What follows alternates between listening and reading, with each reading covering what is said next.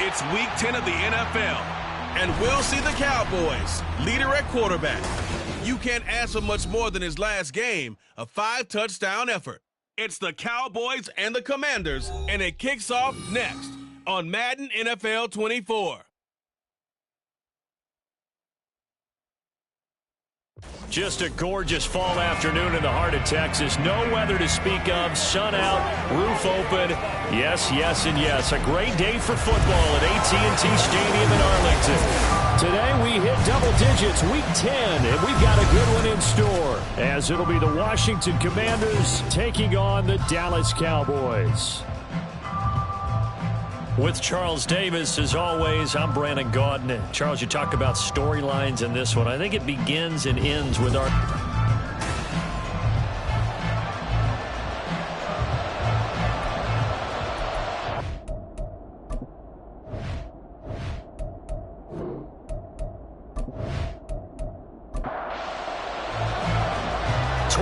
men ready to do battle. It's time to dance. And we are underway from AT&T Stadium.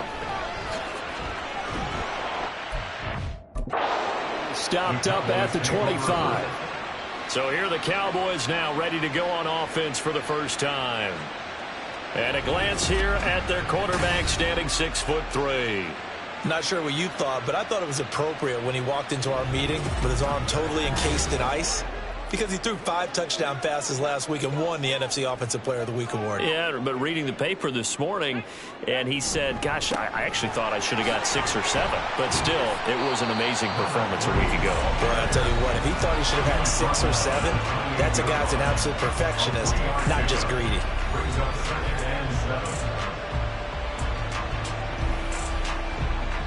Here's 2nd and 7 now from the 28. Back to throw. Sheridan. He's going to flip that out to the flat. It's complete. And only able to get 2 here. Stopped at the 30. You talk about this Washington defense. They're going to need to be strong against the run in this one. One thing you do know, they'll be fired up because they're facing a top 5 rushing attack. And even if they have early success against them, they got to remember they got to sustain it because teams that are top 5, they don't stop running the ball. They don't get things done early. He gets 7 out of it, and he also gets a first.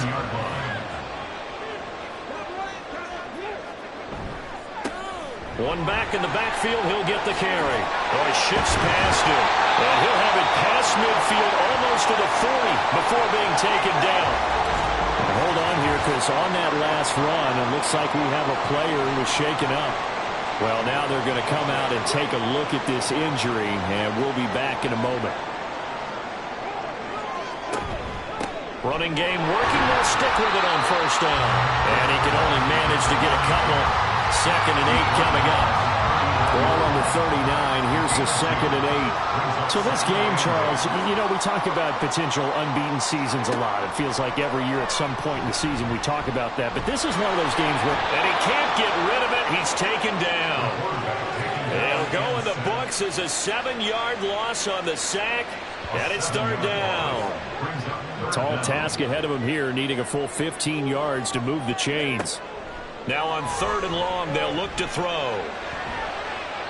And that will be incomplete.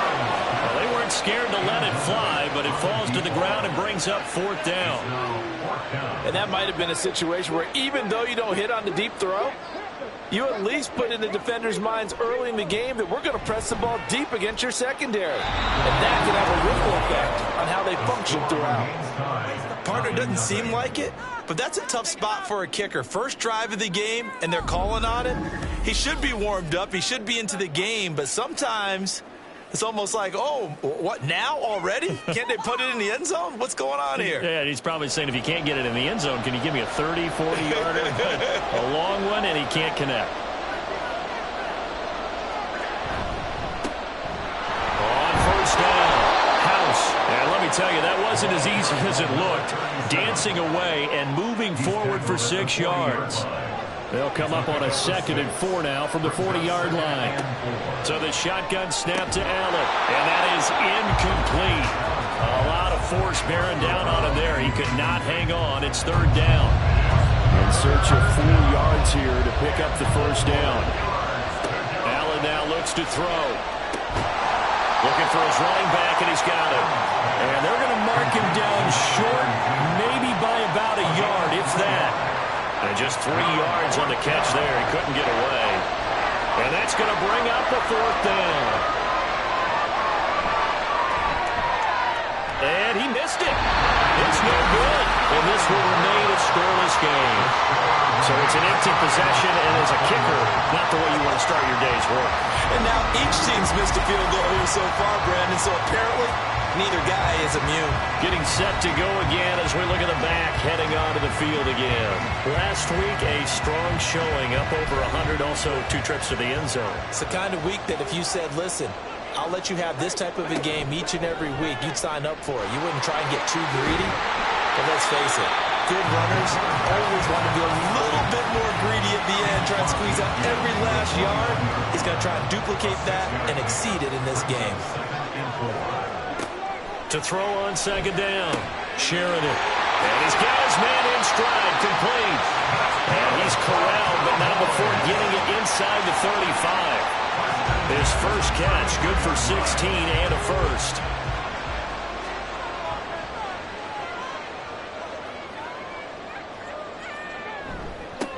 One back in the backfield, he'll get the carry. And a strong run there as he'll maneuver his way down inside the 15. 44 yards rushing for him now. He's only carried the ball 4 times. It was a 1st and 10 at the 14-yard line.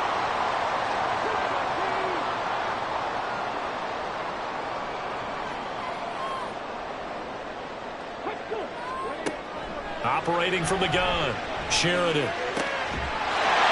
And that is caught. Touchdown, Cowboys. A great effort there. His 6th touchdown of the season. And the Cowboys get the upper hand as they're on the board first here this afternoon. Extra point splits the uprights, and that makes the score 7-0. Taking it about the 1. And his guys will get the football right at the 20-yard line. Now Washington going to retake the field for drive number 2. 1-7 their record here at the midway point of the season. And right now this organization, more than likely if you look at it, CD, probably in for a rough second half of the season. Well, we've seen teams turn things around in other places. I mean, we've seen 1-7 first halves turn into 5-3 second halves. But with this squad, I think these guys aren't playing to get into the playoffs. They're playing for their jobs. So is the coaching staff. They're coaching for theirs. Front office trying to keep theirs. The heat is on from all directions. And what's interesting is a lot of these guys are playing for jobs and trying to keep their positions. It might be just in the league in some other spot. And he'll get it up to the 33-yard line. So they'll come up 1st and 10 now from the 33. And they'll give him another shot here on the ground. And he'll get this one up to about the 39 here. He'll get a nice chunk there on the 1st down run, and it's 2nd and 4. It's a pickup of 6. Brings up 2nd and 4. Hands it off out of the gun. And he'll get it out a couple yards shy of midfield at the 48. That one a 1st down pickup of 8. And that's a nice pickup of a 1st down on that 2nd down run. And at that yardage gained, they can run that play on any down. They'll bring a receiver in motion left. Now they run the sweep as Allen just pops this forward.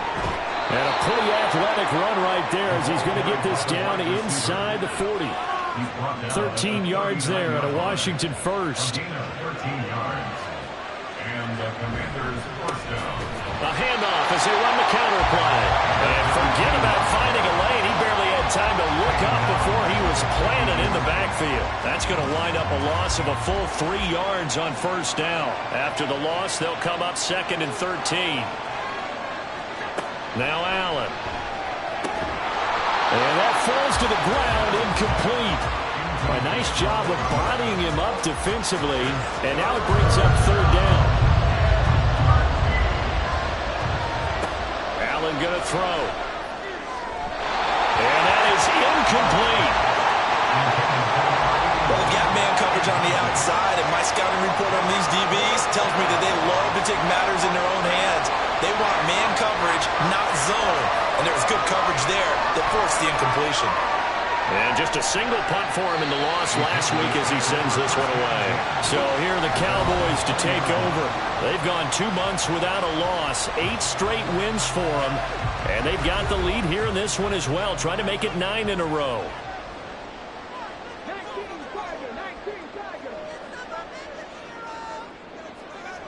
On first down, Sheridan. Got his open man, it's called. And he'll be out of bounds just shy of the 40. 39 yards the distance covered on the catch and run. And the offense is saying to itself right now, only they were all this easy because he was wide open. And once he made the catch, plenty of room to work his way downfield. That was a breakdown on the defensive side of the ball, one that they want to fix immediately. So the big play gets him across midfield now for 1st and 10. Off the play fake. Sheridan throwing the out route incomplete. It's caught. And he's taken down inside the 30.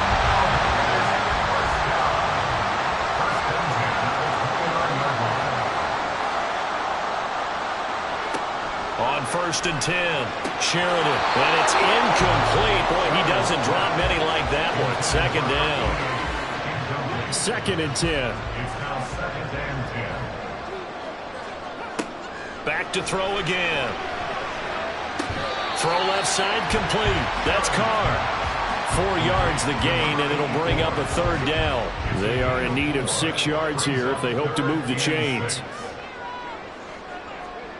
Again, he'll drop to throw. Now they set up the screen. That's complete. And he is out of bounds, but first he gets it inside the 10 to the 7. They're able to convert on 3rd down, and that sets up a 1st and goal. And when you're throwing the ball downfield really well like they have been on this drive, it's really a nice time to work one of the screen plays in. One of my favorite play callers in the game has always told me he starts every game with 10 to 12 screens because if he starts feeling the pressure from the defense, he uses their aggressiveness against them. Under pressure, down he goes. Sacked at the 10. They'll wind up losing 3 yards there on the play as that'll lead to a 2nd and goal. 10-yard line.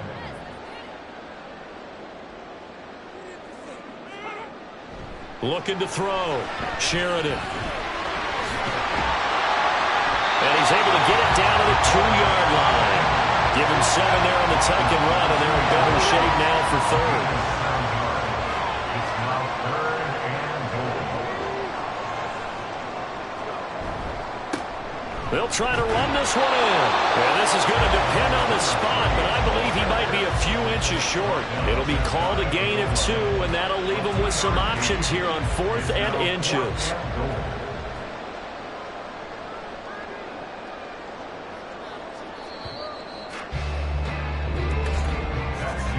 After 1, 7-0 on EA Sports. Start of the 2nd quarter, and it's the Cowboys in possession.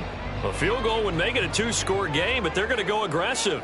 They're going to try this thing on 4th and goal. Back to throw. Sheridan. Touchdown, Cowboys! A great play there with his 2nd touchdown here in this 1st half. And the Cowboys' decision to go for it pays off with 6 points. And, Charles, they continue to have trouble stopping him as he's into the end zone yet again. Yes, multiple series now that have ended with him in the end zone. A perfect plan on how to utilize him best when they get in close. Extra point right down the middle. And it's now 14-0. So that drive consumes 9 plays all told. And it culminates in a Dallas touchdown. From a yard or 2 deep, here comes a return. And only able to get this to the 19, so probably should have opted for the touchback. The Washington offense set to take over again.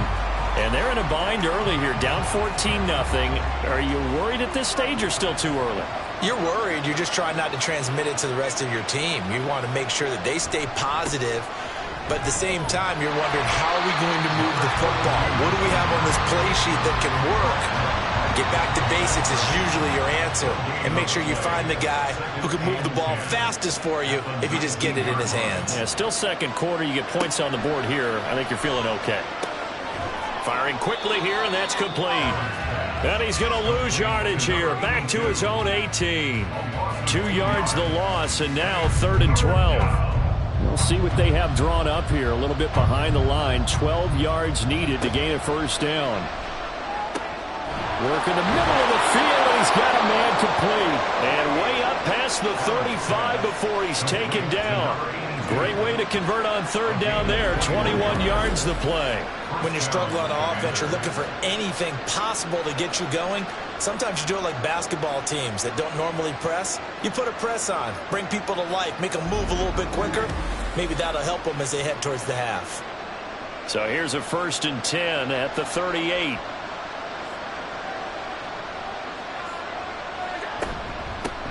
From the gun, he'll hand this off. And the running lane's non-existent in this first half as they'll stop him behind the line. 2 yards the loss, 2nd and 12. I have a feeling they'll stay committed to running the football, especially on the early downs. They just haven't had a whole lot of success just yet. Now they contend with a 2nd and 12 after the loss. And they'll keep leaning on the running game. Back to the ground. And again, the run defense stout this time. He maybe gets back to the line of scrimmage, but no more. Throwing is Allen on 3rd. Oh, it's a screen pass. That's complete. And he's going to come up a few yards short. Brought down at the 45. Well, we get a stoppage because, as you can see, a member of the Commanders in some obvious discomfort. Hopefully, obviously, nothing serious here. Medical staff, though, going to take a peek, and we'll take a break. On 4th down, the punt team is on as this is sent away. Fair catch called. It's taken in right at the 20-yard line. No return, but it goes down as just a punt of 31 yards. And the Cowboys will take over the football with a 1st and 10.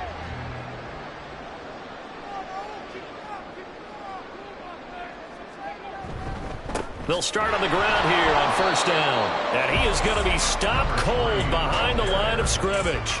Officially, it's a 1-yard loss. That's going to bring up 2nd and 11. Brings up 2nd and 11 at the 20-yard line. Looking to throw. Sheridan. He's going to float this one deep right side. And that will be incomplete. Trying to dial up the long one way out there, but it'll be 3rd down. Backed up here. Tough spot. Needing 11 yards to pick up the 1st. To throw on 3rd down. Sheridan. And he nearly got the 1st himself, but it appears he's going to be about a yard or 2 short. The scramble good for a nice gain of 10 yards, but still 4th down. No surprise to see him running again here. It's something he's done throughout this season. And that run puts him over 500 yards on the ground for the year. He's got to be thinking to himself, if I'm already at 500, what's to stop me from going for 1,000?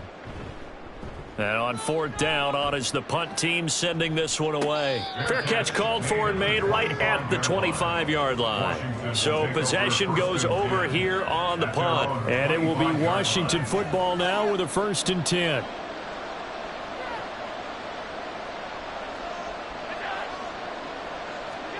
Tap forward by Allen on the jet sweep. A great read by the secondary. They come up to stop that touch pass before it can even get back to the line. Well, I think the hope is, with a touch pass like that, maybe you catch the defense off guard, but they were all over that one. And it is the kind of play that works better against certain defenses, and this clearly was the wrong one to run into. Really nice job getting him down behind the line of scrimmage. And he is met in his tracks behind the line of scrimmage. They'll wind up losing 3. And now it's 3rd down.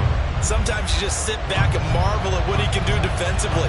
Speed, strength, quickness. He's the whole package. And that package just wrapped up the runner for a loss.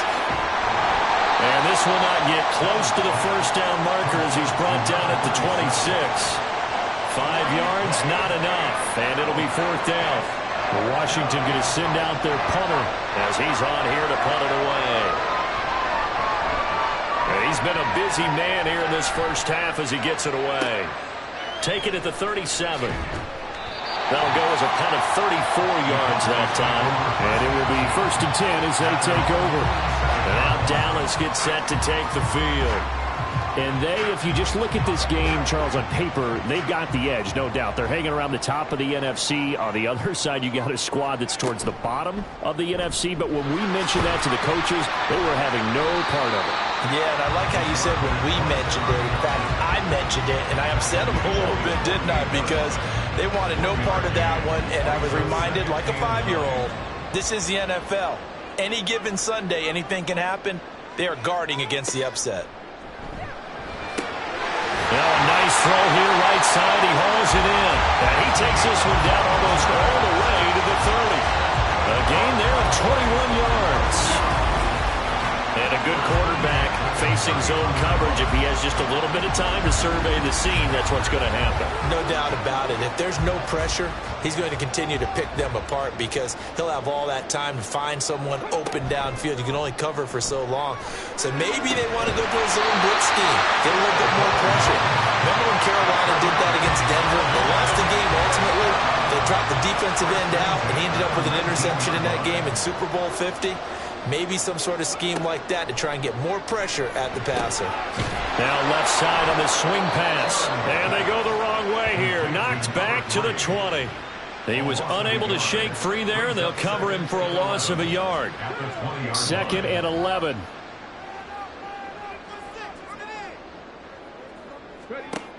They'll look to throw again. His throw caught right around the 6. Touchdown! A 20-yard touchdown. And the Cowboys take a 3-touchdown lead. Point after, right down the middle. And that makes the score 21-0.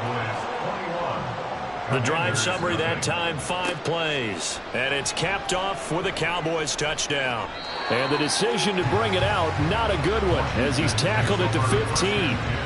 Washington ready to try again on offense. Well, CD, you kind of feel like they're in a bit of a danger zone right here because now you're down 3 scores, and I know we're in the first half, but the way this offense hasn't been able to generate anything, you feel like they probably need to get something going on this drive, right? Yeah, and sometimes I overuse that this is an important possession, but I think this has to be the possession where they come up with an answer because only a few teams in league history have ever come back from a 4-score deficit, and if they don't score here, that's what they could be facing the next time they get the ball. And he'll take this up only to about his 18-yard line. He'll get only 3 there, so it leaves him with a 3rd and 7 ahead. So 7 yards from the first down here as they come up to the line of scrimmage. Into heavy traffic, and it's intercepted. And his guys will take over at the 25-yard line. And, Charles, that's now 4 interceptions over his last 3 halves of football because, remember, he threw 3 picks last week. Starting to wonder if maybe defenses and those coordinators have identified something on tape with what he's doing. Maybe a movement, maybe the way he's moving his shoulders. Who knows what it could be? He could have a few tells out there that they're keying in on and allowing defenses to get to the football a little bit faster. People steal signals. Maybe sometimes they can figure out what the quarterback's doing just by his movements. A throw left side to start out. That's complete. And that's good for a pickup of 10 yards. And that'll leave it with a 2nd and just a few inches left. It's 2nd and inches at the Commanders' 15-yard line. Off the bootleg. Sheridan. And that one too far in front. He couldn't reel it in. It's incomplete. I know coaches tell us all the time that having a powerful arm isn't the #1 thing they look for in a quarterback. But when you're trying to throw inside routes and you need to put some heat on it, it helps to have the big gun. In this case, just a little bit too much. It's a gain of 6 as they're able to convert, and now it's 1st and goal. That's about what you would expect since they're so efficient on picking up 3rd downs in the top 5 in the NFL. It's all a mindset, and I guarantee you it started in the offseason. 3rd down's important to them. They find a way to pick them up at a very good clip. Back to throw. Sheridan. And this one is going to be off the mark, too far out in front. I see the surprise in your face there, partner. That is a rare incompletion from him. He's been on point this entire game. He has percentage completion-wise way up. Not that time. Quick hitter here. It's complete. And from the 9, they hit this to the 5-yard line. Now, they'd really like to make the short field pay off. We'll see if they can, but this is 3rd and goal. Looking to throw. Sheridan eluding the pressure right. That is into the end zone for a Cowboy touchdown. A 5-yard touchdown run. And the Cowboys continue to pull away here in this first half. They were looking to pass the ball there, but they forgot to account for the man with the football. Yeah, I can hear people right now saying, well, why don't you have a spy in your defense, someone who will dance with him and go where he goes? Well, oftentimes if you utilize a spy, you've taken away someone in coverage as well. And oftentimes, the spy, not as athletic as the guy he's trying to keep up with, so he gets defeated anyway. And he turns 3rd and goal into a touchdown.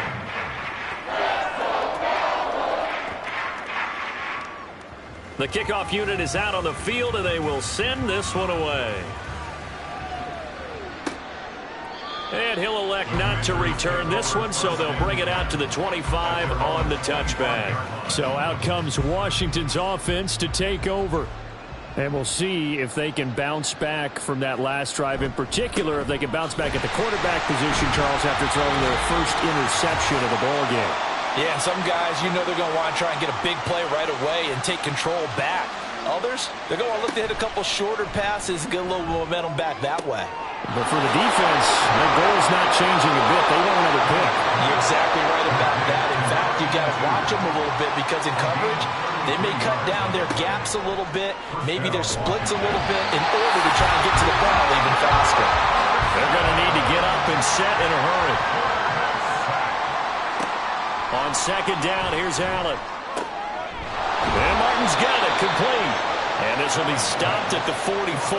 That one good for 7 yards. On 3rd and long, it's Allen.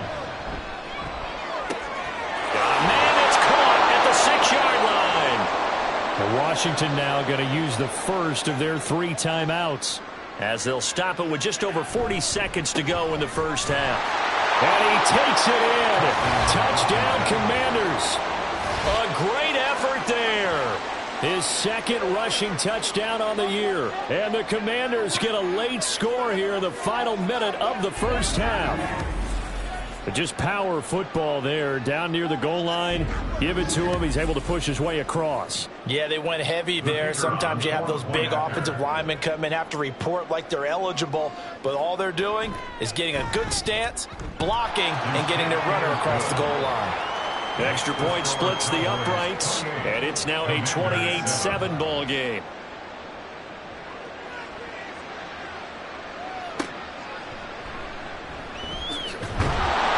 And he'll be tackled just shy of the 25. The Cowboy offense going to head out now late in this first half.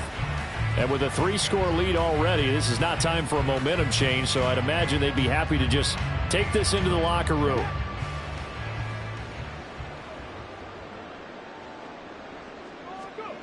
Throwing on 1st down. Sheridan, he finds his man, complete. That's Carr. Now the Cowboys going to burn the first of their timeouts, as the clock will stop with 34 seconds to go before halftime. The Cowboys going to use their 2nd timeout now, as they'll stop it with a little over 30 seconds to go in the first half of play. On 1st down, Sheridan. Oh, he's got a man wide open, complete. Last throw right there, putting him already over 3,000 passing yards now for the campaign.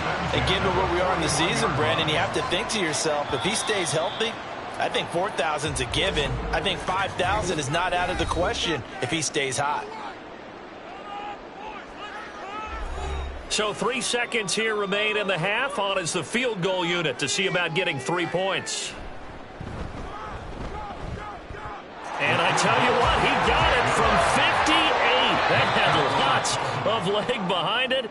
So we have come to halftime here in Dallas, with the Cowboys out in front. As we send you on over to Orlando for Jonathan Coachman at our EA Sports Halftime Report. Take it away, Coach. All right, Brandon, thank you very much. More from you two in a minute, but first, let's take a spin around the NFL and see what's going on here in week number 10. We'll get started up at Cleveland Browns Stadium in Cleveland, where it was definitely a game with some intrigue, as you can see by the scoreline. 24-21, the final score. From there, we head down to the Sunshine State to check on the Jaguars at home in Jacksonville. And they have the lead in that one over the visiting Raiders. The Jaguars trying to hold on and claim victory. Lastly, we head to the Gulf Coast and check on the Bucs at home in Tampa. And that one all tied.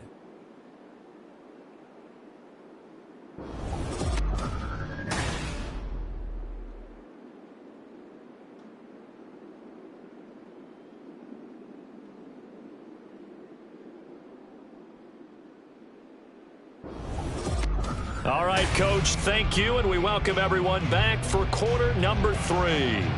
Washington down on the scoreboard, but they are getting the football first here, and we are back underway on EA Sports. And good coverage there on special teams as they'll get him down shy of the 20. The Washington offense ready to go to begin the third quarter. And you have to think, Charles, down 3 scores already.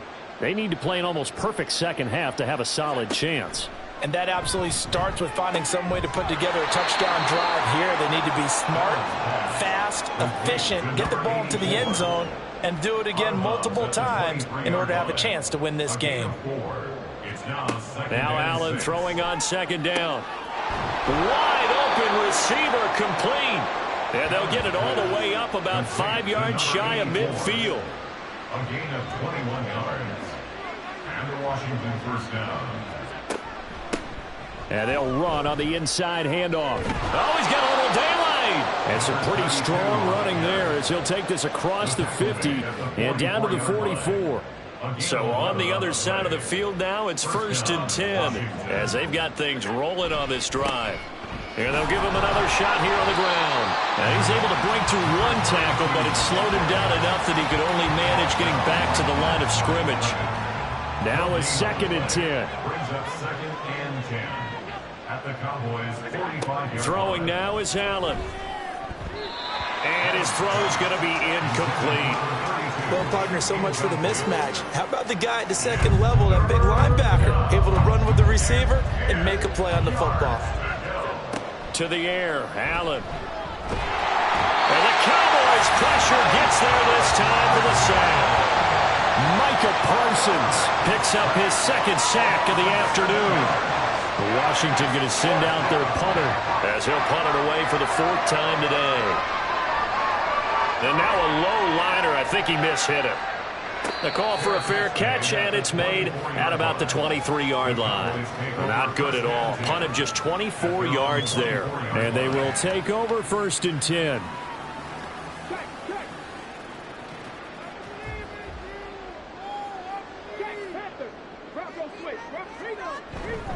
They'll start this drive out on the ground. They'll be brought down on the 30-yard line after a gain of 6. Well, I think after that run, the defense get back in the huddle and looking at each other and maybe starting to question their confidence a bit. They gave up a significant run, 6 yards, and now you're saying to yourself, how do we stop them, and do I have enough confidence to make a play? Yeah, he'll fight for a couple as the tackle is made at about the 32. Coming up here looking for 3 yards to pick up the 1st. And they'll try and run the option to pick it up. And he's going to have the 1st down yardage to the 35. A 3rd down gain of 3 yards, and that'll be enough. So that was all you're looking for on a play like that. Get the 1st down and keep the drive moving. Yeah, it just looked to me like he just said to himself, I've got this. I'll take it. I'll pick it up, and let's keep moving. Get the 1st down, get a new set, and let's start over. Give him a couple on the carry there. 2nd and 8. It's 2nd and 8. Here's a handoff out of the gun. And this winds up a pickup of 2, maybe 2.5 to about the 39.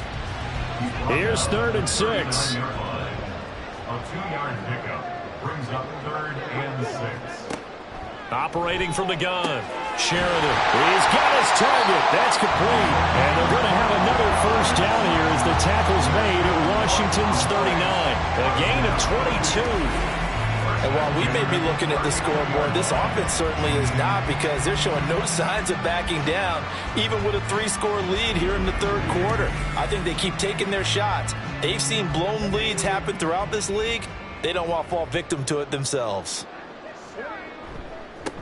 On first down, they'll go to the ground attack. And they will only muster a yard here to the 38. Yeah, things were pretty stacked up there in the middle of the line. A lot of bodies, not much space. I think ultimately he was fortunate to get anything out of that run. Now this throw caught left side. And they're going to have another first down here as the tackle's made at Washington's 21. Give him 17 yards that time as that'll move the chains. So 1st and 10, and if they score on this drive, might have to start digging in our second half. And this is caught for a Cowboy touchdown from 21 yards away. And the Cowboys have opened the lead up to 30. Boy, he has been fun to watch throwing the football in this one. And it's certainly not fun for that defense, though, Charles. Now up to 4 touchdown passes in this ball game. Yeah, we're supposed to be neutral, but I'm feeling their pain right now because he has absolutely carved up this secondary. A clinic on how to attack the defense and take them out of the game. Now the try here for the point after.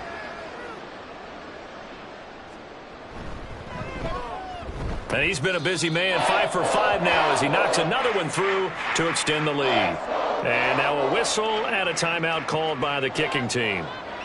And as the two teams talk it over on their respective sidelines, we take a break. And not much happening on the return as he'll get this to about the 23. And now it looks like he's in some discomfort after being tackled at the end of that return. While they come out and take a look at him, we will step aside for just a moment. The Washington offense at the line and ready to roll. Well, we haven't exactly been treated to a nail-biter in this one, CD, and if they cannot score here, this one's pretty much all but over. Are you saying that you feel like people are starting to think about getting out of here, maybe beating the traffic in order to get home or to their final destination? Yeah, I don't think there's a whole lot of reason to hang around, especially if they can't score here.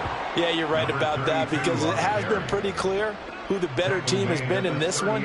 And in a league that we talk about every game being a one-score game as we go into it, watching this blowout, let's just say it's been unusual. And a quick throw here, that's complete. The result, only 4 yards there on the play. And it'll be second down. On the pickup. 2nd and 6 at the 42-yard line. From the gun, they'll try to run it. And he is met at the line of scrimmage, and he goes down right there. No gain on the play, and it's going to bring up a 3rd down. Now Allen steps away to his left. And he will get him down a couple yards shy of the first down marker. A nice tackle coming up from his free safety spot. 5 yards that time out of the scramble.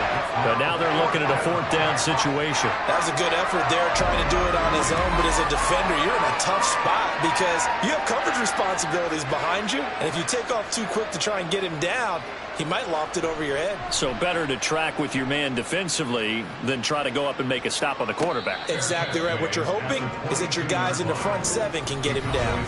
Officially, that'll be marked down as just a 28-yard punt. And out will come the offense as they take over.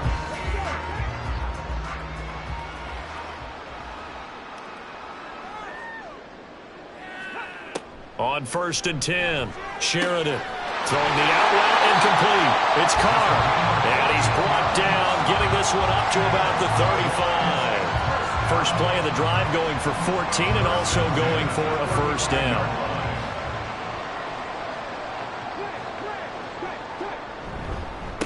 On first down, they'll go to the ground attack. And this defense not giving him anything there. Maybe a yard up to the 36. Ball on the 36 now. Here's 2nd and 9. Back to throw. Sheridan. Going right side here, and that's complete. And he'll be stopped right at midfield. First and 10 at the 50-yard line. Now a play fake here on first down. This is caught inside the 15. Touchdown, Cowboys. A big play there. With his second TD of the game, his 6th on the year. And the Cowboys are pouring it on. Boy, another score. This lead gets even bigger. And Charles, we haven't even hit the 4th quarter yet. Well, forget the deficit, right? They're really not going to cut into that a heck of a lot. But how can they get out of here with some dignity? Can they get a stop or two? Can they make a play on offense themselves? Anything to start to feel better about what's happened to them here in this one. Extra point right down the middle. And the lead grows even larger here in the 3rd quarter. Out is the kickoff unit as they run up and send this one away.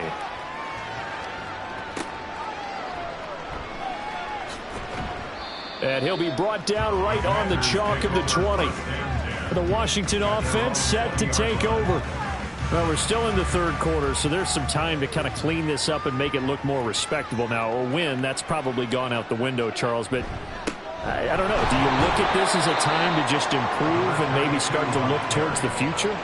I think you have to find something to play for, something to grasp onto until the clock runs out.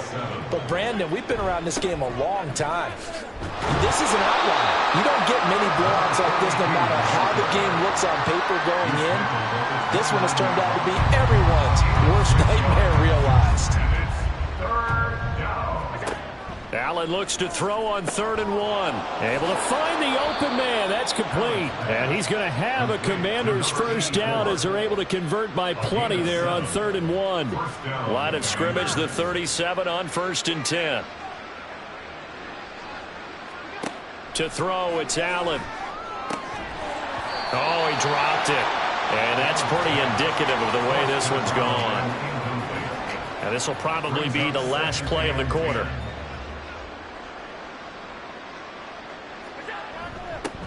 Now they'll run it on the toss. And he is going to be stopped cold behind the line of scrimmage. So they'll get a little extra time to come up with his 3rd down play as we played 3 quarters. You are watching the NFL on EA Sports. Back now in Arlington. This offense so far on 3rd down, they're hitting at just 30%, 3 for 10. This will be 3rd and 15. Working out of the shotgun. Here's Allen. Got a man, and he hits him in stride. And he'll only get this to about the 44 as they stop him short of the line to gain.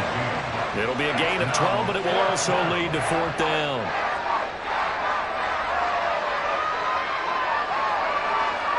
One final try here for Allen. That is caught. And this is going to wind up working out just fine as he'll have a Washington first down and an exhale there as they convert on 4th. Here's Allen. Throwing the out route incomplete. That's Martin. And he's going to be down at the 35. Gain of 7. One thing I think that's safe to say defensively, the tackling's been really good. And because of that, it's been very, very hard for them to move the ball because you're not getting the benefits of run after catch. They're tackling them almost on the spot. That means they have to run extra plays, harder to move it. 7 catches for him now, and this last one, a first down. And the Washington first down. Here's Allen to throw it. And he's got his man on the out route. And he'll go out of bounds in the red zone just inside the 20. Just need a yard here. 2nd and 1. It's a gain of 9. Brings up 2nd and a yard. Again, they'll throw with Allen. This complete to Martin. And they just keep marching right along. First down on a pickup of 8 there. First down, Washington.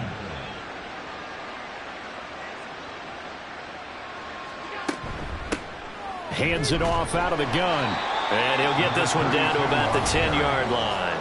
Just a yard on the first down carry, so it's 2nd and 9. Brings up 2nd and 9. from the gun. He'll hand this off. And he'll fight his way down inside the 10 to the 9-yard line. They follow up the first down 1-yard run with a minimal gain of 2. A third down now. Those last 2 plays indicative of how things have gone for them. Just nowhere to go on the ground and struggling to put up points. Now here's a look for the end zone, but that one's going to wind up incomplete. They lead big, and a major part of that has been how they've taken their play to a whole new level this second half. No points allowed since the break, and you can add another incompletion to the total number that they forced in this runaway contest. And his kick is indeed good, and they'll get back 3, but this remains a large deficit. Well, in the grand scheme of things, those 3 points likely not going to matter much, but I guess they get a little closer, a little more respectability. Yeah, you're exactly right. They've been outplayed all game long, but like my mom used to tell me all the time before I went out, dress up a little bit, son. Make yourself respectable. And that's what they're doing here. They're just dressing up the final score. And a nice return sets him up pretty good here right at the 30-yard line. Here's the Dallas offense now heading back out onto the field.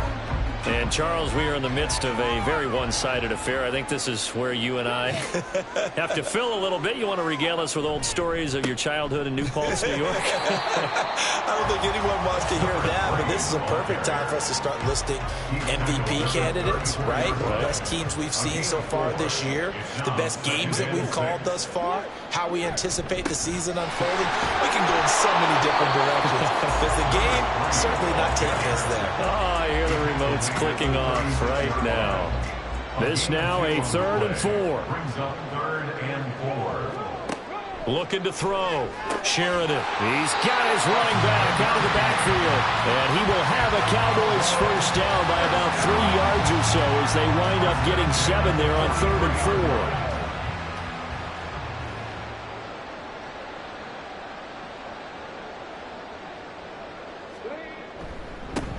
One back in the backfield, he'll get the carry. Trying to run inside, but nothing there. And now time will be called here as Washington has an injured player down on the field. Now, the medical staff is going to come out here and take a look, and we will take a short break. Here's 2nd and 10.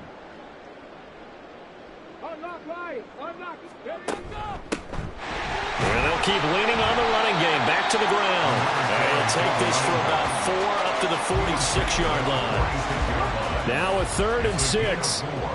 Brings up 3rd and 6. And now here's a carry heading left. But he won't quite make it. He needed 6. He got about 5. 4th down. This late in the game, Charles, I think you maybe seriously have to think about going for it. Especially where they are in terms of field position, because this is almost like no man's land.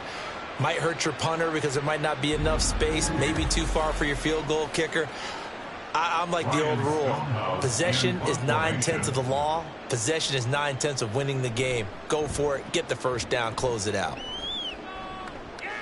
And now where will the side judge stop his walk? That's the question. He says it crossed out of bounds at about the 17-yard line. A look at Washington as they come onto the field.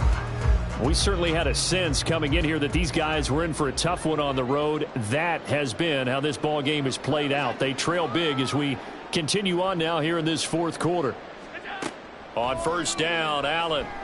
Firing quickly here, and that's complete. So give him 5 yards there on the pitch and catch, and that will bring up 2nd down. 2nd and 5 at the 22-yard line. Allen. And he will go down. A Cowboys sack. It'll go as a loss of about 6, and now it brings up 3rd.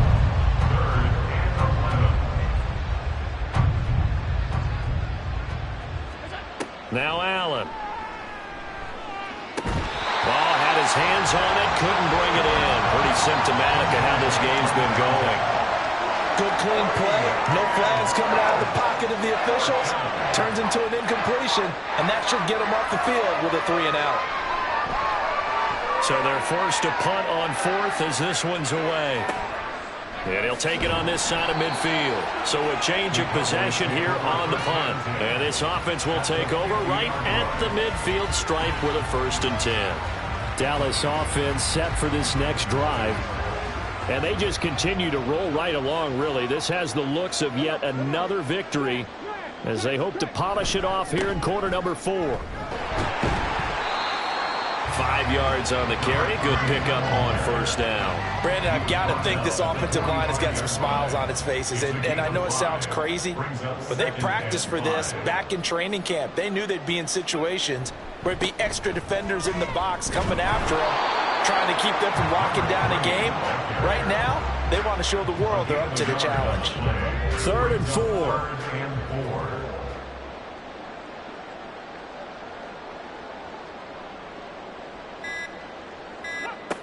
Back to throw. Sheridan. Under pressure, and down he goes.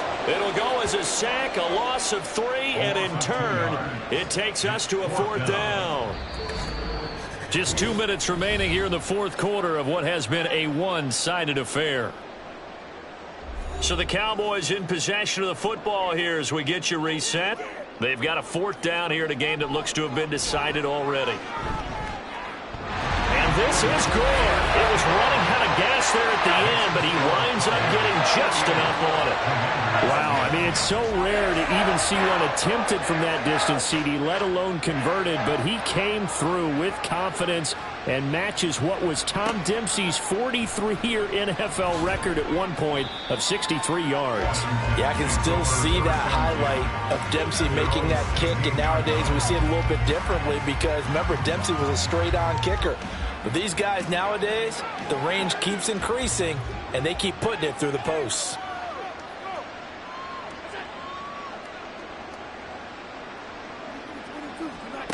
First down, and they're going to throw with Allen. Over the middle, complete. That's Martin. And way up past the 35 before he's taken down. So from the 36 now, 1st and 10. Allen now looks to throw. Now he'll dump it underneath to his running back, complete. So 5 yards here, 5 on the play, and it'll be 2nd down. 2nd and 5 at the 41-yard line. Allen going to throw. He's going to let it fly. And that's going to be incomplete. Good effort there trying to take a shot, but it's 3rd down. They'll need 5 on this play to move the sticks. Yards to go. Allen to throw once more. Work in the middle of the field, and he's got a man complete. And he's going to have a Commanders 1st down as they're able to get the 3rd down conversion. 1st down, Commanders. Allen now on 1st down.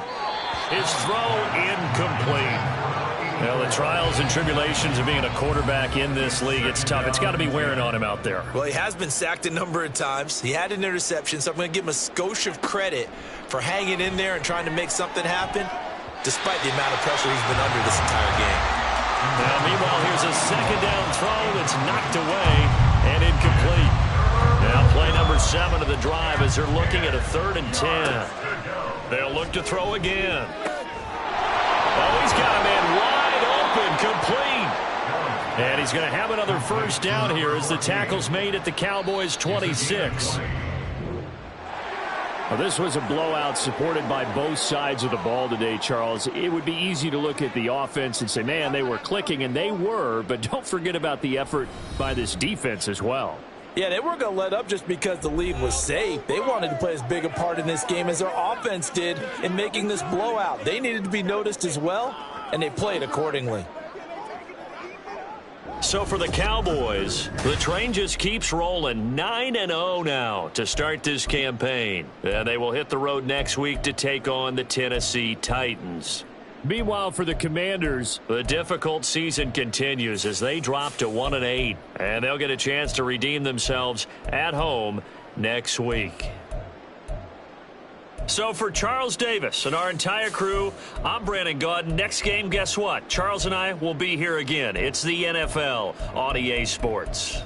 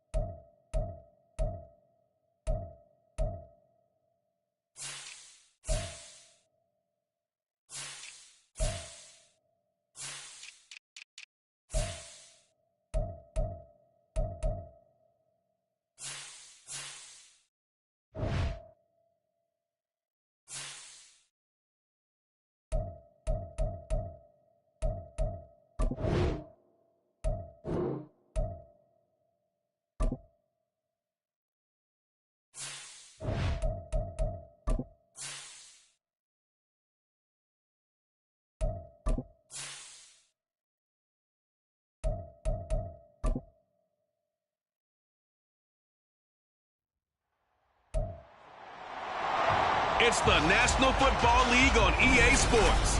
And we've got the Bengals Offensive Player of the Year. After his last game, he's now across 3,000 yards for the season. It's the Bengals and the Eagles coming up next.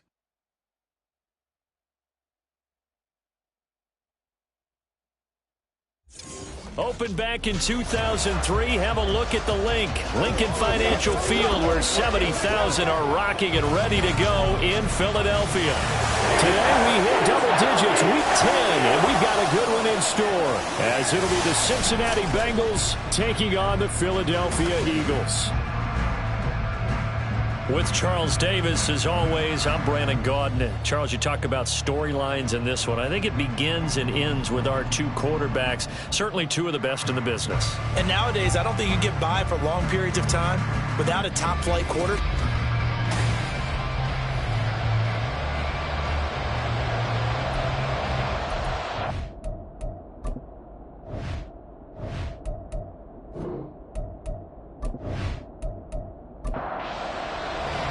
The shadows starting to get a bit longer. Week 10 of the NFL season is here, and we're underway on EA Sports. This fielded right at the goal line. He stopped right where he would have been if he had simply gone down to a knee at the 25. So now here comes the Eagles offense as they get ready to take over. And leading him out, their veteran quarterback. And you've got to think that they've got to be feeling pretty fresh. You know, coming off of the open week, didn't have to play, right? Gives them a chance to rest up a little bit, heal some of those aches and pains, and excited about playing again. That really rekindles things a little bit. I want to see how they come out and establish themselves here early. And that bye week coming right where they want it, in the middle of the schedule. Only a couple for him there on the game's first play, and it's second down.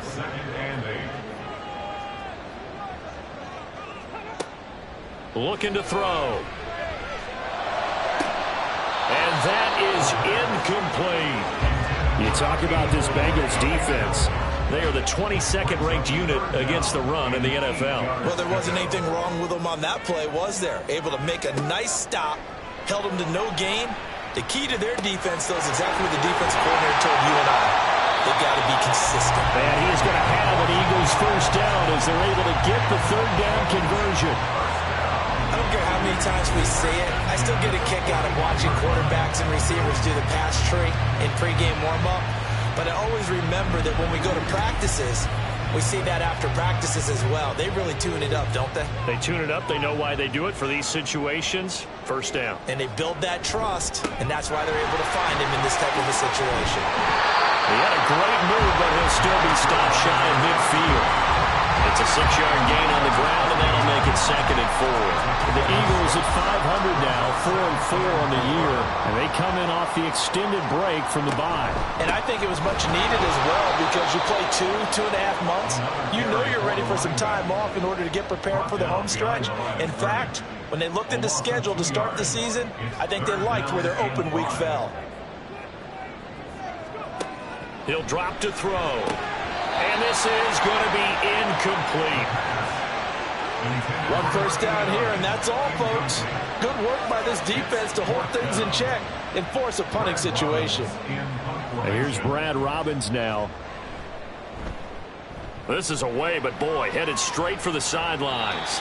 And no return possible here as they angle this one out of bounds. Here come the Bengals now to take over. And they are led out there by their mobile quarterback. And the guys on the other side of the ball know they'll have to be on their toes. And it's obviously not just the passing, but the running element that makes him dangerous. He ran for over 100 yards in that game last week. So keeping him contained will be a big emphasis for this defense. They go play action here on first down. Able to complete this one to McLeod. And he'll have it past midfield almost to the 40 before being taken down. And that goes for a gain of 31. It's early, but announcer cliche alert here. Big players make big plays. Should I say in big games too? What the heck. And this defense, they're going to have to find some way to slow him down as this game goes on. Because when this combination is going good, they can tear your secondary apart. And that one drops down, incomplete. Good coverage there, forced the ball free, and it's second down.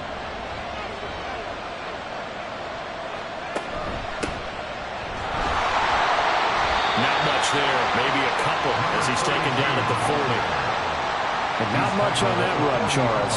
No, that's exactly the way to execute a run blitz there. They guessed correctly that they would move the ball on the ground, honed in on it, and stopped him. Knocked that down for a win in the defense's column. And he is out of bounds, but not before he's inside the 30. 12 yards there as they keep this drive rolling. It's another first down.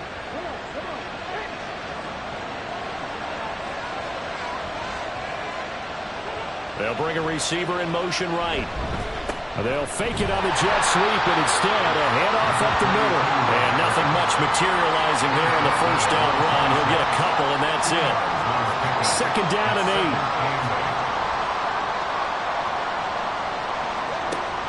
They'll drop to throw. And that nearly an interception here on this opening drive, but he gets a reprieve. It's third down. They'll look to throw. He's got his target. That's complete. And he has another first down as they'll get the ball down to the Eagles' 12-yard line. The Bengals passing game finding a rhythm. They've got another first. I don't care who you put on him. He's going to be a handful in one-on-one throws. Yeah, right now you're right. They're in man-to-man. Maybe need some safety help. I would say that'd be a good idea. Double team him somehow. I'm going to have to make someone else beat me rather than let him shred my defense. Now a throw to the end zone on first down, but it winds up incomplete. As a defensive back, you have some weapons at your disposal that we don't often talk about. And you can read the receiver's eyes, you can read his hands, and you know that the arrival of the ball is imminent. And that allows you to make a play on it and oftentimes knock it away. And here he'll get it down to the 7. Here is third and 5.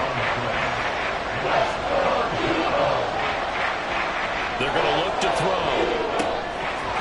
Touchdown, Bengals. A great play there. His second touchdown on the season. And the Bengals will jump on top with the game's first score here this afternoon. Well, these guys have won 3 straight ball games and another good start to this one out to the 6-0 lead. And I've talked with so many different coaches, as have you, along the way, and they always talk about winning streaks and the mood of a team and how much easier it is to actually prepare during that time. Guys are sharp, guys are focused, everyone's feeling good, and we're seeing it early in this one. Extra point by McPherson, up and good. And it's now a 7-0 game. This taken in at the goal line. And he brings us out past the 20 to the 24. So back onto the field here come the Eagles for their second drive. 4-4 their record through 8 games on the season. Would you say that this team has overperformed, underperformed, or are they kind of right where you thought that they would be? Do you mind if I say yes, yes, and yes? Because ultimately to me, 4-4 is about where they should be, because we've seen weeks where they've been really, really good. They've looked terrific. Other weeks where we wondered just how good is this team. They want to be consistent in their play, not consistently inconsistent, which is what they've been thus far. And that is, I think he caught it. He did, but they'll say out of bounds. It'll be incomplete. So now 2nd and 10 after the incompletion on first down. They'll look to throw here. And incomplete on the deep ball. You talk about this Bengals defense. This unit, they've struggled a little bit against the pass, ranked number 21 in the league. They'll take that play right there each and every snap, because throughout this season, they've given up some big plays. To be able to hold someone to no gain, oh yeah, they'll take that one all game long. The escapability in evidence there is that one good for 15 and a first. Certainly not a positive sign if you're the D coordinator and you see your guys give up that space so early in the game. Third down, that's when the clamps are supposed to come out, but his ability to create things with his legs makes things difficult. They'll look to throw now on first down. And that is incomplete. Now the coverage a little too good there, and it's 2nd down.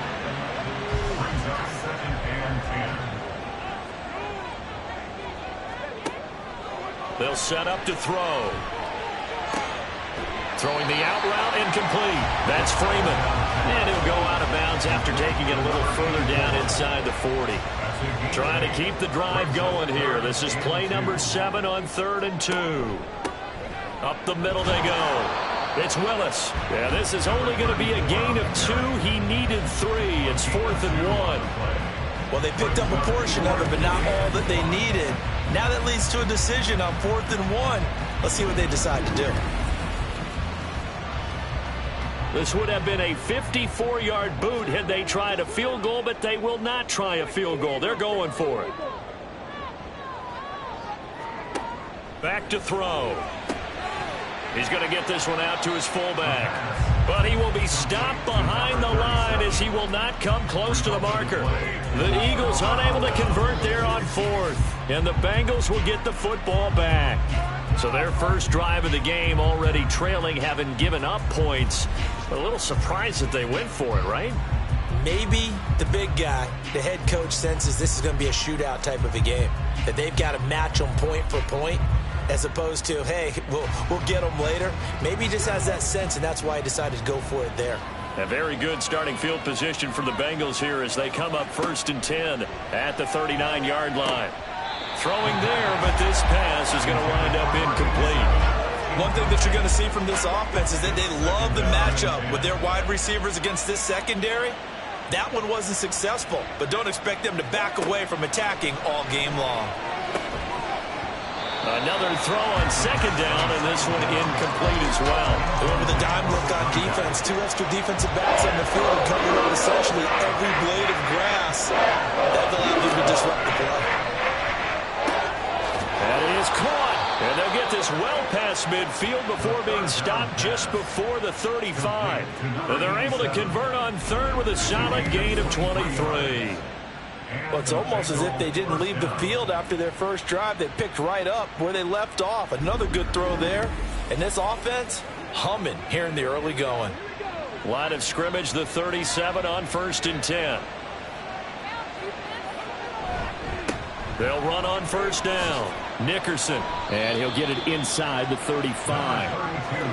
Give credit to the defense for stringing that play out, and they gave up no cutback angle. You know he was trying to dart through. No place for him to go. A nice job there, only giving up a 3-yard gain.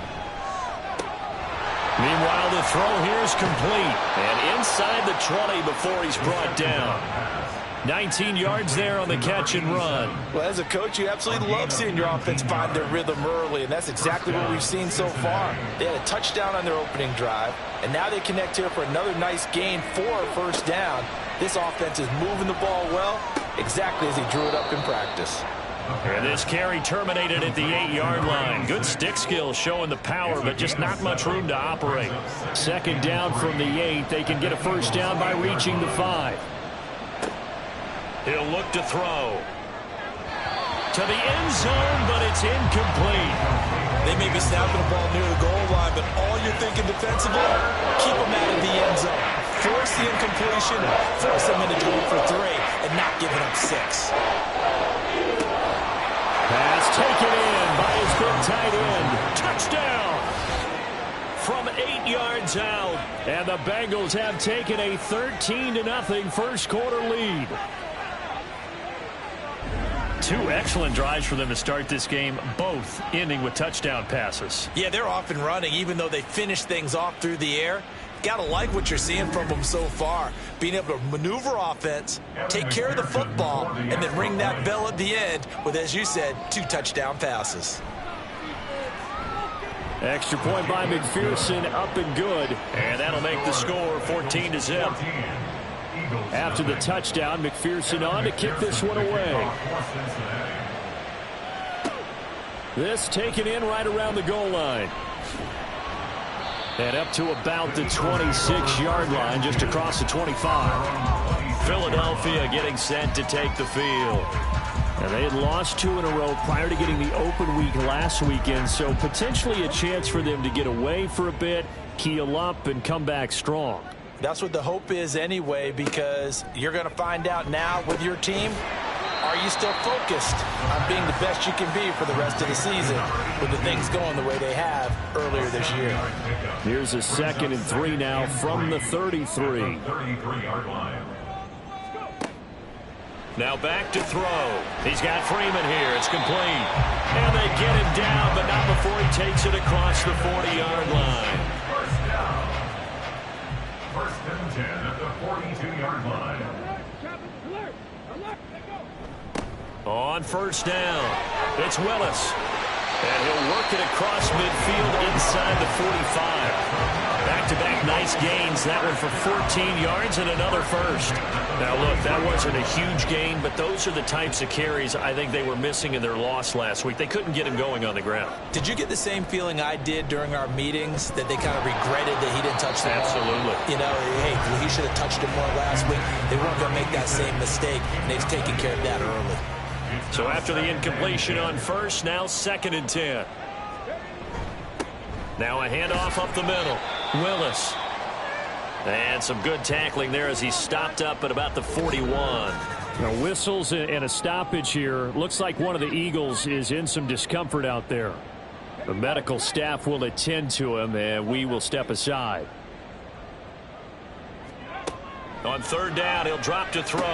Gets it off to Freeman. And, oh, he's just going to be short here, barely, maybe by a half a foot. It'll be 4th and inches. So the completion good for 7 there, and that'll bring up 4th down.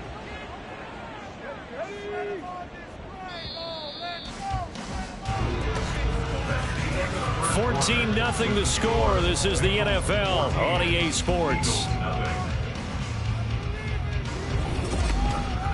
Now second quarter action from Philadelphia, and it's the Eagles in possession as they've got it looking at 4th and less than a yard. And the 10-year vet knocks it through the goalpost. So that, Charles, a season long right there. And you know who's really excited about that? The special teams coordinator, because he's the one who has to tell the head coach in pregame, this is where we trust him from. This distance, he can hit it. And he repaid that trust by knocking that one right through. And he won't return this one. He'll go down to a knee, and they'll start at the 25. So here are the Bengals set to take over. They're on a 3-game winning streak, and right now looking good in this one as well.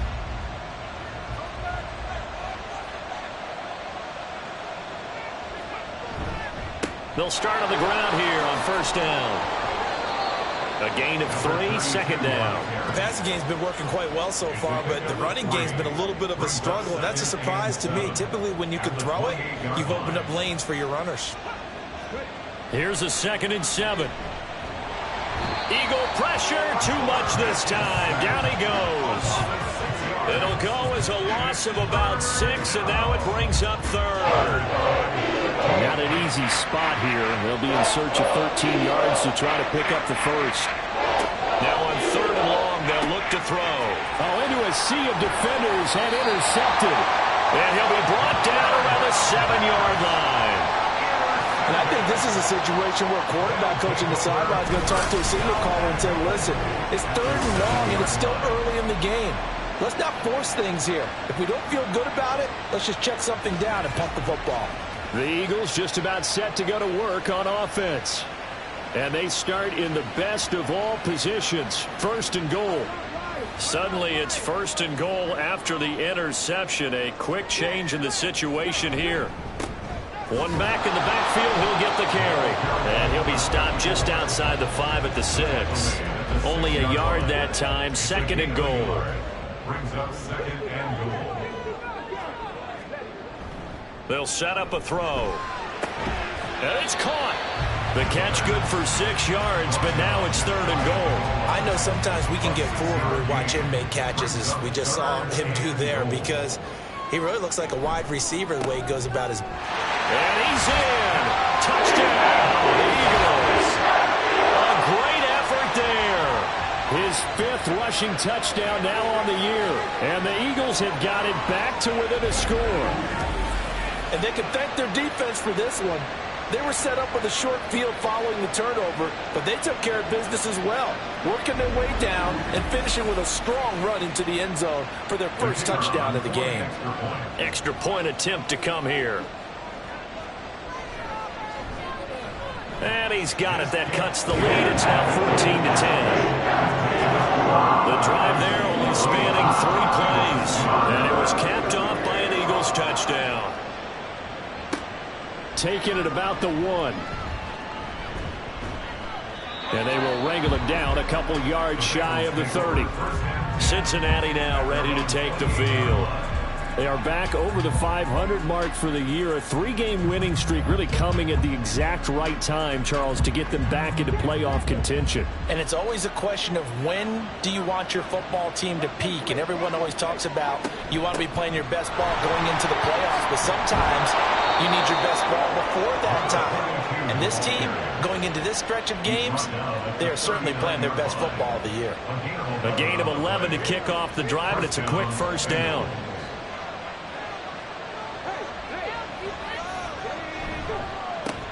They run the counter. Nickerson, and he's going to take this ahead for right around 3 yards, but no more than that. Second down. From the 42-yard line, here's second down at 7. Back to throw here. To the sideline, and it's caught. But boy, he's out of bounds. And they try to get him into space coming out of the backfield, but it'll be third down.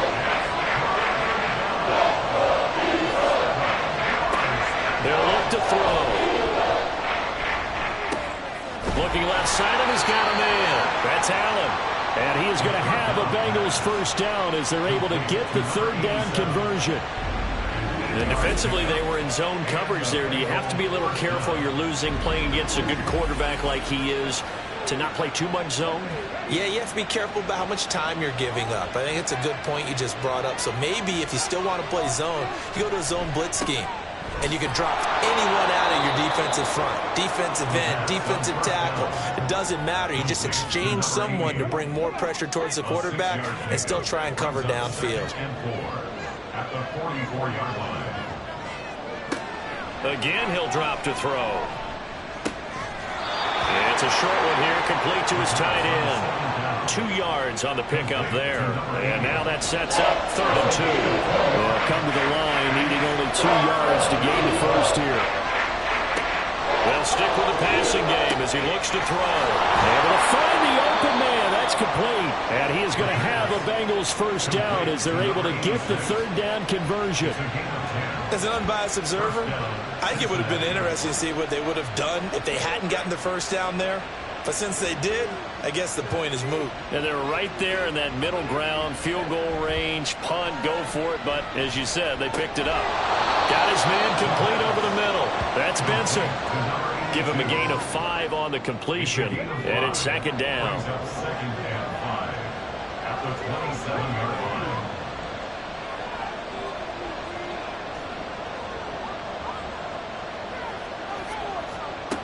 They'll look to throw again. And he'll find McLeod on the right side complete. That good for 6 as they keep this drive right on rolling. It's a gain of 6. First down, Bengals. Back to throw again. This taken in by Downs. Call it a gain of 3 on the play. And that'll bring up second down. 3 brings up 2nd and 7 at the Eagles' 17-yard line. They'll drop to throw. Throw left side complete. That's Benson. And the Bengals are going to be set up with a first and goal here as the tackle made at the 9. First and goal, Cincinnati. They'll look to throw. And he'll take this into the end zone for a Bengal TD. A 9-yard touchdown run as his guys are able to extend their lead. What an effort there. Sometimes you hold your breath a bit when you see your quarterback diving for the end zone. You don't want him to land on a shoulder wrong or take a big shot. But he looks none the worse for wear here, and that winds up a touchdown. McPherson on for the point after. It's good, and it's 21-10. So that drive, 12 plays in length, and a 9-yard run on the end of it. Evan McPherson to kick off for Cincinnati. From a couple yards deep, he'll bring it out of the end zone. And he's able to get this across the 20, but not by much, as he's marked down officially at the 21. Here's the Philadelphia offensive unit now as they head out to take over possession. And they are back down to the 500 mark after 2 straight losses. And, Charles, this is a team that, to be frank, their play has really dropped off the last couple of weeks. And, Brandon, I think there's a sense around the building that they can't let this losing streak get any worse than it is. Because if they were to lose here and fall below 500, then you're playing catch-up the rest of the way. They've got to take a stand and make it stop right now. So the yellow flag came out, and that leads to a new set of downs for this offense. 1st and 10. Looking to throw. He finds his man. Complete. That's Bradley. Let's make this one simple. What a catch, especially the finishing part of getting his feet in bounds, toe tapping, and, of course, foot dragging. Little tapestry, if you will. Oh, I like it. And he'll be brought down at the 48-yard line. First and 10 at the 48-yard line.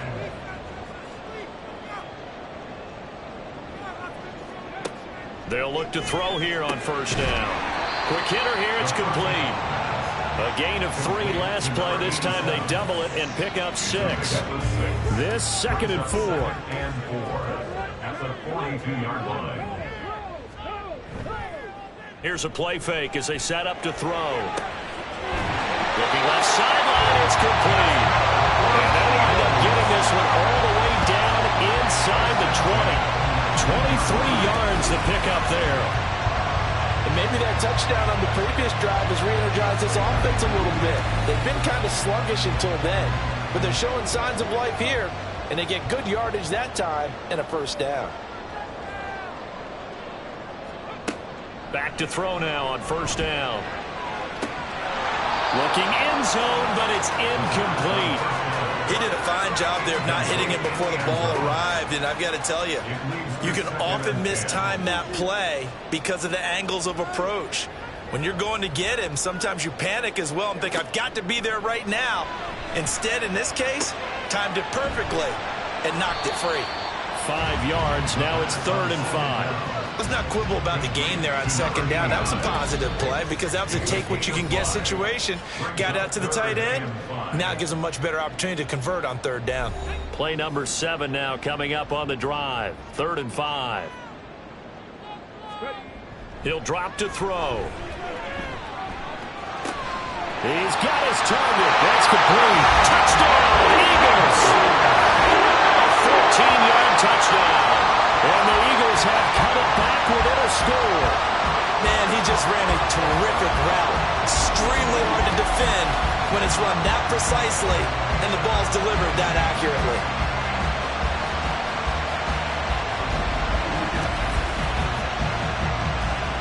Now the extra point.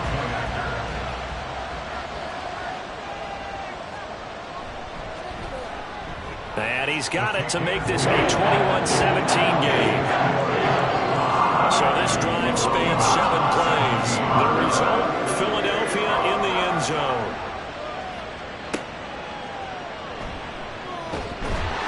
And he will make it to the 20-yard line and no further.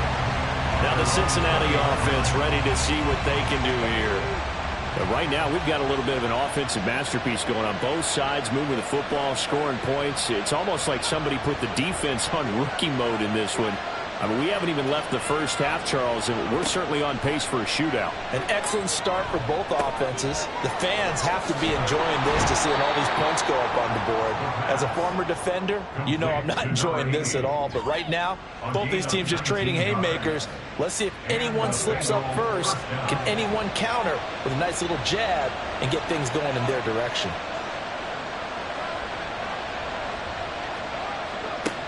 They'll look to throw now on 1st down. He's going to loft it deep right sideline.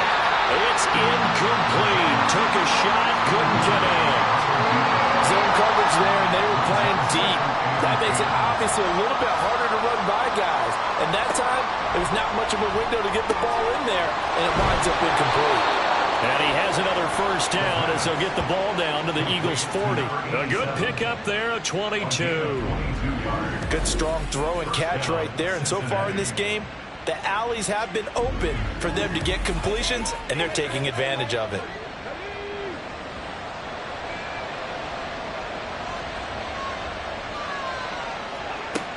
Now on first down, he'll drop to throw it. And he will find his man on the outside. And he gets it down a yard or two shy of the 30 before he's out of bounds. Now a 2nd and 2. Brings up 2nd and 2. From the shotgun, he'll look to throw. Looking for Allen. He's got him on the slant. Now the Bengals going to use the first of their timeouts, as they'll stop it with a little over 30 seconds to go in the first half of play. And that is caught. He's got it for a Bengal touchdown. A great play there, with his 2nd touchdown of the game, number 7 on the year. And the Bengals will extend their lead in the final minute of the half. And that's certainly an important score right there, because they gave themselves a 2-score cushion heading towards halftime. Now you got to force the other team out of their comfort zone, and it changes the way you approach the second half as well. How you want to do things on offense, and your defense feels much better too, having that lead. Extra point by McPherson, up and good. And that pushes the lead up to 11.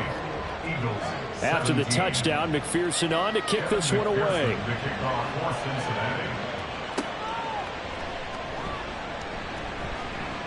Oh, a good return up past the 30. And they'll have very good starting field position as he's up just shy of the 40.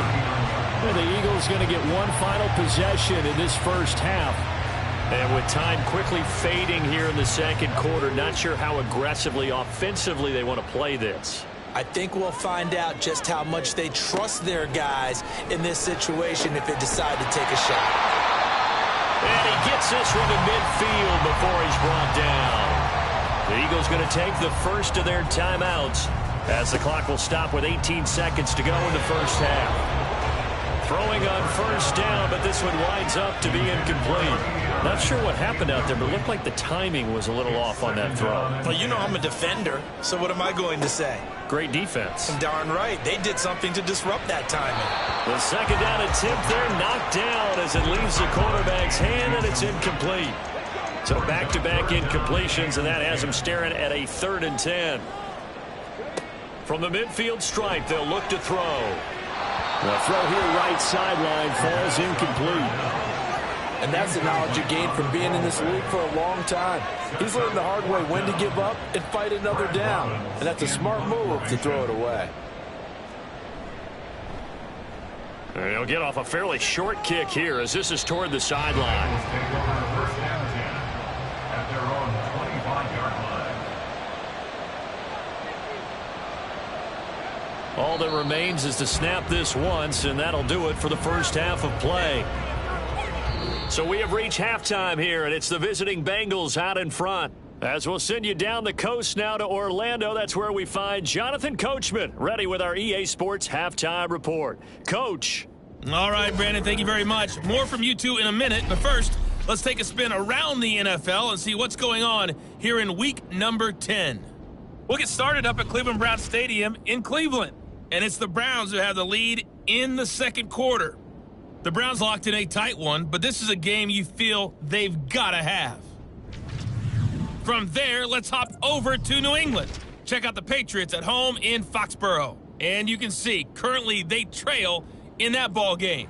The Seahawks trying to gut this one out, as it would be a good victory for them if they could get it.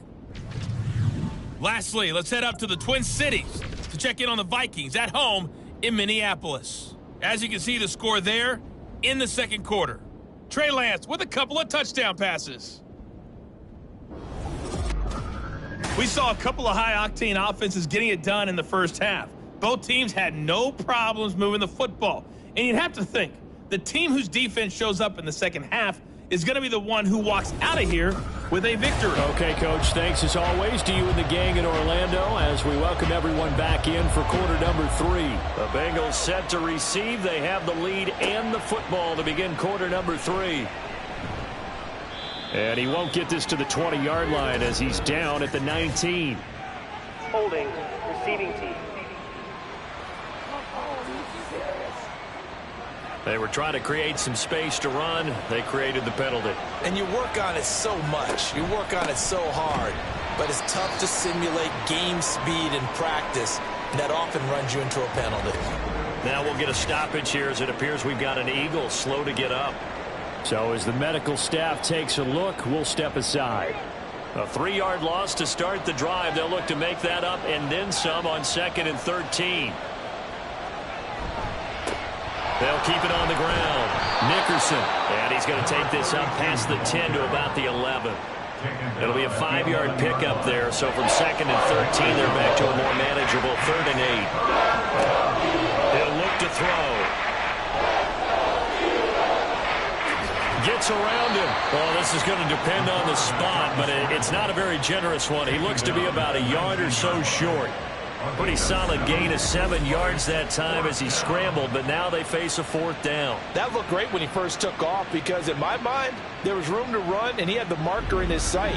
But I certainly didn't expect him to close so quickly, and neither did he. They got to him just in time, and now that forced him to make a decision with his 4th down call. On 4th down, the punt team is on as this is sent away. Taken from just outside the 30.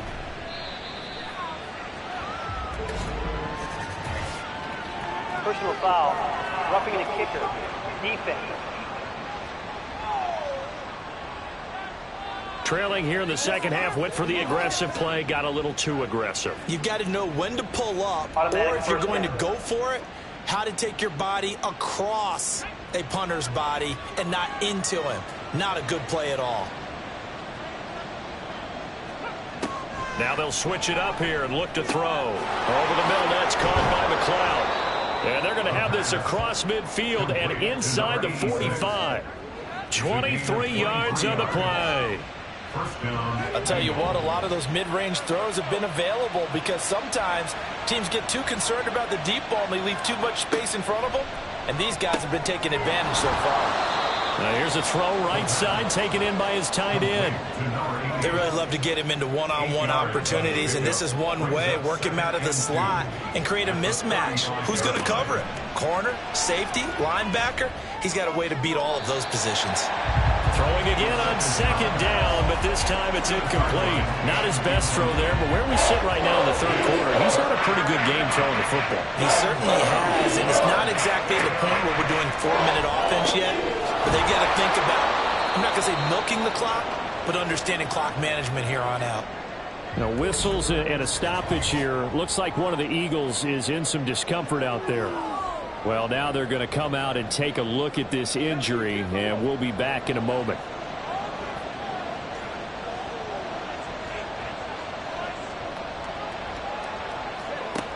On 1st down, he'll drop to throw. And he can't find anywhere to go with it, and he goes down.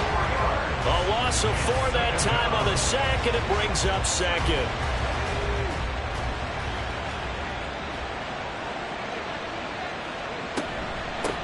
Up the middle they go. Nickerson. And he's going to take this one down to the 25. So that one will get him halfway to the 1st down marker. 7 yards. Makes it 3rd and 7 now. Back to throw. Work in the middle of the field, and he's got a man complete. And he'll be taken down, but he does have 1st down yardage. 9 yards that time. Whatever the discussions were at halftime to try to slow down this offense, it has not worked to this point. Yeah, I have a vision right now of everything that was discussed at the half just being torn in shreds or being erased off of the Microsoft Surface tablets because none of it is working. They are really locked in on offense.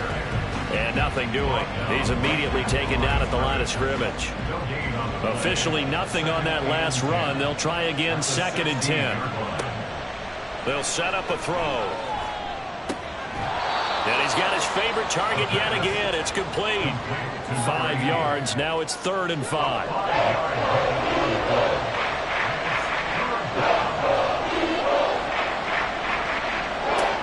Back to throw here.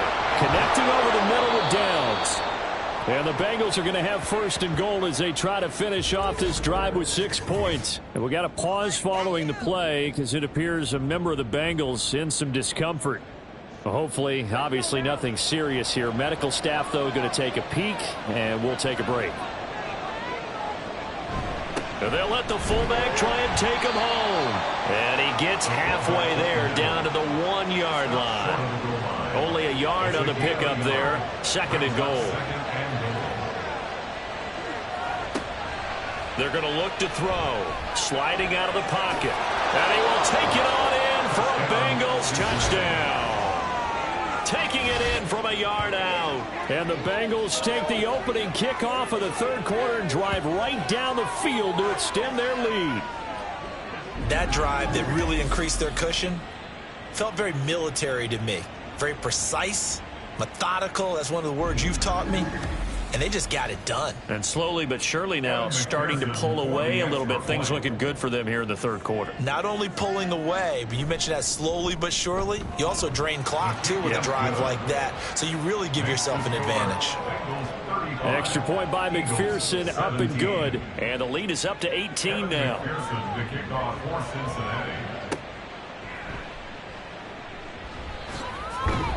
And able to get this across the 20, but not much further as he's dropped it to 23-yard line. So here are the Eagles now as they get set for their first possession of the 2nd half.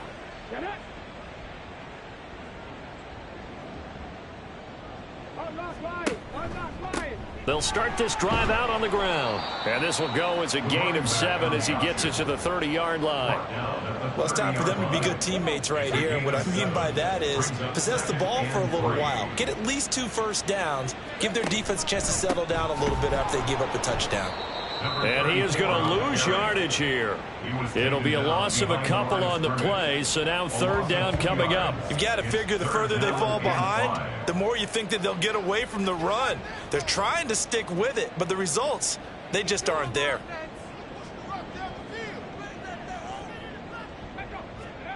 He'll look to throw. Incomplete into the hands of Fowler. And he's brought down short by a yard. It's a 3rd down gain of 4.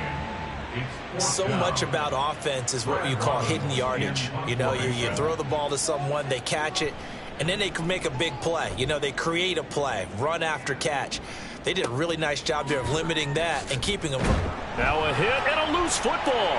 And nothing but green grass here, middle of the field. And he's into the end zone. It's a fumble return and an Eagle touchdown. Trying to make a comeback often appears daunting, but the only way to get there, start small, score, and worry about getting the next one after that.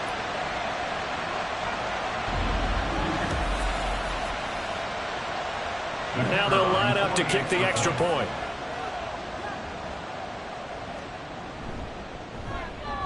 And that one makes this an 11-point deficit now.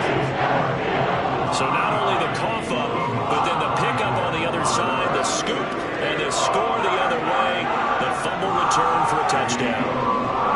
So here's the kickoff now as they'll get it again following that fumble return for a score. Taken at the goal line. And makes it across the 20 as his guys will set up shop at the 23-yard line. Cincinnati now ready to take the field.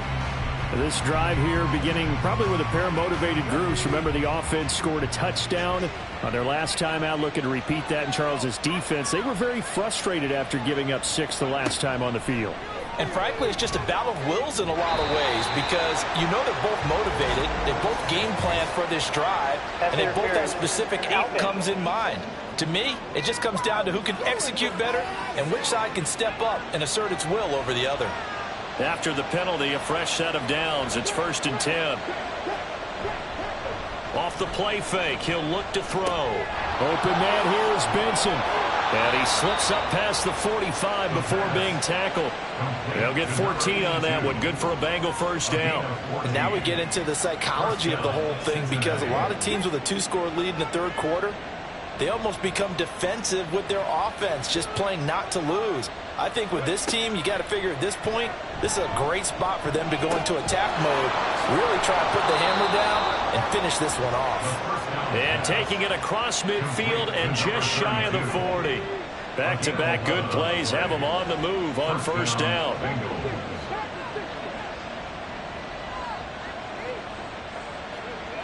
Now back to throw. And he's going to have to eat this one as down he goes. They'll wind up losing 3 there on the sack. Good pressure, and it's second down.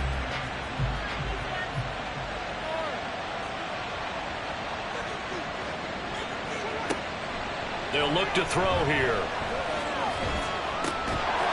Able to complete this one to McLeod. And he has another first down as they'll get the ball down to the Eagles' 27-yard line. Now we'll get a stoppage here as it appears we've got an Eagle slow to get up. While they come out and take a look at him, we will step aside for just a moment. They'll run on first down. Nickerson. What a great effort there. He's going to get this inside the 15, and they'll spot it at the 13-yard line. Nice run. 52 yards rushing on 12 carries for him now. From the 13 now, they work on 1st and 10. Looking to throw. And he's got it. And the Bengals are looking at 1st and goal as he's tackled all the way down at the 2-yard line. And we got a pause following the play because it appears a member of the Bengals in some discomfort. The medical staff is going to come out here and take a look, and we will take a short break. They'll try and run for it on 1st and goal. And he is in. Touchdown, Bengals. Taking it in from 2 yards out as his guys have opened up a very comfortable lead. Well, he finishes off the drive with a touchdown run, Charles. Remember, he also had a catch on this drive as well. And that's what running backs want to be in today's NFL, a complete back. 3 downs, stay on the field, run it, and catch it. And he gets it done. Extra point by McPherson, up and good. And the lead is up to 18 now. After the touchdown, McPherson on to kick this one away. And here comes a return from just beyond the goal line. And he'll wind up getting a couple extra yards here for his trouble and bringing it out of the end zone as he's down at the 27. The Eagles offense back out onto the field. I kind of feel like they've reached a do-or-die point in this game, Charles. If they're going to try to pull off an impressive comeback, it has to start right here, right now. Yeah, now they've got a final chance to get out of this situation, but they also understand they've got to move the ball and move it fast. In addition, they need to save as much time so they can get 2 more possessions. From the 34-yard line, here's 2nd and 3. They'll look to throw. Throwing the out route and complete. That's Freeman. And he'll have it past midfield almost to the 40 before being taken down. The extra effort after the catch makes it good for a gain of 26 and also a first down. But one of the ways the quarterbacks keep all the receivers alive in a play, never lock in on any one guy. Make sure you keep your eyes moving, scan the field. And here he finds the open guy for a nice pickup.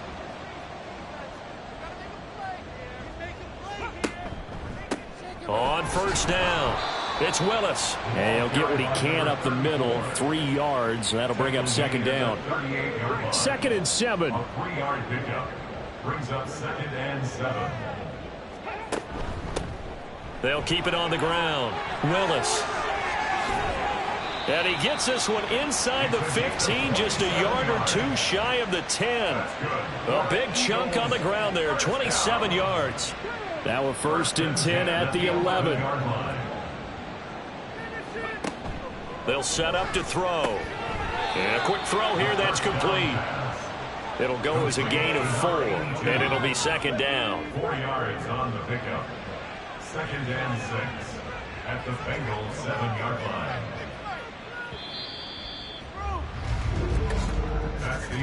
And they're not going to get to the line to run another play. So we will switch ends as the 3rd quarter has come to a close.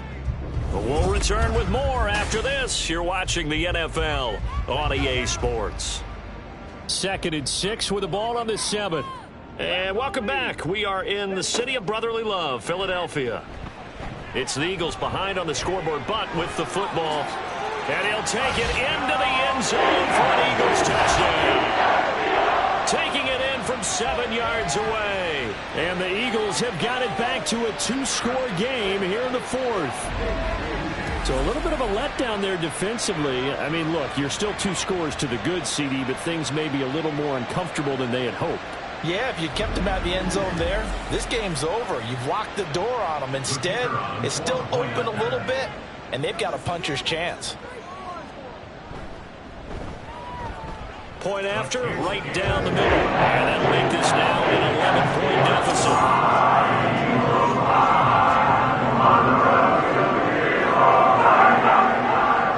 The kickoff team on the field now as they will send this one away.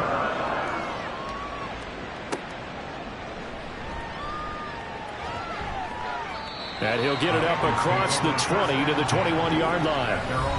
The Bengals set to take over. Now, there are 2 scores on the plus side. Still time here in this 4th quarter, but maybe you start thinking about playing keep away? Yeah, I think here's the situation. You're not thinking touchdowns anymore. You're just thinking first downs. To keep up with your theme there, playing keep away, first downs, they can't touch the ball. Ball on the 28-yard line. Here's 2nd and 3.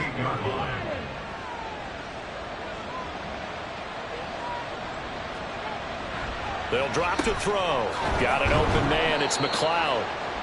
8th catch for him now. He's been a big factor. And it's a first down. A 4-yard pickup on the play. And the Bengal first down.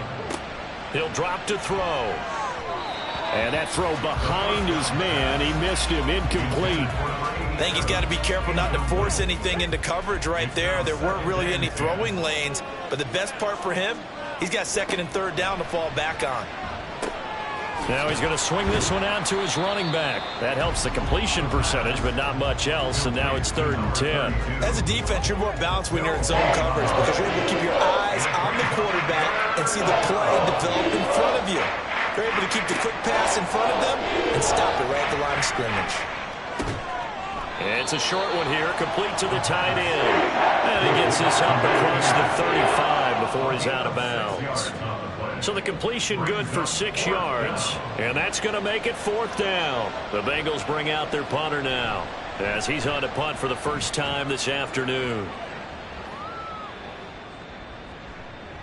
And that hits at the 6 and carries into the end zone for a touchback. Here comes Eagle offense now as they get set to take over here. Their defense was able to force the punt. That's the good news. But this is still a 2-score game, and they need points on this drive and in a relatively quick manner. And he stopped right at the 25 after a gain of 5. Here's a 2nd and 5 now from the 25.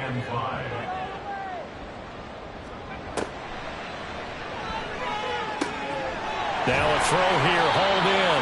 And he gets this up to the 34 out of bounds there. 60 catches for him now on the year. This last one, a first down.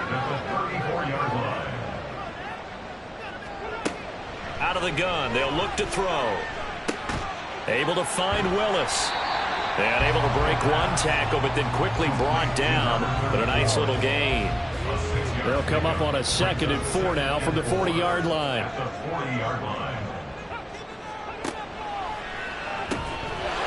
There's a throw over the middle. It's taken in by his tight end. And he'll be stopped right at midfield. 10 yards there and an Eagle first down.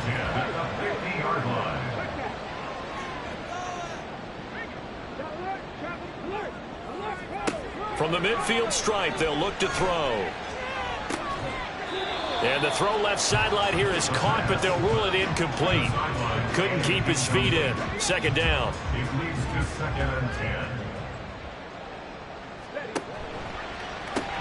He finds his man, complete. That's Bradley. They do get a yard there, but only a yard. Leaves him with 3rd and 9 looming. They'll come to the line here needing 9 yards to pick up the first.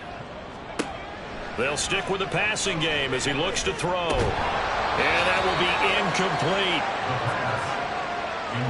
Tight end has become a bigger and bigger part of the passing game in the NFL, but if you drop the football, That position could get swapped out with a wide receiver in that spot, a running back in that spot. There are other ways they can go if you're not going to catch the ball. And that's not just his first drop, his second drop of the game. Now on fourth down here, that pass knocked away and incomplete. The Eagles unable to convert there on fourth. And this defense will take over right near midfield at the 49-yard line. So they really needed points here in a two-score game. Could not come away with anything there on fourth. And while we know they're a little bit discouraged here, they can't check out of this game. You and I have called a good number of games over the course of our career where we've seen these types of situations. Teams get the ball back, and that miracle does occur. So they can't let that dream go just yet. They have to get stout on defense here. Yeah, right now really hoping for a turnover. At the 47-yard line. 2nd and 6. That complete to Downs. They'll give him 4 yards there. And now 2 yards to go on third down.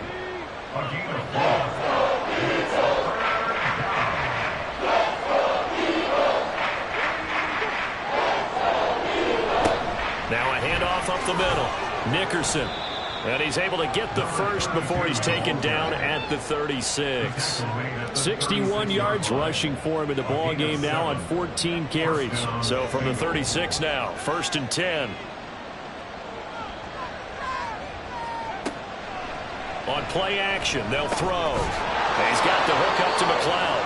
And brought down, but not before they're inside the 25. A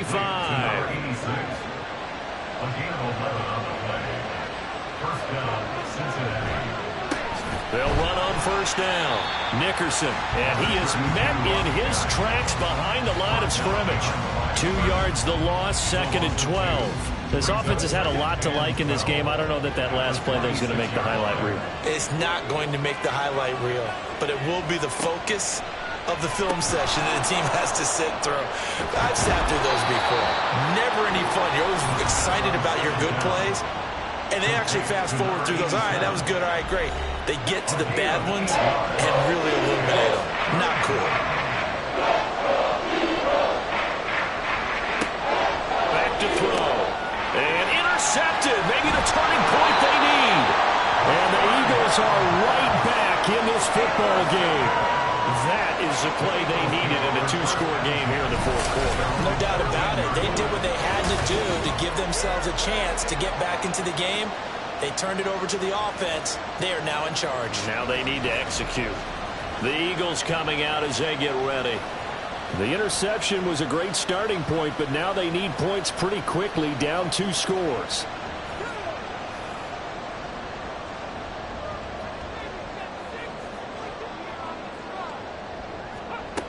They'll come out throwing here to start the drive.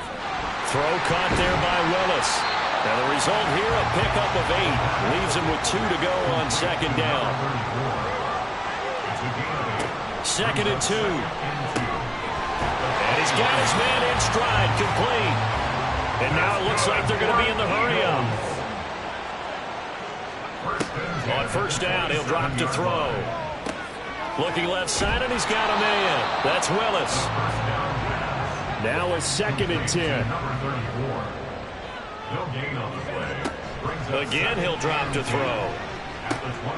Over the middle, complete. That's Willis. And down right around the 32-yard line, 4 yards on the pickup. They'll look to throw again. The Bengal pressure gets him that time. Down he goes. Here we go. This is 4th down. As expected, they're going for it to keep the drive alive. And it's incomplete. They cannot convert, and they turn it over.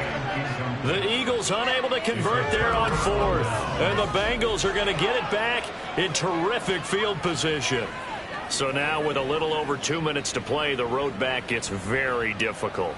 Difficult, but still not impossible if they go ahead and play this thing out. Now the defense has to come up big. They've got to go for the strip of the football on each and every snap to try and give themselves a chance. And a strong run there as he'll maneuver his way down inside the 15. It'll be a gain of 10 to start the drive out, and by a few inches, that'll be a first down. 2 minutes left to play in this football game here on EA Sports. Here's a 1st and 10 at the 14-yard line.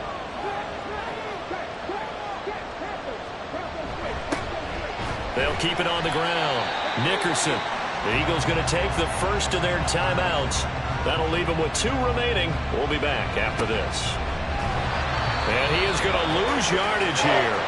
So fresh out of the 2-minute warning, and here's another timeout taken with 1:55 remaining. And they'll get him down right around the 16. The Eagles will take their 3rd and final timeout. And as the two teams talk it over on their respective sidelines, we take a break. So they settle for just the 3, but clearly right now anything helps trying to salt this one away in the 4th. Without a doubt, obviously a touchdown probably would have been the final nail to finish this thing off, but it's still ate up time, got points. So while it's not mission accomplished, it's darn close. From a yard or 2 deep, here comes a return. And he'll be stopped right around where he would have been had he gone down to a knee, maybe a yard shy of there at the 24. So now the Eagles down by 2 touchdowns. 1:45 to play. And they're in danger of a 3rd straight loss as they come up on 1st and 10. Throwing the out route incomplete. That's Bradley. 2nd down, 8 yards to go. A gain of 2 brings up 2nd. They're going to look to throw. At the 26-yard line. Well, this is taken in. It's complete. And he's able to get this to the 40-yard line before he's out of bounds. First down. 1st and 10 at the 40-yard line. They'll look to throw here on 1st down. And he's got it complete to Fowler. And this will leave him a yard short. Nice pickup of 9 yards on 1st down. Brings up 2nd and 1. Throwing the out route incomplete. That's Fowler. Here's 1st down. First down. Back to throw again. He's going to let it go deep for the end zone. Oh, and that is incomplete. Whew, that's certainly not the worst thing. It stops the clock and lets your offense catch its breath and lets us exhale a little bit. Now I expect them to call a couple plays in the huddle so they're ready if a tackle happens inbounds. Another throw on 2nd down, and this one incomplete as well. Back-to-back incompletions, but we know this is definitely 4-down territory. Time not on their side. I don't think they want to try and get the 1st down in 2 installments. I think they got to go and get it right here, right now. And he'll take this beyond the line of scrimmage as he slides to a halt. The decision made for him. They've got to go. It's 4th down. He's got his target. That's complete. And he is into the end zone for a touchdown. So they still need a miracle with the clock where it's at, but they get one piece to the puzzle done. Still have hope. Problem for them, they needed that score with a little more time left on the clock. I think just too little too late now. I would agree with that. We're programmed never to say never. But in this case, we're asking a lot for them to even think they have a chance. Extra point splits the uprights. And now things going to be more interesting here in this 4th quarter. So with just a few ticks left, they need a miracle. And this is going to be recovered by the Bengals hands team. And they're going to hang on and win this game. Charles, normally when you see a group score this many points, it's a complete blowout. But instead, they needed every single one of those in this close, high-scoring affair. And Brandon, I'm still on the edge of my seat after that one because when you have that much scoring and it still comes down to a one-possession game at the end, that's not something we see very often. In this case, these offenses, they brought it. The defenses, they're going to need some work going forward. So for the Bengals, it's an important win in terms of staying in the postseason race as they move to 6-4. And they will head back home next week. Meanwhile, for Philadelphia, they are barely afloat as they fall to 4-5. And they'll get a chance to redeem themselves at home next week. Thanks for tuning in, everybody. Alongside Charles Davis, we thank our entire crew. I'm Brandon Gaudin. This is the NFL on EA Sports.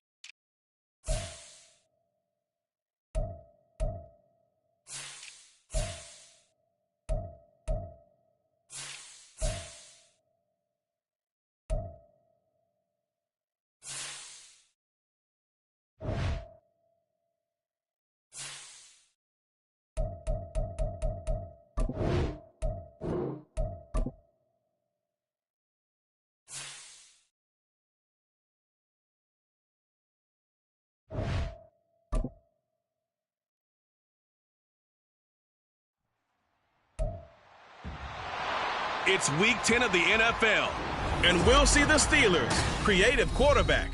After his last game, he's now across 3,000 yards for the season. It's the Steelers and the Chiefs, and it's coming right up on EA Sports. EA Sports coverage of the NFL has us in a very rainy Kansas City, Missouri at venerable Arrowhead Stadium. Today we hit double digits, Week 10, and we've got a good one in store, as it'll be the Pittsburgh Steelers taking on the Kansas City Chiefs. With Charles Davis, as always.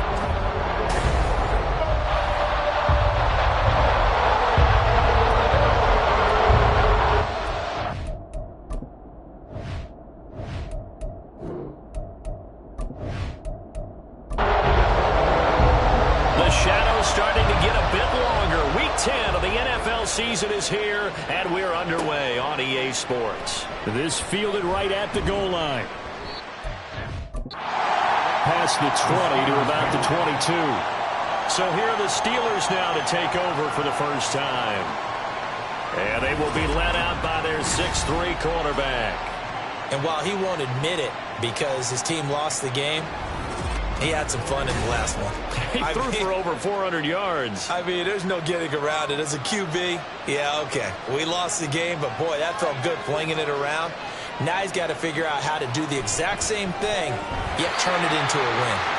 Now here's a pass on first down that's knocked away and incomplete. 2nd and 10. Brings up 2nd and 10 at the 22-yard line.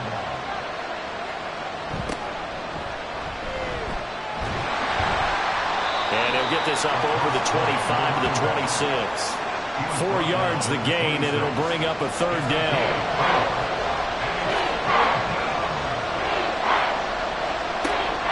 Looking to throw. Roberts. He had a man open, but he missed him, and it's incomplete. That was the first 3rd down try of the game, and clearly something was off in the execution of that play. Good news, they've got a whole game left to clean that up and start clicking on those key 3rd down throws. And just a single punt for him in the loss last week as he sends this one away. So possession goes over here on the punt. And it's Chiefs football, 1st and 10. So out comes this offense to take over for the first time. And a look at a guy, definitely got a little razzle-dazzle to him. Can do it with his arm or his legs. Their mobile QB. Would you say that last week's performance by him, workmanlike in terms of numbers? 1 touchdown, 1 pick, but obviously a loss. Yeah, and that's the bottom line for him. All he cares about is how do we find a way to win the game. Maybe leans on a few other parts of the offense, and hopefully springs a receiver or two free. 2nd down, 8 to go from the 28. They'll look to throw. To the sideline, and it's caught, but boy, he's out of bounds. And they try to get him into space coming out of the backfield, but it'll be 3rd down. And 8 yards to go. On 3rd down, he'll drop to throw. And this pass broken up. And the contact well-timed there, and now 4th down. That's an excellent job right there on 3rd down. Like any defense, you never want to let them get anything started, and that would have been a 1st down. Instead, you saw the contact on time, no penalty, and before this drive could get wings, it's 4th down. We're going to call it 38 yards on the punt, no return. And the Steelers will go on offense here, 1st and 10. So Pittsburgh retakes the field for their 2nd offensive possession. And they dipped a game below 500 following the loss last week. And you get the sense that maybe this team's at a little bit of a crossroads here. Yeah, I think that's a really good way to put it, because what's that old malaprop? If you come to a fork in the road, take it. Because this crew, they're losing ground fast. They've got to start winning some ball games. And the good teams, they're starting to separate themselves, and these guys are being left behind. Now a nice throw here, right side. He hauls it in. And they bring him to the ground just shy of midfield. It'll be a gain of 17 and a Pittsburgh first. Well, that certainly has to feel good. It's not all the time that the play caller should get all the credit. Sometimes I think in the huddle, the quarterback just says, hey, who's going to make a play for me? I just need something right here. And the end result there, nice 1st down. Drive keeps moving.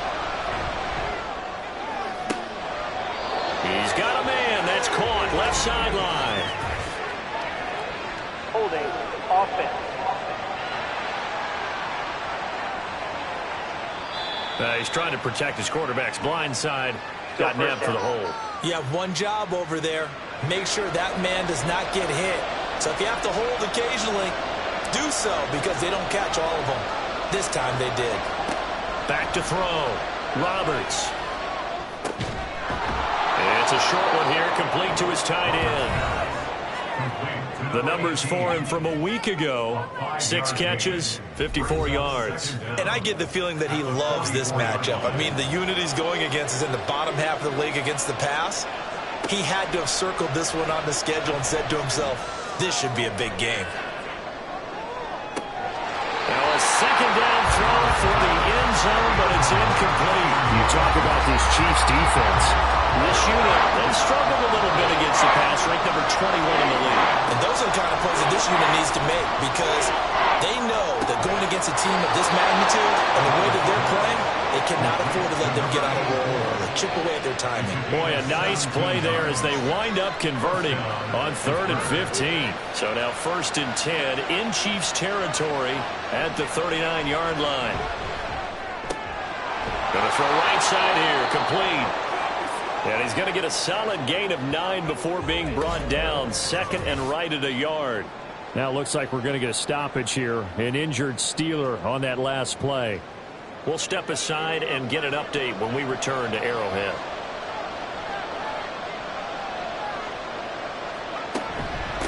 On 2nd down, Minor. And they'll be inside the 25 now at the 24. A gain of 5, good enough for the 1st down.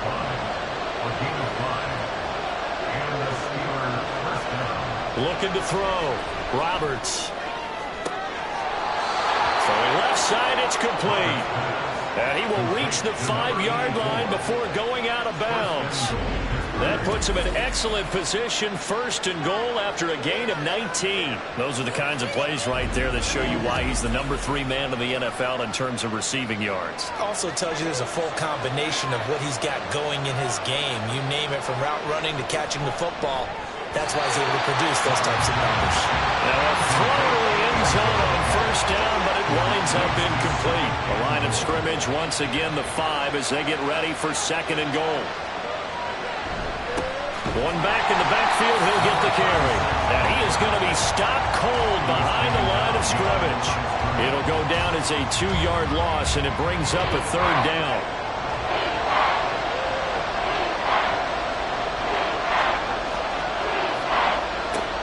Back to throw. Roberts to the end zone, but it's incomplete. The Kansas City defense tough to throw on there, and now it's 4th down. Also a drive that spans all that time, and yet you may only come away with 3 points here. Well, your defense, all right, they actually like these long drives. They get to rest over on the sidelines for a while, but when you're not finishing with points in terms of touchdowns, that's frustrating. They've got to figure out how to close out these long drives and get 6s instead of 3s. So after drive number 3 here, we have a score, and it's 3 points after the field goal.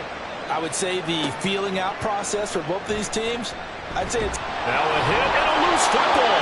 And it looks like one of the DBs has it. And they'll be at the 18-yard line. Great field position here in the red zone.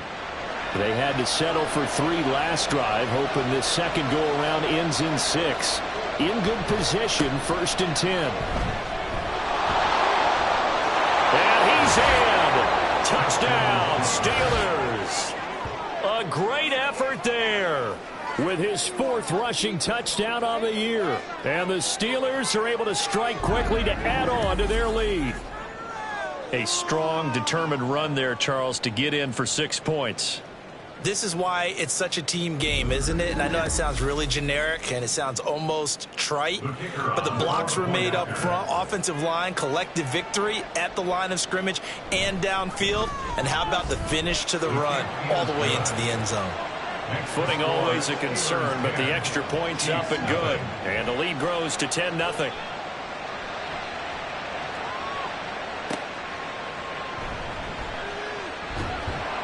Now a hit and a loose football. And they're going to set up shop at the 27-yard line. So problems compounding themselves here on the return. And now, as with every potential turnover, they're going to take a second look at this just to make sure. And the question, was the knee in fact down before this ball comes loose? And is the video convincing enough to overturn it? A lot of factors here. Remember, you also need clear possession of football afterwards. This is a tough one to overturn.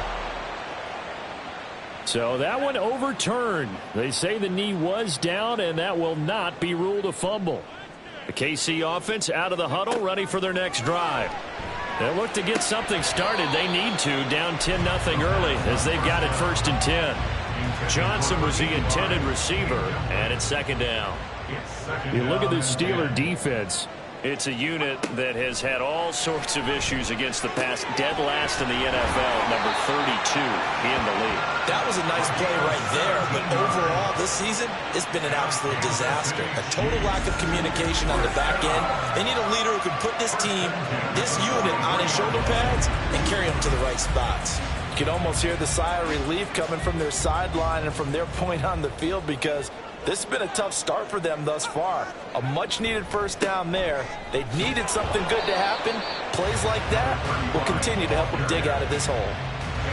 No gain on the play there. 2nd down. No gain on the play. 2nd and 10 at the 43-yard line. He'll look to throw. And he's got his man out of the backfield. That's complete. And he'll be taken down, but not before he gets into enemy territory. Operating out of Steeler territory now. Here's 1st and 10 at the 47. He'll look to throw. Wide open receiver, complete. And he gets it inside the 35 and just shy of the 30. 15 more there, and they're on a roll. It's another 1st down.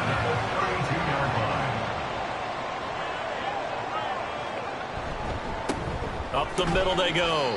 Boykin. And he'll maneuver his way forward for about 4. 2nd and 6. And they'll work from the 29 on 2nd and 6. 2nd and 6. They'll set up a throw. And he's got his man on the out route. And inside the 20 before he's brought down. He's already topped his receiving output from a week ago, and we're just in the 1st quarter, as that's a 1st down. Looking to throw. Looking end zone, but it's incomplete. 3.5 to go, 1st quarter.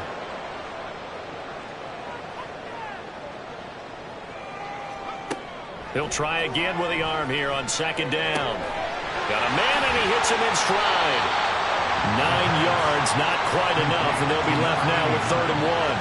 And I think this is a route we'll see more of as this game goes on, because with his speed, they want to get him the ball in space on drag routes just like this. They want him to get the ball and run after the catch. Good job there, though, holding him for a short gain. They're able to convert on 3rd down, and that sets up a 1st and goal.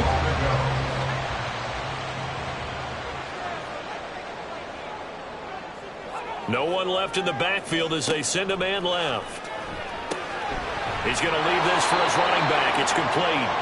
And he is going to lose yardage here. It'll go as a loss on the play. Not what you need down here. It's going to be 2nd and goal. At the Steelers' 3-yard line. They'll try to run this one in. They're able to get a couple here, but won't get across the plane as they stop him right around the 1. The Steeler defense proving its mettle here. And now this is 3rd and goal. Back to throw here. And they're going to get to him. A sack. Sack back at the 9-yard line. Multiple players combined for their team's 1st sack of the game. And that's the kind of stand all defenses are seeking. 3rd and goal, backs against the wall, and they get a monster sack. And now they're going to force them into a field goal. For them, that's a win. So on 4th down, Andy Reid decides to send in the field goal unit. From the right hash here, should be an easy one. And the 12-year veteran knocks it right through. Well, I don't know if they would have gone for it on 4th and goal anyway, but the sack on 3rd down pretty much made their mind up for it. You're exactly right about that, and this is a tough place on the field to take a sack because, as you just noted, it took the decision-making away from them. Now they have to go for a field goal instead of potentially going for it. Now the Steelers getting set and ready for their next possession.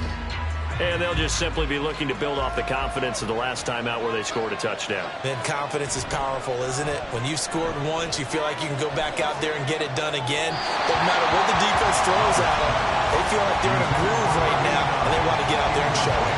Yeah, hoping to stay in that groove here this go-around.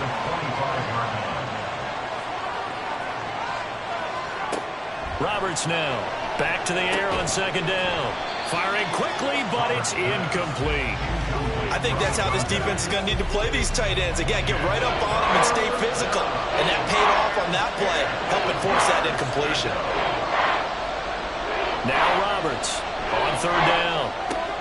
Pass taken in by his big tight end. And he will have a Steelers first down as they're able to get the 3rd down conversion. They're just going to run a drive route here with their tight end. Let him get upfield about 10 yards and then move toward the middle of the field. This ball's right on target, and it results in a first down.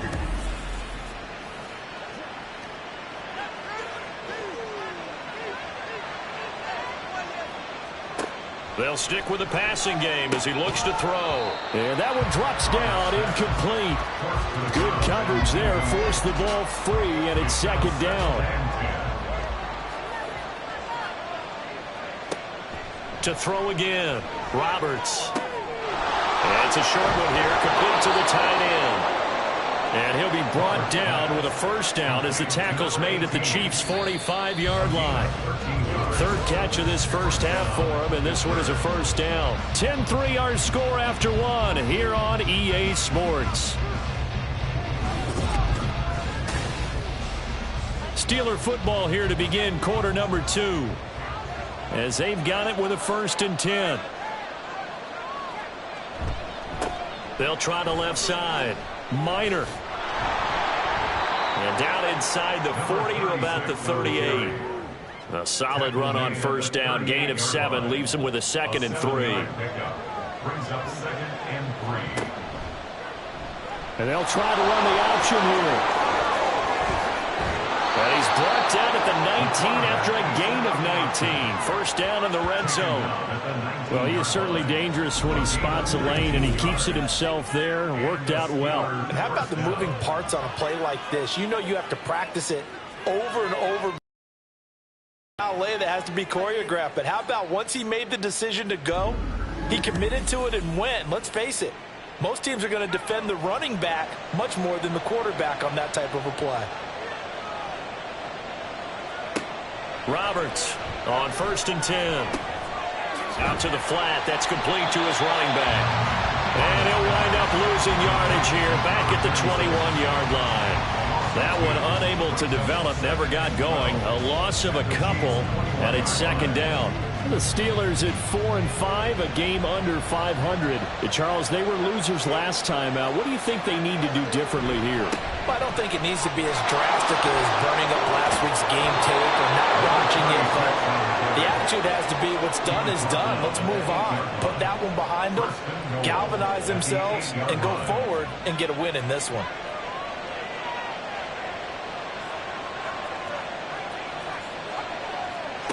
From the shotgun, he'll look to throw.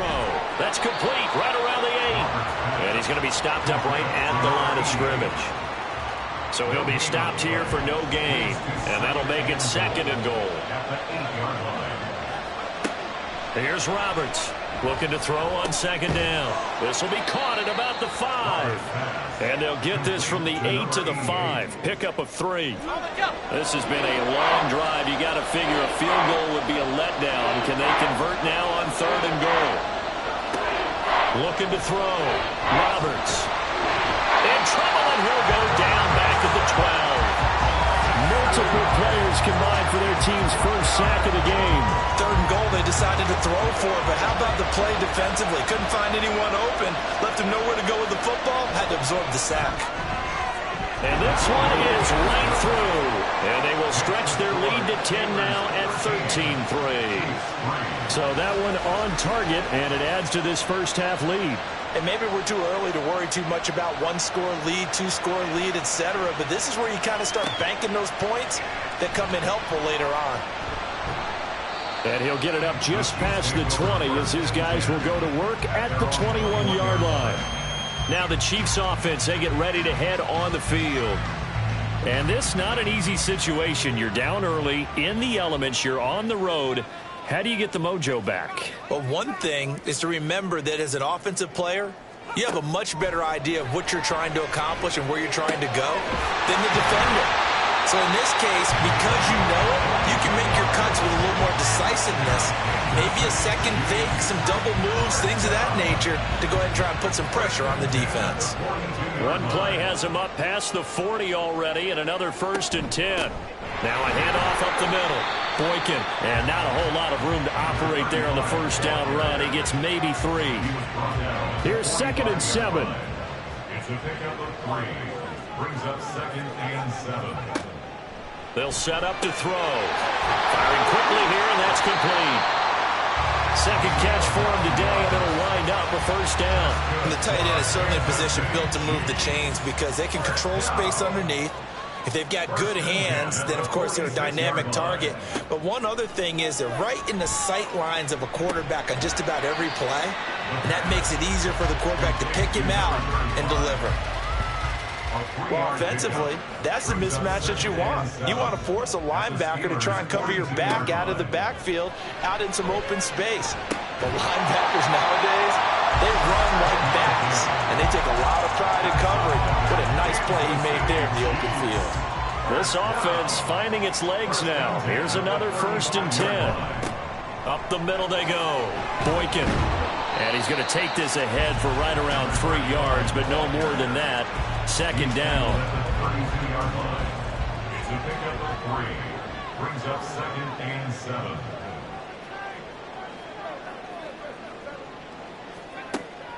Now back to throw. Now they go screen. It's complete. Oh, good move. And they're going to have themselves another first down as the tackle's made at the Steelers' 19.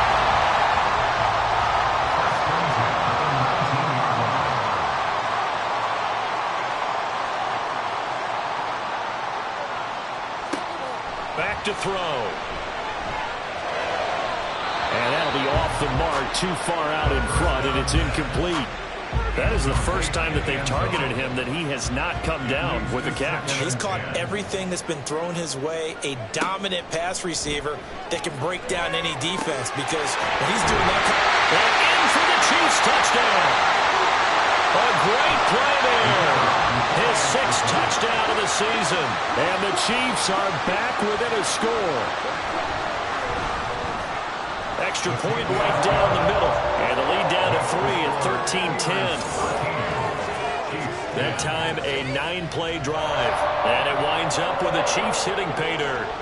So just a 3-point game now as they send this one away. From a couple yards deep, he'll bring it out of the end zone. And tackled at the 21-yard line, so a net negative there of 4 yards. There again is the running back as he trots onto the field. He's over 40 yards here in the second quarter. Been nice and effective for them, hasn't he?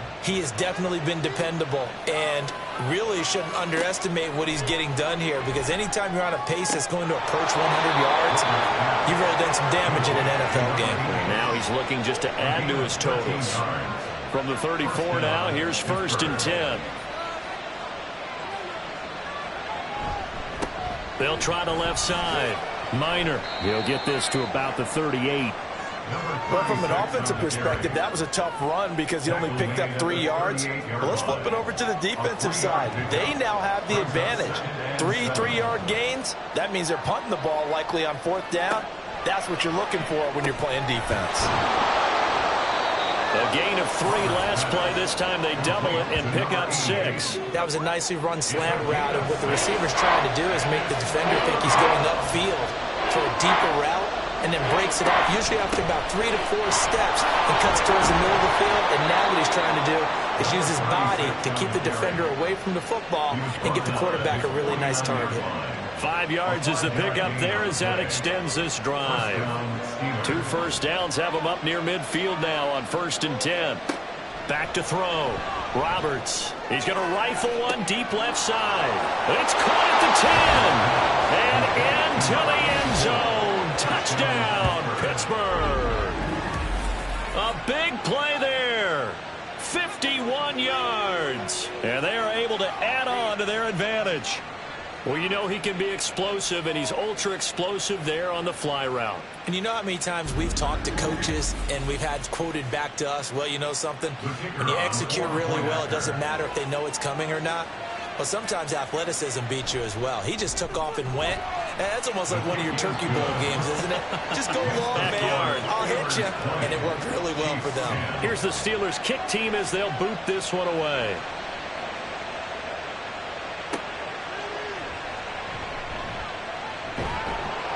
And he'll go down as this drive will start at the 25-yard line. Out now the Chiefs' offensive unit ready to do battle again.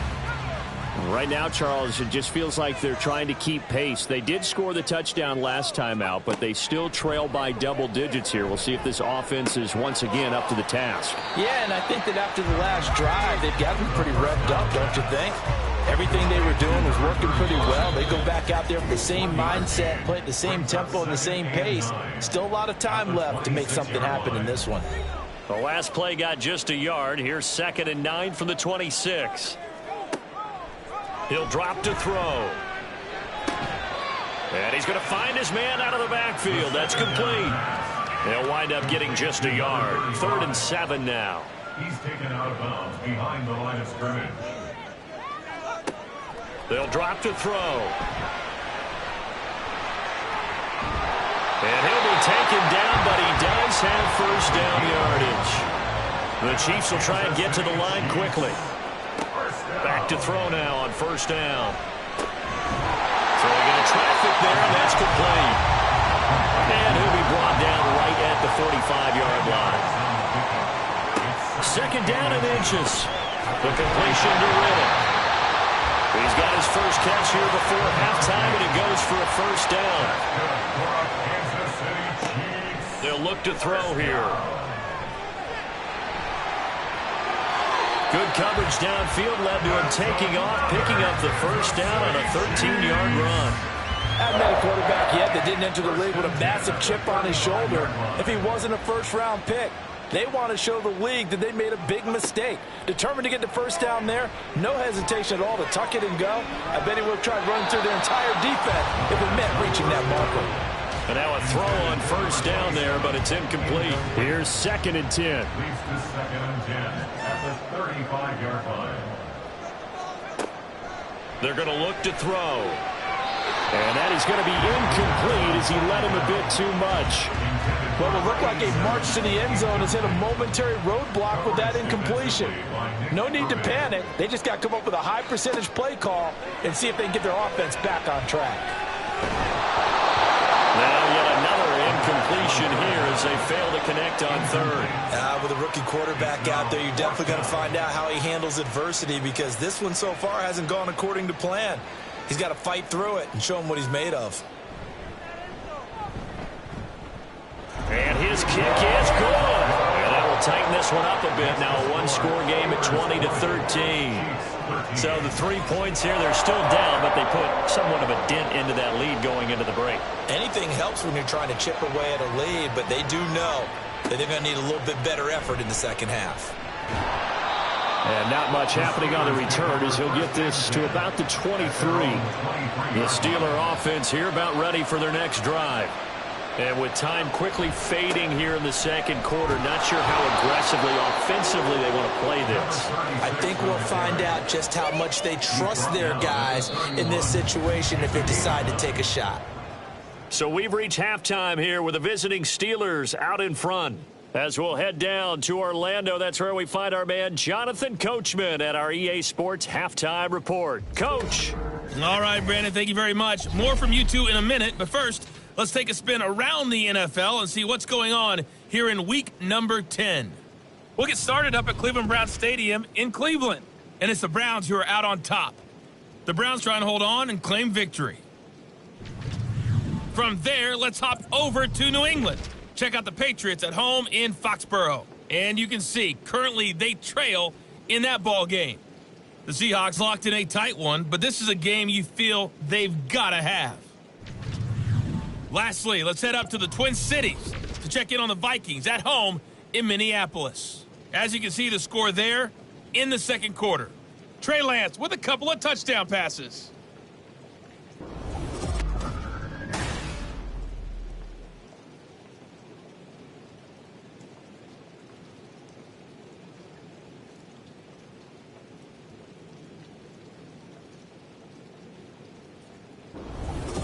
Okay, Coach, thanks as always. This one's still anyone's game as we welcome you back for quarter number 3. Forecast calling for more of the same. The rain set to continue as we are underway in the second half. And the decision to come out of the end zone is going to cost him 5 yards as he's taken down right at the 20. The Chiefs ready to go on offense to begin quarter number 3. Well, Charles, we saw a pretty entertaining first half, close ball game. Remember there toward the end of the second quarter, the opposition scored to take the lead. Now we'll see if these guys can get a score of their own to regain that lead. Yeah, they want to have that type of a response, don't they? Because they want to find a way to take control of this ball game one more time. It's been thrown down. They want to see if they're ready to answer it. So they'll come up 1st and 10 now from the 33. That's into a crowd and intercepted. And to the 43. So down inside the 45 to the 43-yard line. That's where they'll take over. Tough one there. First drive of the third quarter, throw an interception, and now a chance that they could be an even a bigger hole if they can convert this into points. Yeah, but how good do you feel if you're that defensive coordinator right now? Because you just know that the head coach looked at him and said, turn him loose, big man. And he'd be able to take a few extra chances playing with this type of a lead, and boy, it paid off.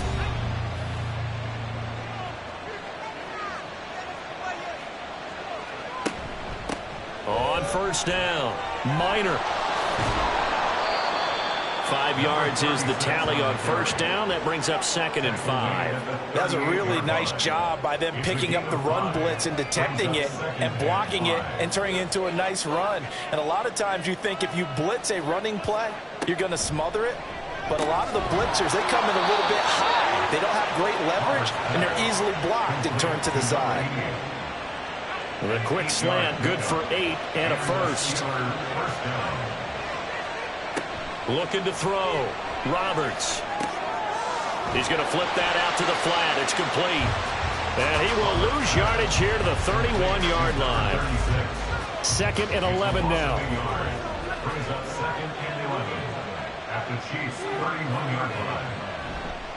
They'll try the left side. Minor. 5 yards on the carry there, and it leaves them with 3rd and about 6 yards to go. But you got to give kudos to your offensive line and the guy carrying the ball because they were in a 2nd and long situation. It seemed pretty dire, but they brought it back to 3rd and manageable with that run. Going for it all. And unable to connect. Incomplete. Now give them credit. They took their shot, but it's going to bring up 4th down.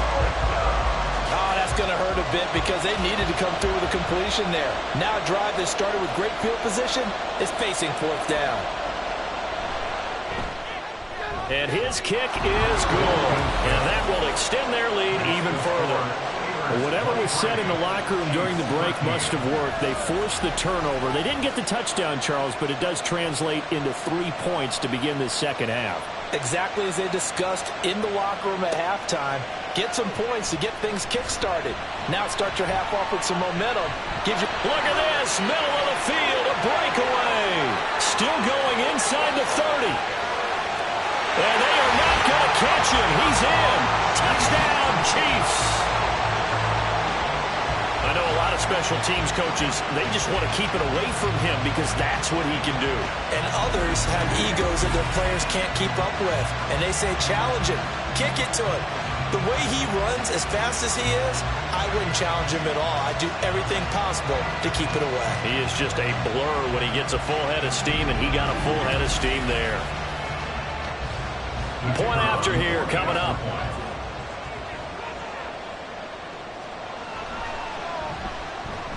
And the lead is down to a field goal now.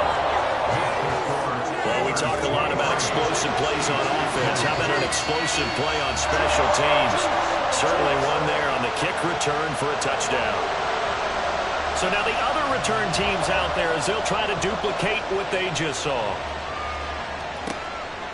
And we will not see an attempt to match that return touchdown, as this will be a touchback and bring it out to the 25. So here are the Steelers to take over on offense. They're on the good side of this game right now with a lead, but they were on the bad side last week in that loss to Cincinnati, so now trying to make amends. They'll start on the ground here on first down. And not much to speak of. Call it a 1-yard gain up to the 26. The last play got just a yard. Here's 2nd and 9 from the 26. Back to throw. Roberts. And he's got his man in stride, complete. Call it a gain of 6 on the play. And now we've got a 3rd and 3.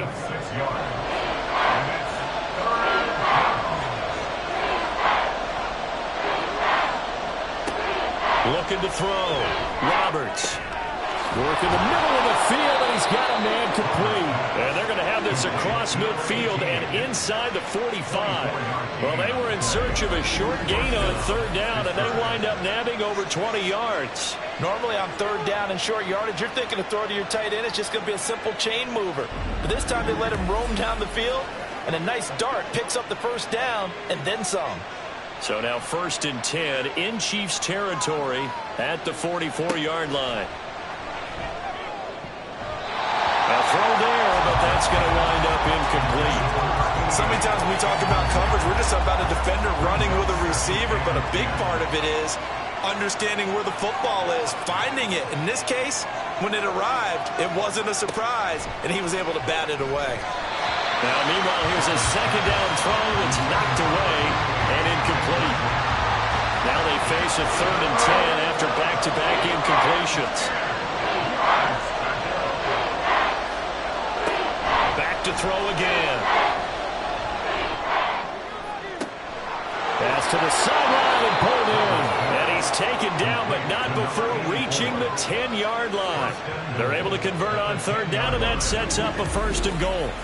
When they've needed a play this year, he's certainly been the guy to deliver it. As this season has gone on, he's been awfully consistent and sometimes spectacular. So now following the big play, they've got a 1st and goal all the way down at the 10. Again, he'll drop to throw. Quick hitter here, it's complete. Nice gain of 8 that time, and it's 2nd and goal. When you decide to run a hitch route, it really helps to have a guy who can turn it loose. And, boy, he rifled one in there on that one. Not much run after catch, but it worked really well. And caught in the end zone. Touchdown, Steelers. A 2-yard touchdown grab as his guys are able to extend their lead. That seemed pretty ideal there for the offense, Charles. You take a little bit of time off the clock here in the 3rd quarter, decent length drive, and you pad your lead as well at the end of it. And what it does is let you feel like you're in control of this game, even more so than a 2-touchdown lead, right? Because you have taken that time off, as you noted, which means they couldn't get you off the field. You ran your playbook the way you wanted to, and you gave your defense some rest. What a big-time drive in that situation.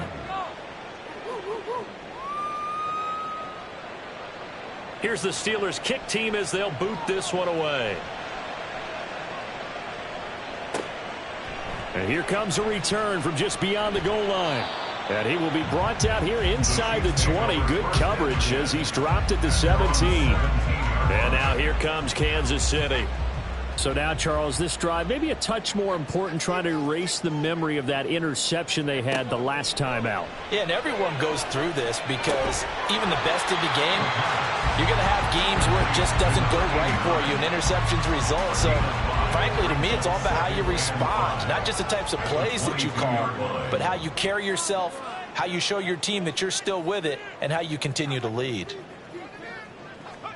2nd and 5. And a quick throw here, that's complete. That one a 1st down pickup of 8.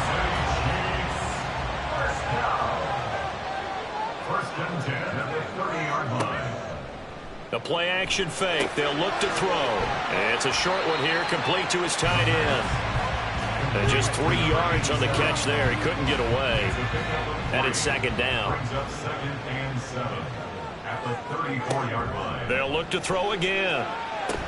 Oh, that's into a double team, and it's intercepted. And he'll get this back to the 32-yard line. That time defensively looked like they showed quite a bit of pressure but backed off, and it proved fruitful. They get the pick. He went through all of his rules about getting rid of the ball quickly because he read blitz. He saw all those people stacked at the line of scrimmage, and then they fooled it by dropping into coverage. Now he's ready to get rid of the ball fast, but guess what? Too many defenders out there.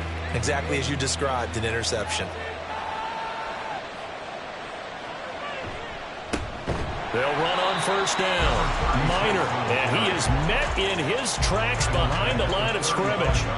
It's a loss of 4 on the first down play. So the first play of the drive lost 4. Now they'll look to move it forward here on 2nd and 14. Back to throw. Roberts. They'll wind up getting 10 back as that sets him up for 3rd down. Even against double coverage, he found enough of an opening for a noticeable gain. 2 guys on him, yet he finds a way to uncover downfield for the completion. He's got his target. That's complete. And they do get him down, but not before he's able to slip it inside the 5-yard line. They're able to convert on 3rd down, and that sets up a 1st and goal. And in a lot of ways, that catch is expected. Red zone presence, and that one was realized there. You've got to find your tight end in that situation.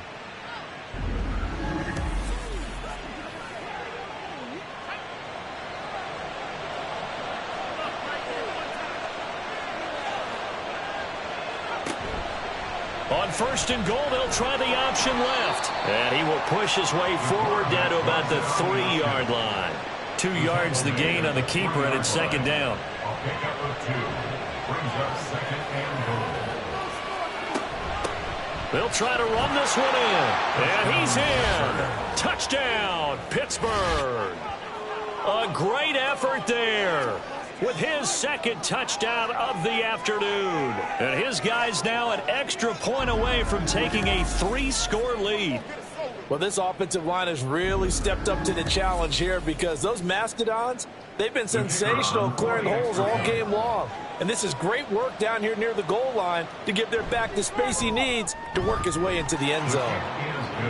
Point after, right down the middle. And that'll make this a 3-score game now. The lead moves to 17. Set now to kick this one away, and off it goes. From a yard or 2 deep, here comes a return. And he'll be stopped right around where he would have been had he gone down to a knee, maybe a yard shy of there at the 24.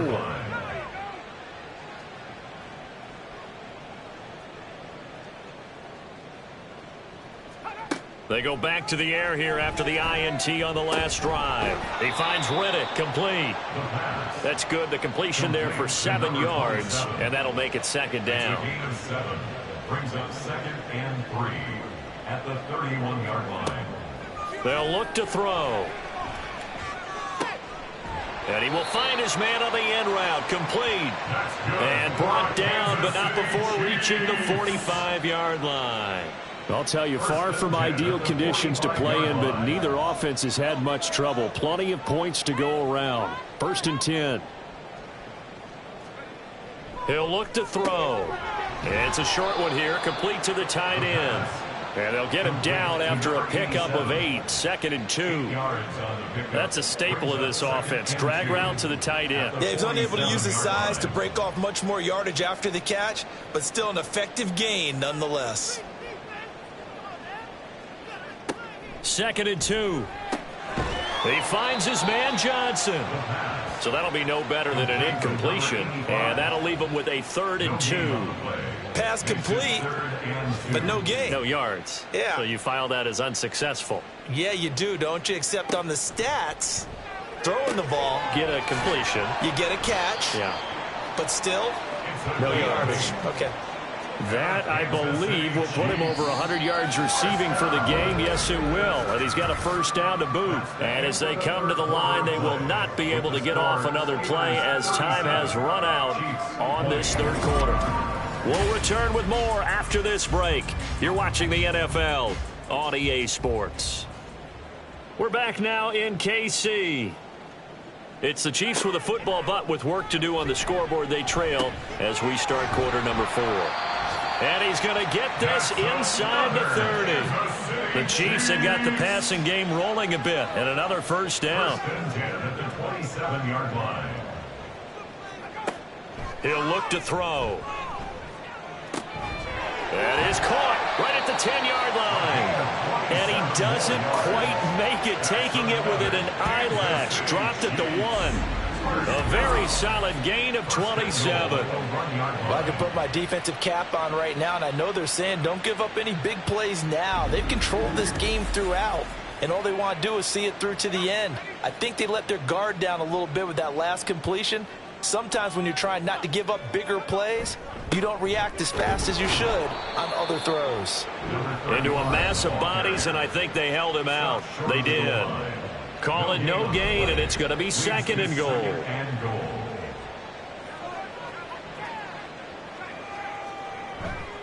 He'll try again, and this time he will score. Touchdown, KC.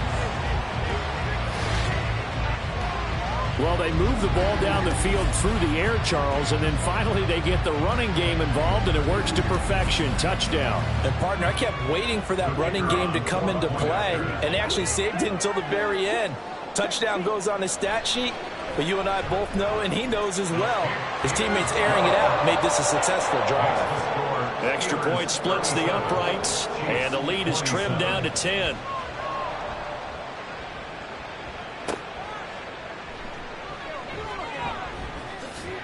And the tackle going to be made right there at the 25-yard line. And Pittsburgh getting set to take the field. This game was really a tussle, seemed like just a moment ago, and now they've got the momentum. A couple of scores on their last pair of drives and a 2-score lead. I think here now you go conservative, right? Run the football, work the clock. You know, I usually agree with you, but I'm going after him right here. I want to put this bad boy away. I wouldn't be afraid to throw it. They've got all the confidence, all the momentum on their side. Go ahead and take your dagger shots and try and finish this one off. I disagree vehemently. I say run the football. You've got the lead. Well, let's watch it and find out who's right. Right back to him on first down. And strong running there as he's across midfield and down to the 49. And even 100 yards rushing for him now as he has been tremendous all day long. So now first and 10 in Chiefs territory at the 49-yard line. Looking to throw. Roberts.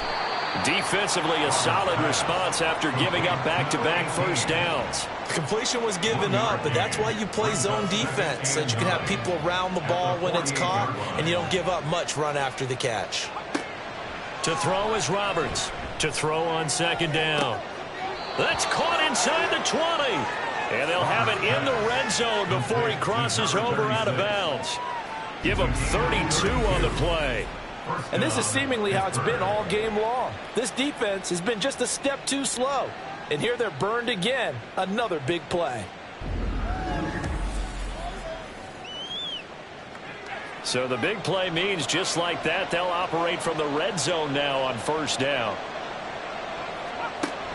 Operating from the gun, Roberts. This will be stopped about 2 yards shy of the marker. 8-yard gain, second and 2. It's a gain of 8. Ball on the 8, second and 2. The Chiefs' 8-yard line. One back in the backfield, he'll get the carry. That leads us to a first and goal. It's a pickup of 8. How about this offensive line? They're really starting to establish themselves, take over this game. And before the series began, I know exactly what was said in the defensive huddle. Guys, we got to get no less than a 3-and-out. Let's get off the field. Instead, and he's going to take it in for a Steeler touchdown. His 6th touchdown on the ground, number 7 overall. And the Steelers look like they're going to get back in the win column as they extend their lead here in this fourth quarter. Extra point right down the middle. And that'll make this a 3-score game now. The lead moves to 17. From a couple yards deep, he'll bring it out of the end zone. And ultimately cannot get this out to the 25-yard line as he's dropped at the 23.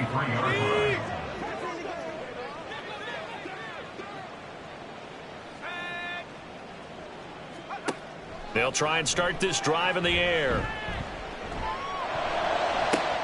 Oh, wide open, complete. A big play there for KC, 43 yards. Well, this game has certainly had no shortage of offense. Both teams have been revved up from the start. And here's yet another big play. Boy, both defenses have just got to be dragging out there because they've been run ragged throughout. So the big play changes the complexion of things. Here's 1st and 10 just outside the 30. Back to throw here. Oh, there's that man again. It's complete. And he gets this one inside the 15, just a yard or two shy of the 10. From down at the 12, it's 1st and 10. 1st and 10 at the 12-yard line. Now a shotgun snap as they'll look to throw. That's going to be caught by Carmichael for a Kansas City touchdown. A 12-yard touchdown grab. And the Chiefs have got it back to a 2-score game here in the 4th. There was a lot of zip on that pass, and baseball might have called that a frozen rope. I like it when you bring the diamond into the game. I'm going back to the gridiron. Had some heat on that bad boy. Sometimes you throw a touchdown pass, and sometimes you throw, what, a touchdown strike? There you go. That's my man, in concert. This taken in at the goal line. And able to take it past the 25 and up to the 28-yard line. A look at the running back, the man out of the backfield as he gears up to go again. He's already hit pay dirt twice. He's up over 100 yards. He is feeling good. And he's just zipping along today. Everything coming together for him. It's that type of a day that you see a back just got to have a grin on his face every time his number is called. Because he doesn't feel like there are going to be any lost yardage plays. Nothing but big-time positive runs. Making the sideline grin as well.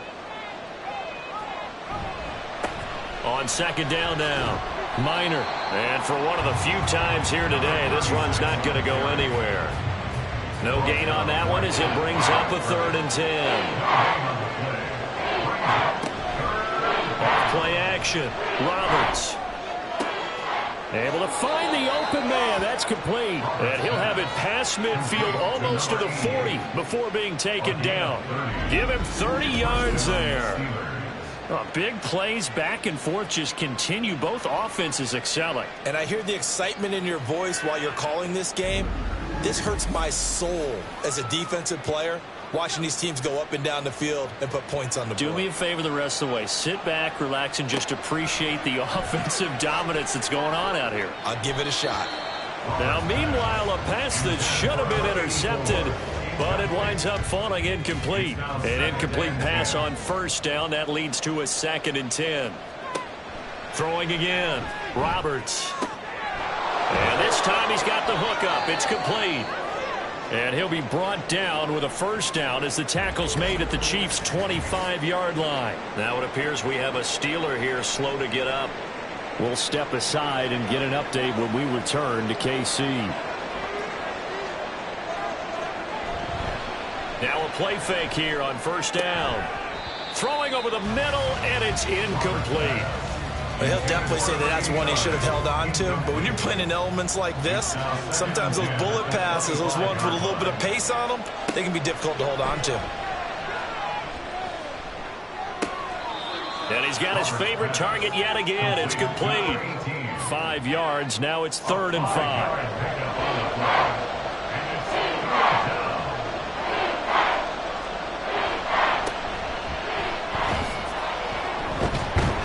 And he's going to be taken down here still a couple yards short of the 1st. Give him 3 yards there as that'll take us to 4th down. This has been an up and down, back and forth type of a game, hasn't it? Maybe this long drive could take a little bit of the wind out of their sails, kind of settle things down a little bit.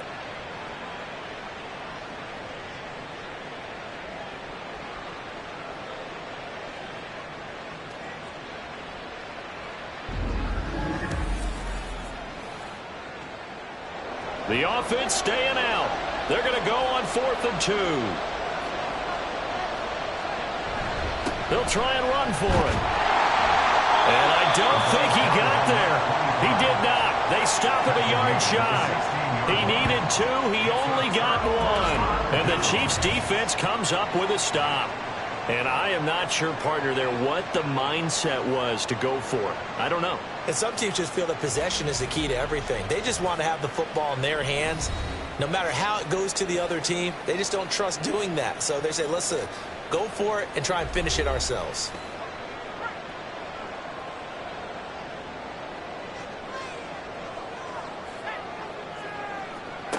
They'll come out throwing here to start the drive. And that is incomplete. Oh, the coverage a little too good there, and it's 2nd down. It leads to 2nd and 10.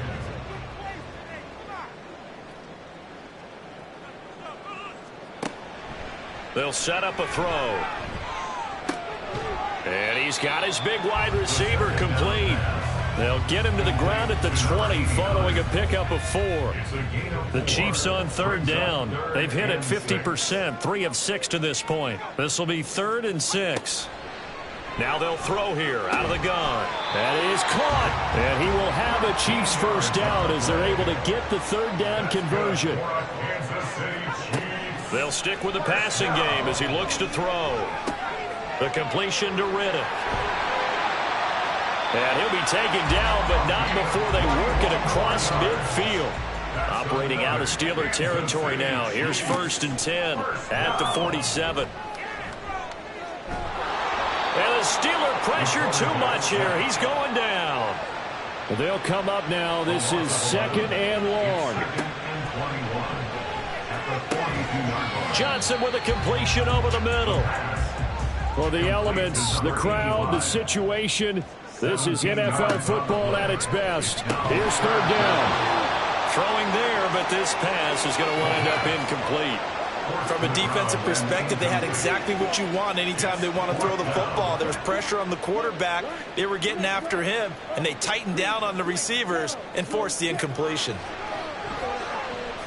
And this one is no good. He missed it. The Pittsburgh offense at the line to start their next drive. Now they are really in the driver's seat here, enjoying this lead late in the 4th quarter. The defense does have all 3 timeouts, but at this point, doesn't look like it's going to matter much. And now right out of the 2-minute break, we'll get a timeout used defensively with 1:56 to go. Now a 2nd timeout called for by the defense. That'll leave them with just 1 remaining in this 4th quarter of play.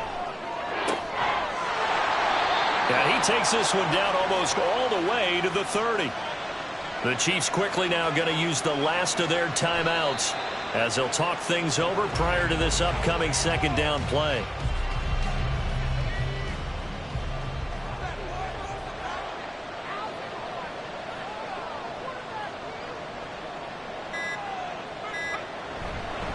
On 2nd down, Whitfield. And only able to get 2 here, stopped at the 30. Charles, why didn't they just take the knee there? You're asking the question that I'm asking as well, because we've seen a lot of football where coaches decide maybe to get a little greedy. I don't know if they're doing it for stats or for what reason. We've seen it happen in college, and how about in the NFL? The miracle of the Meadowlands. All they had to do was take a knee, and the game was over. The Giants ran it one more time. Ball popped free. Philadelphia picks it up and wins the game. What year was that? 1978. I think it was in November. And this is right down the middle as he puts it through, and that will extend their lead even further. Charles, a lot of happy faces heading into the tunnel as this one ends, and understandably so. Not only did they get the win, but boy, their offense was on fire in this ball game. And partner, I have no idea what the top speed is on one of those high-end sports cars. What's the top gear you can get into? This offense, they certainly were there in this one, huh? Everything clicking for them in this contest, the kind of performance that they're going to cherish. So for the Steelers, it's a win that might keep them alive in the playoff race as they're back to 500 at 5-5. And they'll have another road date next week with the Cincinnati Bengals. Meanwhile, for the Chiefs, they come back to the pack a bit as their record falls to 7-3. And they'll get a chance to redeem themselves at home next week. And for Charles Davis and our entire crew, I'm Brandon Gaudin. You've been watching the NFL on EA Sports.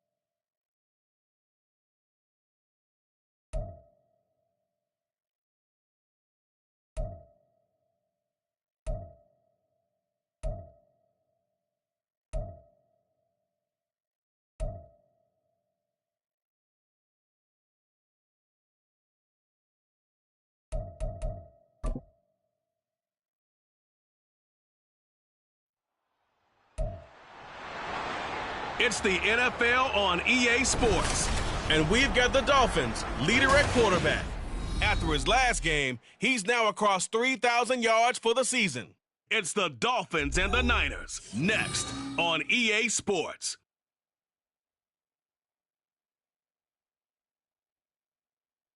From beautiful South Florida, there's a look at Hard Rock Stadium in Miami. Today we hit double digits, week 10, and we've got a good one in store, as it'll be the San Francisco 49ers taking on the Miami Dolphins.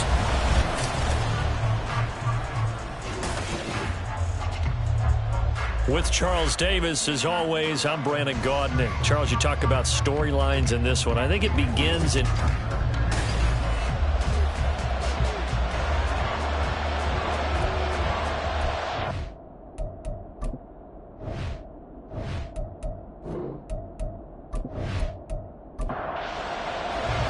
The shadow's starting to get a bit longer. Week 10 of the NFL season is here, and we're underway on EA Sports. Taken at the goal line. Taken a yard or so past the 20, called it the 21. So here's the first drive now for the 49ers. And a glance here at the southpaw, who will be calling the plays under center. I tell you what, when he is on schedule for that week, secondaries take notice because you've got to stay alert back there on every snap. A truly powerful arm, one that's capable of challenging any level of the defense on any given play. That's why so many scouts preach arm talent when preparing for the NFL draft. A quarterback with arm strength to make every throw in the book, he's an asset to have in any offense. The game's first play produces 6 yards, brings up second down.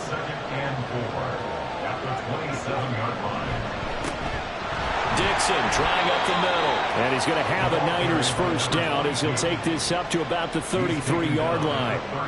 Last week, of course, the great performance, over 200 yards. He still wants to be fed. And they should. That's exactly what you should do. I have not yet met a running back that's run for over 200 yards that says the very next week, hey, let's back things up. I don't need it as much. No, they want it more and more. They're going to be ready to go because they think that's going to happen naturally now. Couple of nice carries back-to-back here, establishing the ground game a bit. Yeah, these aren't bare-bones runs now. I mean, they're getting substantial yardage, the kind of yards you're looking for, right? Let's go ahead and use a cliche. Stay ahead of the change, right? Five or more yards each time. That's what you're looking for in setting a tone and getting your offensive line going. Good sign on the opening drive. Here's a 2nd and 7. Oh, the ball comes out on the hit, but they'll say it's incomplete. You talk about this Miami defense. They were strong last week, CD, and that went over New England. And the big thing for them was the interceptions. I mean, you hear teams all the time talk about establishing. The Dolphins get there this time, and they bring him down. And the defense coming through on 3rd down, a loss of 7 to bring up 4th. Here comes the 49ers punter now. As the first drive of the game stalls out, he's on to punt. He punted 5 times in the win last week as this one's away. Yeah, he was looking for the checkup bounce, didn't get it. That scoots all the way into the end zone now for a touchback. So here are the Dolphins now getting set for their initial possession. And leading them out there, we get a look at their 6'3" quarterback. And I thought it was a really nice performance last week by him. 3 touchdown passes. I think that signifies exactly what he was getting done. He did have the 1 interception. But that's the ratio you say you're okay with, right? If you go 3-to-1, you're going to be pretty happy over the course of the season. And let's face it, he'll never blame the receiver publicly. But behind closed doors, he probably told his agent, hey, what's the deal? I should have had a perfect game. So 1st and 10 now from the 30.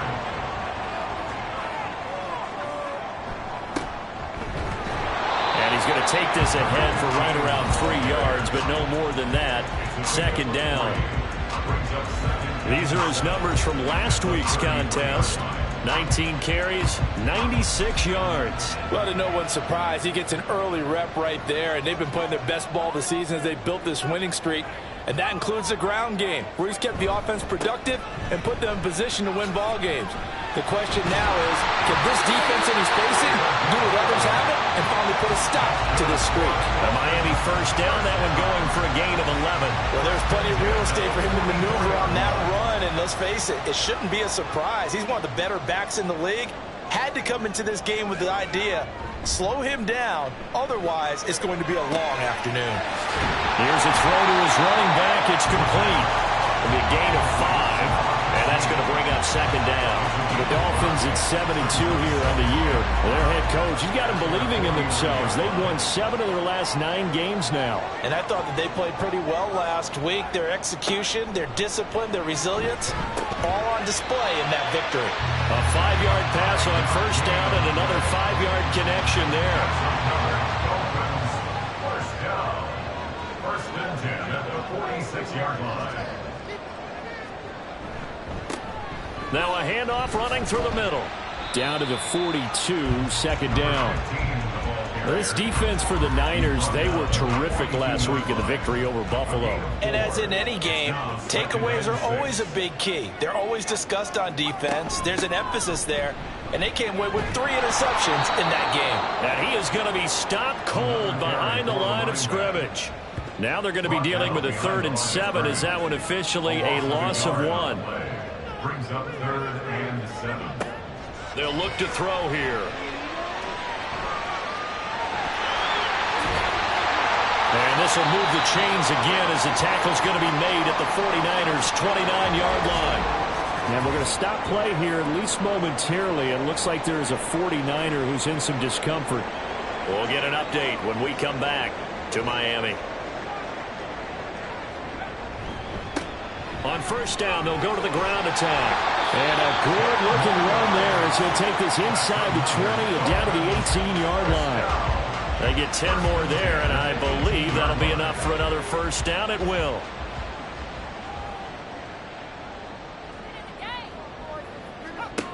Now they'll switch it up here and look to throw. Caught right side, Davis.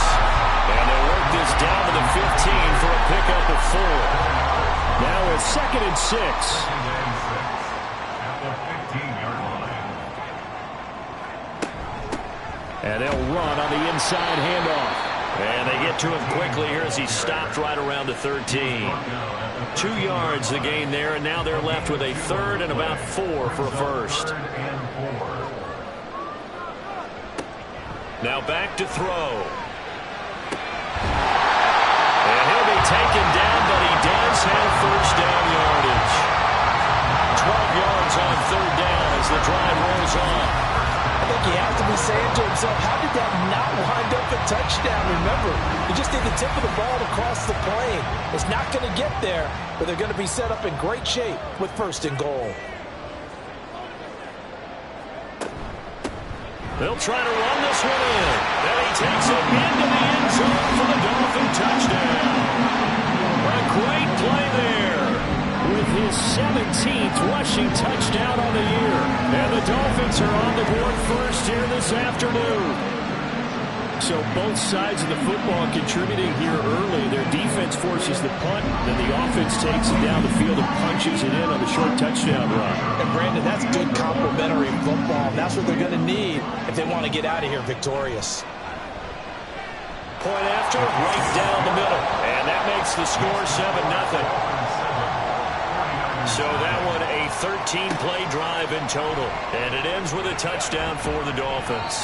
And beyond the 20, but not by much. In fact, just a yard pass there to the 21. Getting set to go again as we look at the back, heading onto the field again.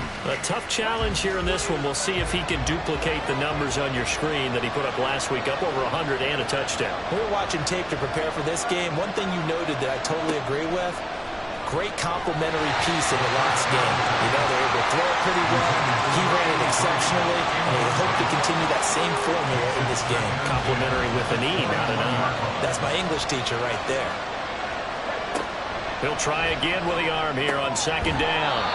Firing quickly here, and that's complete. That helps the completion percentage, but not much else, and now it's 3rd and 10. Right where this set of downs started, they need a full 10 here to pick up the first down and move the chains. And the Dolphins rush gets home, down he goes. And that'll bring up 4th down on the big sack with a loss of 5. Here comes the 49ers punter now. As the drive goes backwards, so he's on to punt it away. Pushes him over. It'll be a 51-yard punt that time. And it'll be Dolphin football. So Miami coming out for their second drive. And you know, it's certainly a lot of football left to play. We're not into December yet, but right now where we stand, they're in first place in their division, looking really good and looking to be a threat come January. And are you one of those early holiday shoppers, partner? Are you one of those guys get your list done? Because I think about what every team has on their holiday shopping list right now. What's the number one goal? Make the playoffs. Number two, win your division. Number three, and I think the biggest goal of all, try to get the number one seed so you get that first round bye and ensure you don't have to go anywhere in January and hopefully get to the Super Bowl that way. From the midfield stripe, they'll look to throw. And that one's going to be off target and incomplete. You look at this Niner defense. Yeah, they've been very good this year against the pass, currently holding on to a top 10 ranking at number 10. And while teams don't like to talk about it, they're pretty proud of their rankings. But this ranking is going to be put to the test today because they're going up against a top 5 passing offense in this one. They get 6. That'll leave them with 3rd and 4. It's a gain of 6. Makes it 3rd and 4. They'll look to throw again. Quick hitter here, it's complete. And he'll be taken down, but he does have first down yardage. They're able to convert with a gain of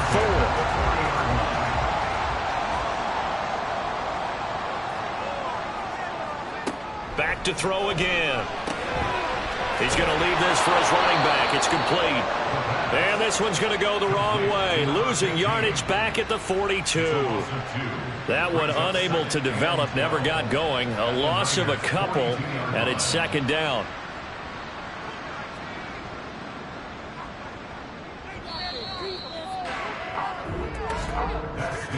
After one, 7-0 on EA Sports. 49ers nothing. Second quarter from Miami. It's the Dolphins with the football as they've got it second down and 12.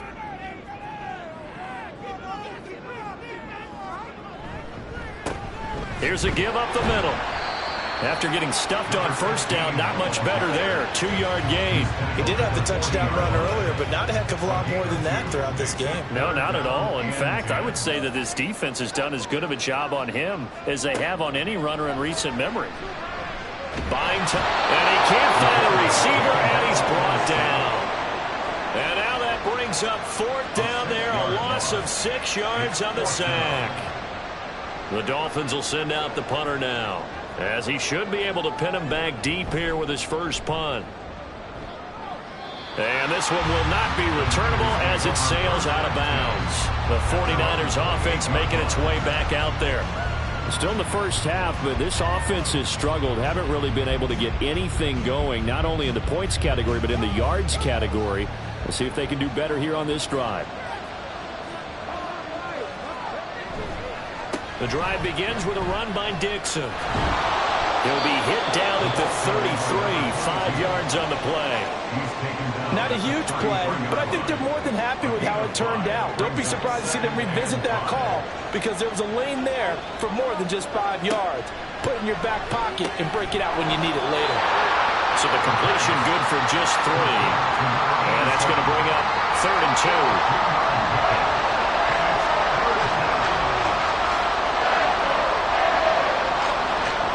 They'll set up to throw.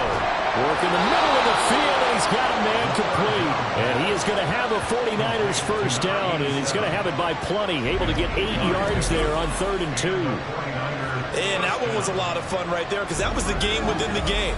3rd and short, blitz was on. What's the key for the quarterback? Get out of your hands in a hurry. And that was a quick little completion. Got the job done for a first down. Now on first down, he'll drop to throw it. And it's a short one here, complete to his tight end. So give him 5 yards there on the pitch and catch, and it'll be second down. It's a gain of 5. Brings up 2nd and 5 at their 49-yard line. Again, he'll drop to throw. And he finds a man on the crossing route. Well, he's going to be out of bounds, but not before he takes it inside the 40. Back-to-back receptions for him, and it's another first down. First down, San Francisco.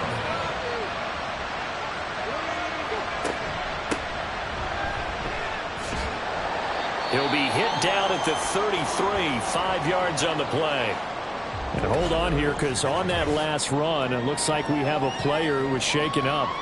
We'll get an update when we come back to Hard Rock Stadium. Here's a 2nd and 5.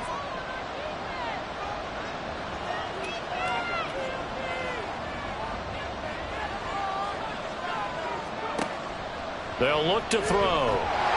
And he's going to be taken down. Pressure gets there back at the 39-yard line. It'll go as a loss of about 6, and now it brings up 3rd.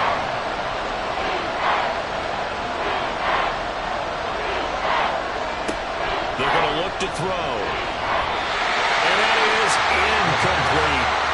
The Dolphins do the job defensively there, and now it brings up 4th. Well, how about the coverage we just saw him break out on 3rd down? Dive defense, blanketed the field with extra defensive backs and speed, unable to find an open hole to complete that pass. So, Charles, they are on the board after that kick. So 3 drives, 3 points. Obviously not the start that you were hoping for, but they're able to erase that 0 off the scoreboard. Yeah, I guess what you're saying is a point of drive is not what offenses are striving for by any stretch. They're happy they've got 3 now. They hope that that unlocks their offense for bigger points down the road. And they'll get him down right around the 25, actually the 26 officially, so a net gain of 1 there. So now the Dolphins set to take over on offense. Their win streak at 6 coming in and counting as they've got the lead right now beginning this drive 1st and 10. He'll look to throw. And this is incomplete. That certainly appeared to be a play call where they were just trying to make 2nd down, 2nd and short. I think they thought the coverage was off a little bit more than it was. Nice job there pressing up on it and forcing the incompletion. And 2nd and 10, he'll look to throw again. Flushed out right. And they're able to get this one across the 35. Nothing open downfield. He keeps it himself for 11 and a 1st down.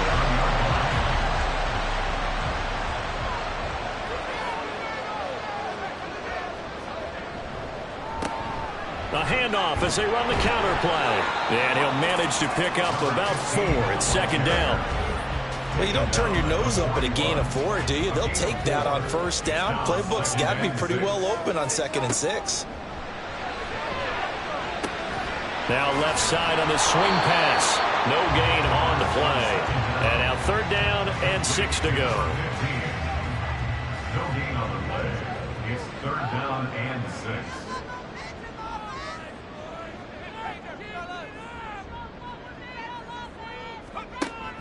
Now a shotgun snap as they'll look to throw. Yeah, this pass broken up.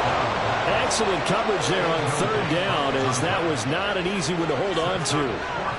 As soon as he leaked out and began his route, someone on the defensive side broke with him and arrived just in time to separate him from another reception. And on 4th down, on is the punt team sending this one away. Now Hill to return it. Following the punt return here, there's someone shaken up. We'll get an update when we come back to Miami.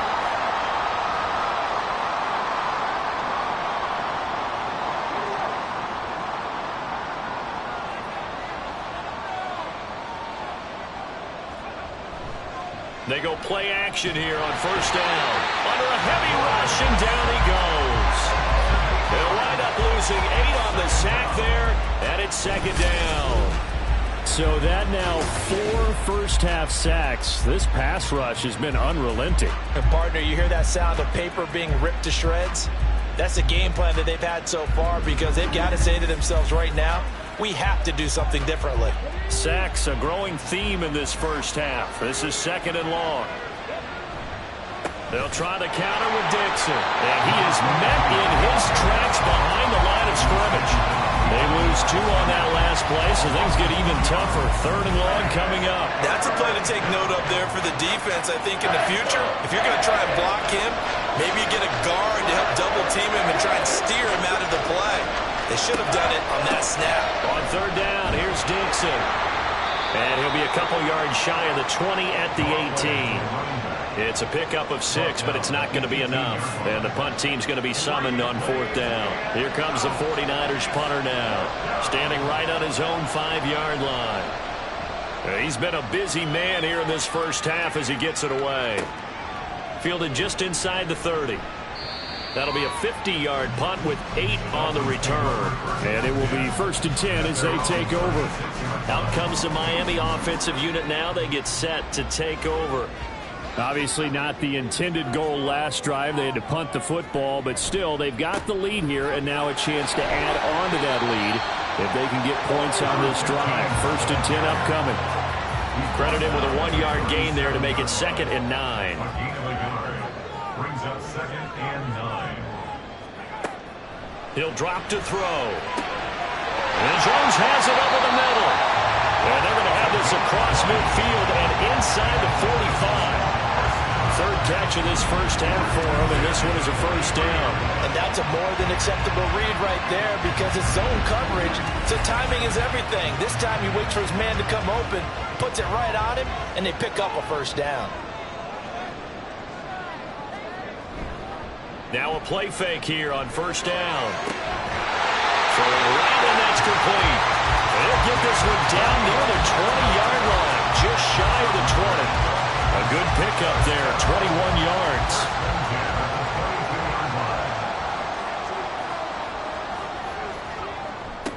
On 1st down, they'll go to the ground attack.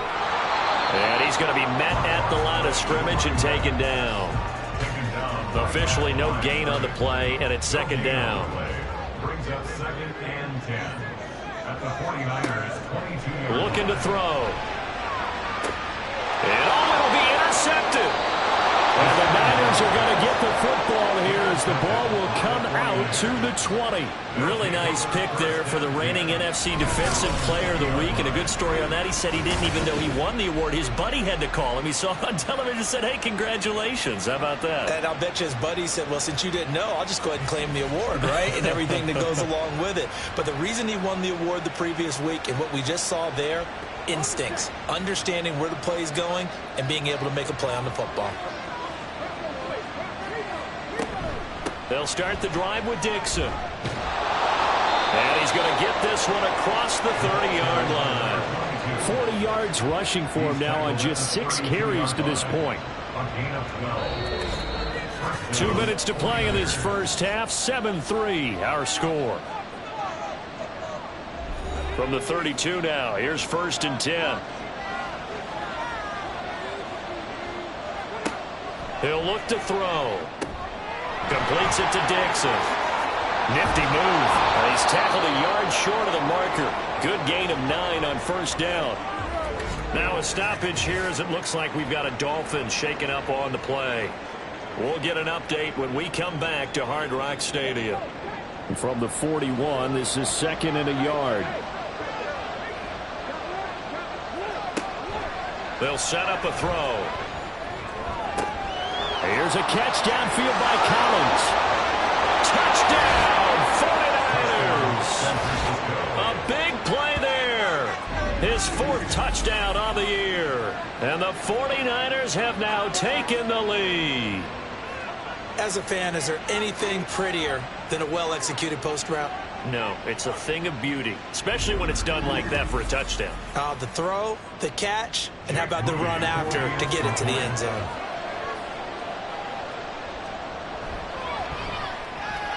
Moody good with the extra point. And the lead is now 10-7.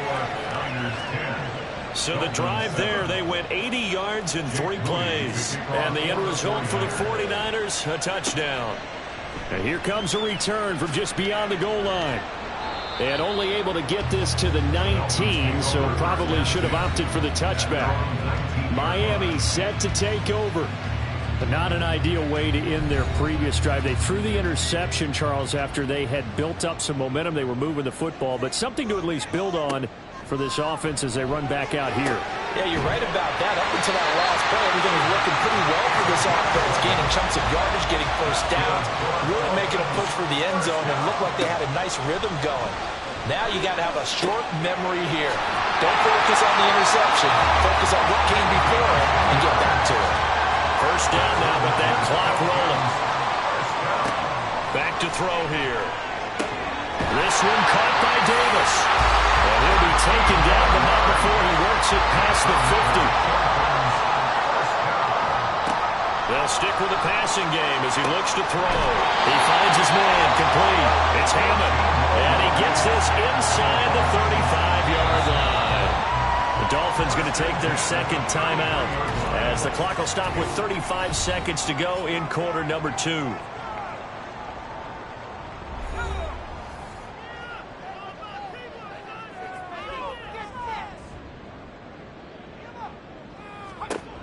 They'll look to throw now on first down. And his throw is incomplete. Well, the incompletion, yes, but maybe here not the worst thing in the world? No, not on 1st and 10. Actually gives them a chance to regroup, relax just a little bit. They huddle up, talk it over. Then they get a chance to continue their drive. Oh, and his early struggles continue. Here's another one intercepted. And the 49ers are going to have it here as they'll start at their own 24-yard line. And this is so uncharacteristic for him this season. Back-to-back interceptions from a guy who's taken really good care of the ball so far this season. Got to give credit to the defensive coaches, the players on the opposing sideline. Excellent preparation, even better execution. There again is the running back as he trots onto the field. A good job in the passing game, decent job in the running game, but really they've been more effective through the air. We'll see if that shifts at all as this goes on. Thus far, it feels like they're calling this game in reverse. Normally you run to set up the pass. Here it feels like they're passing, hoping to set up the run and be more effective later on in the game. Yeah, you can do it both ways. We usually talk about it in the reverse, however. No doubt about it. And now a throw on first down there, but it's incomplete. After the incomplete pass, here now is 2nd and 10. They'll look to throw here. And that will be incomplete with the clock showing 18 seconds now to go. So back-to-back incompletions, and that has him staring at a 3rd and 10. They'll drop the throw. And that one to the right side and incomplete. That could be the stop this defense needed to get them back on track. They've been pretty well dissected by the offense here in the first half. After that possession, now they know that they can compete with this offense. So they're forced to punt on 4th as this one's away. And he couldn't get it to check up. That kicks all the way into the end zone for a touchback. First down Miami as they get set to start the drive. And with 7 seconds remaining, not much time to really do anything. And an anxious moment or two there, but they do get him down. Now whistles and a timeout with 3 seconds left in the first half. They'll throw now on the final play. He's going to float this one deep right side. And it's knocked away and incomplete. So we've hit halftime. Just a field goal separating these two teams at the break. As we go up to Orlando now and hand it over to Jonathan Coachman with our EA Sports Halftime Report. Take it away, Coach. All right, Brandon, thank you very much. More from you two in a minute, but first, let's take a spin around the NFL and see what's going on here in week number 10. We'll start up at Gillette Stadium in Foxborough, and it's the Seahawks who are out in front in the second quarter. The Seahawks trying to gut this one out as it would be a good victory for them if they could get it. From there, it's off to the land to check on the Browns at home in the Dog Pound. And that one's at halftime with them leading the visiting New York Giants. The Browns trying to hold on and claim victory. Lastly, let's head up to the Twin Cities to check in on the Vikings at home in Minneapolis. As you can see, the score there in the second quarter. Trey Lance with a couple of touchdown passes. This one's been as good as advertised. Just a field goal separating these two teams. This is a very level first half, and I'd expect to see more of the same after the break. All right, Coach, thanks. Yeah, both teams likely to make some changes in what's been a closely fought battle to this point. A good, tight football game thus far. 10-7 the score as we resume action on EA Sports. And no run back here as the third quarter will commence with a touchback. The Dolphins getting set to go back to work here in quarter number 3. They do trail, but they have a chance to possess the football first to try and do something about it. And that certainly makes it something of an important drive for them, because is it going to win the game?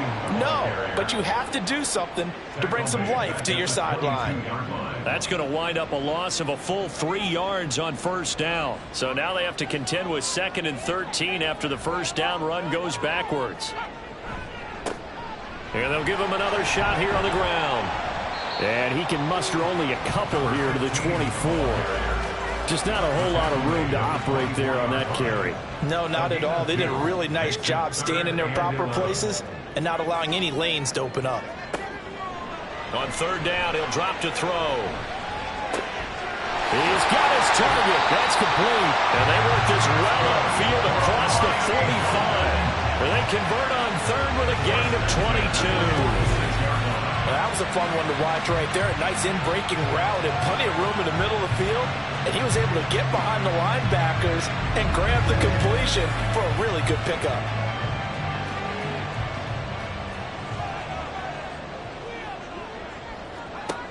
They'll look to throw here on first down. Completes it to Davis. And down he goes at the 45 after a pickup of 9. Ball spotted at the 45. Here's 2nd and a yard. At the 45-yard line.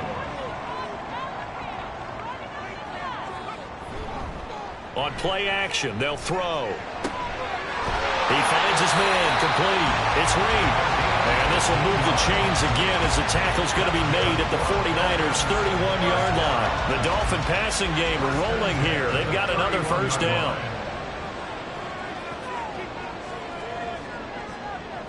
Slot man moves right.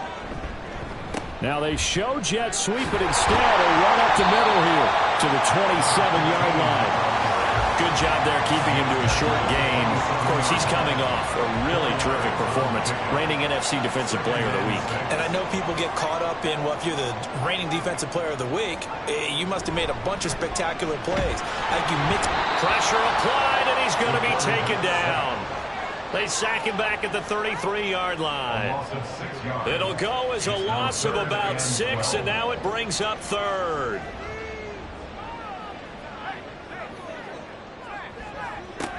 Out of the gun, they'll look to throw. And incomplete. He had nowhere to throw, so he just tossed it away.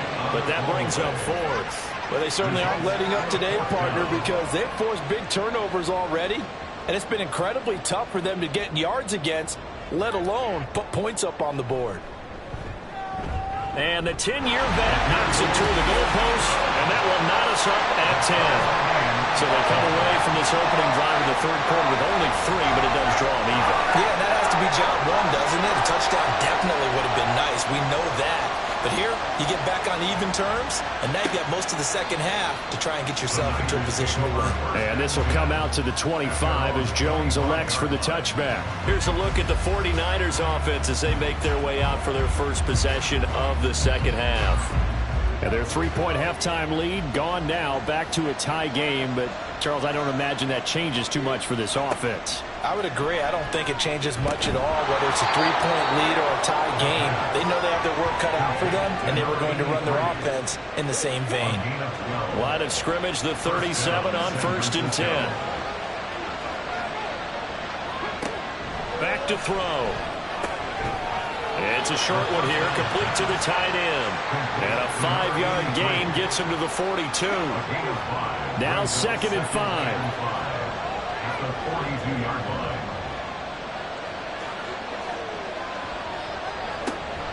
They'll set up to throw.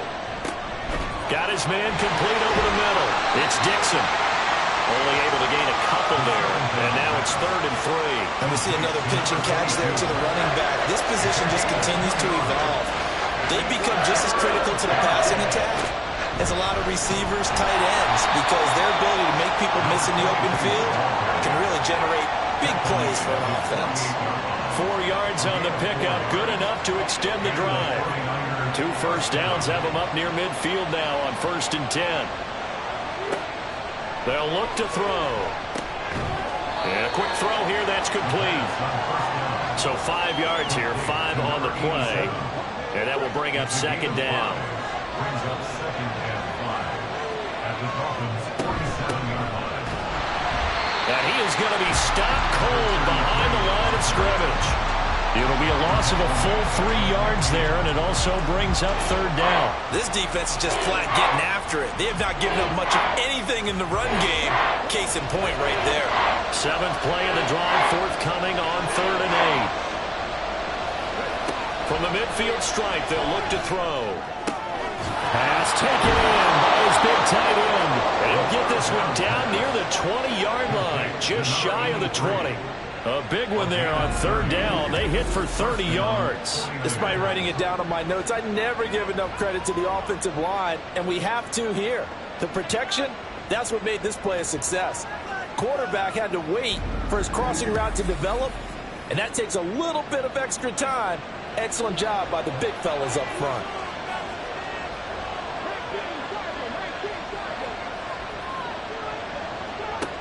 On 1st down, he'll drop to throw. Dixon, complete.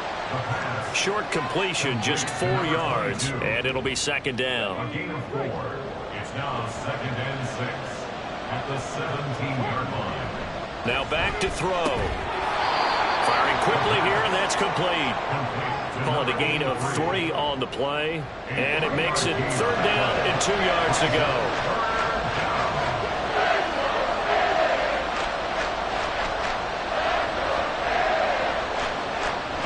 They'll look to throw again. And it's complete. In the end zone, touchdown 49ers. From 13 yards out. And the 49ers have moved out in front.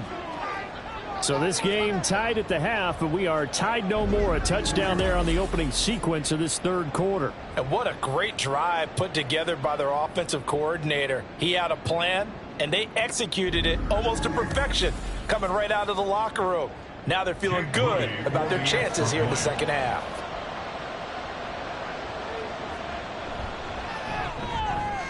Moody good with the extra point. And that makes it a 17-10 score. 17. Dolphins 10. And it'll come out to the 25 as he will not attempt to return. The Dolphins ready to take over on offense. Last time out, you remember their drive stalled, but thanks to their kicker, booted a long field goal to at least get them 3. Now here they'll try to do better and find the end zone. And in our experience, how much fun is it for coaches to know that they've got a kicker who can nail it from long distance? Now, the hard part is, as an offensive play caller, you don't want that in your head too much where you're relying on it, and he goes out and gets the job done for them. But I'm quite sure he would be content to just kick extra points from here on out. Yeah, absolutely no question. I think his teammates would be okay with him just kicking the extra points as well. And he's free going down the left side. It's a foot race. And they're going to have this across midfield and inside the 45.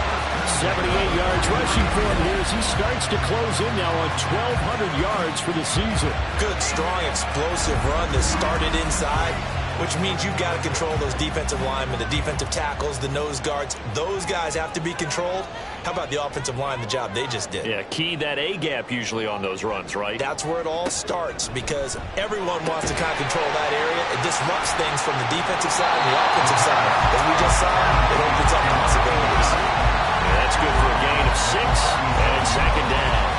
Not a big window to throw. Coverage wasn't too bad there. Yeah, they had him under wraps pretty well, but somehow able to muscle his way open and catch the ball.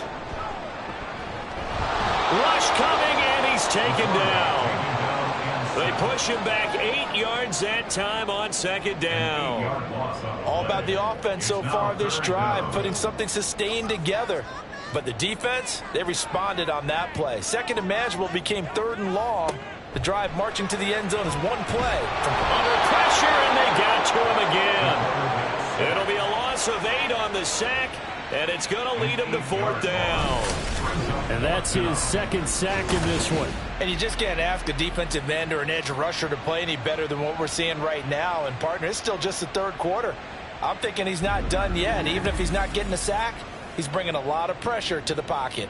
The Dolphins will send out the punter now as he's on to kick it away.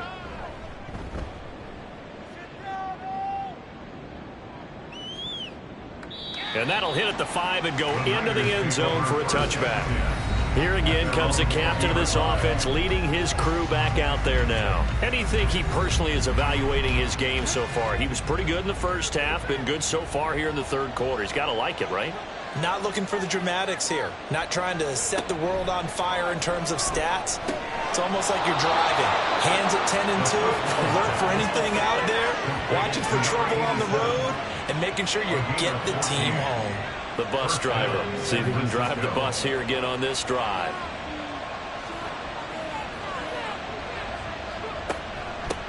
On first down, they'll go to the ground attack.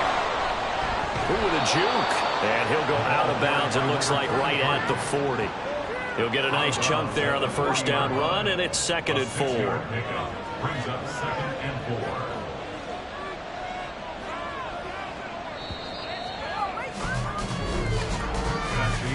And they're not going to get to the line to run another play. So we will switch ends as the third quarter has come to a close. You are watching the NFL on EA Sports. Back now in Miami. Ball on the 40 now. Here's 2nd and 4. It's 49er football here. They've got the lead as well as we get set to start the fourth and final quarter. And he'll get it out a couple yards shy of midfield at the 48. Offense.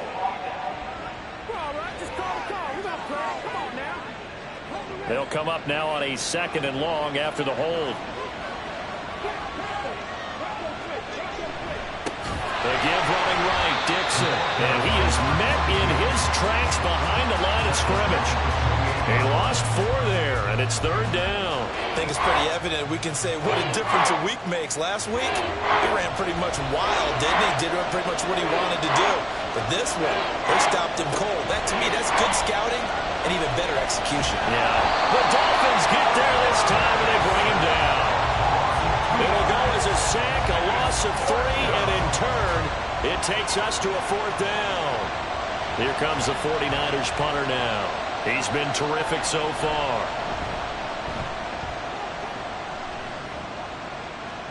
Fair catch called. It's taken in right at the 20-yard line. So a change of possession here on the punt. And they will take over 1st and 10.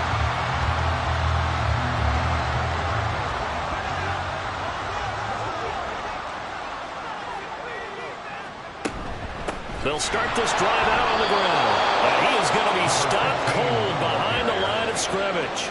2 yards the loss, 2nd and 12. Yeah, another negative play in an early down situation. This one to start the drive. You're putting a lot of pressure on your quarterback to bail you out when you're in 2nd and long yardage.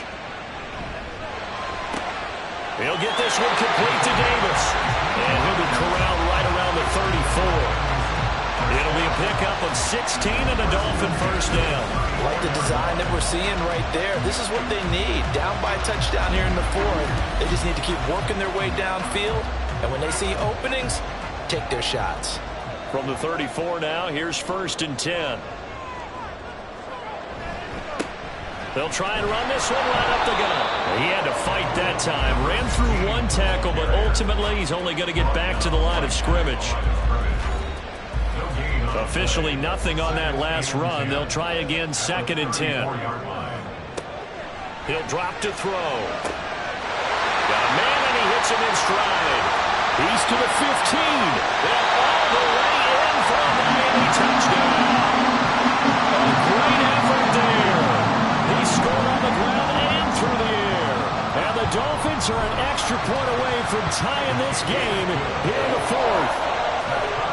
Forget the extra point. It's up and good. And we are tied here in the 4th quarter. Now this one setting up for a great finish. All tied in the 4th as the kick's away. Now Jones. And he's up past the 20 to the 22-yard line. The 49ers offense now. They work their way back onto the field. Well, they just gave up the score to tie it. That's the bad news. The good news, plenty of time in this 4th quarter to try to grab that lead back. They'll try and start this drive in the air. And it's incomplete. Boy, he doesn't drop many like that one. 2nd down. So after the incompletion, 2nd and 10 from the 22. He'll look to throw. Over the middle, complete. That's Collins. They get 7 out of that, so they're left with a 3rd and 3.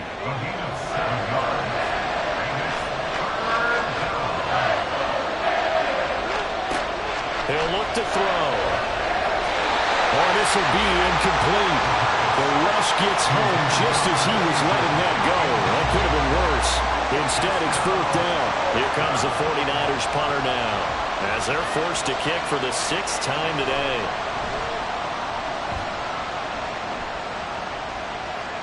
Fair catch signaled for and taken at about the 15-yard line. 51 yards on the punt there. And out will come the offense as they take over.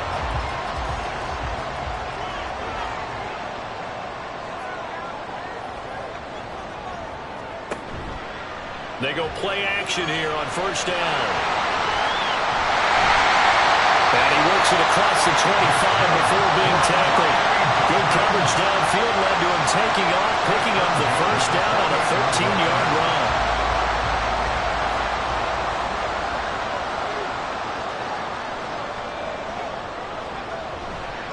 Here's a play fake as they set up to throw. And his throw is going to be incomplete.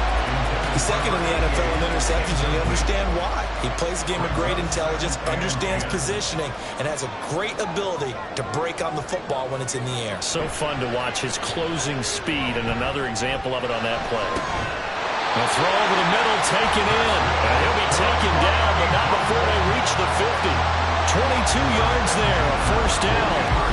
And partner, in a tie game in the 4th quarter, you and I both know in the NFL, that's when you lean on your stars, and he came through with a nice catch right there.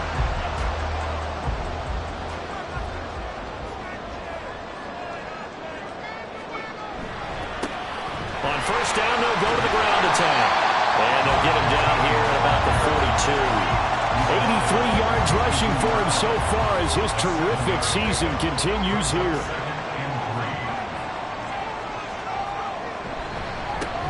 They'll keep leaning on the running game, back to the ground.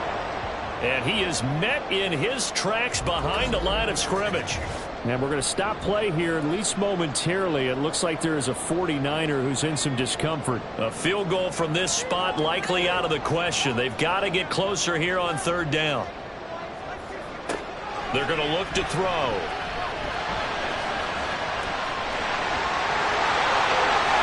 The 20. And all the way inside the 15 before they drop it. Big yardage there on the scramble. It gets him a 1st down. At least this time he's getting hit after a positive play for his offense. The pressure was coming through yet again, but he certainly didn't stick around for the sack on this occasion. Found an escape route and ended up getting the 1st down before taking the hit.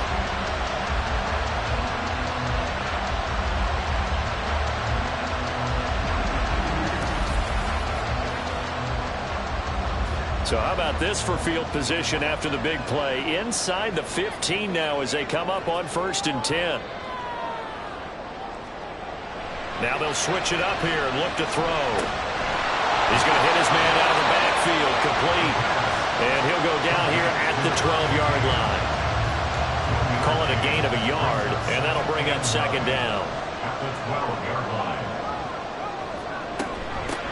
From the gun, he'll hand this off.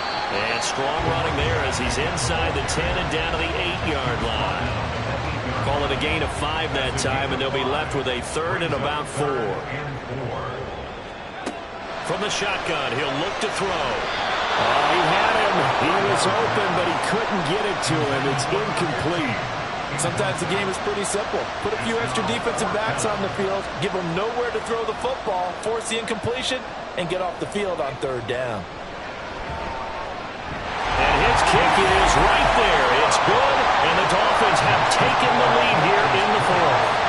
So the drive here ends with a field goal. It does give them the lead, but this one's still certainly a long ways from over. It definitely puts a lot of pressure on your defense to hold the lead, right? They're happy to have it and happy to be out there trying to do so.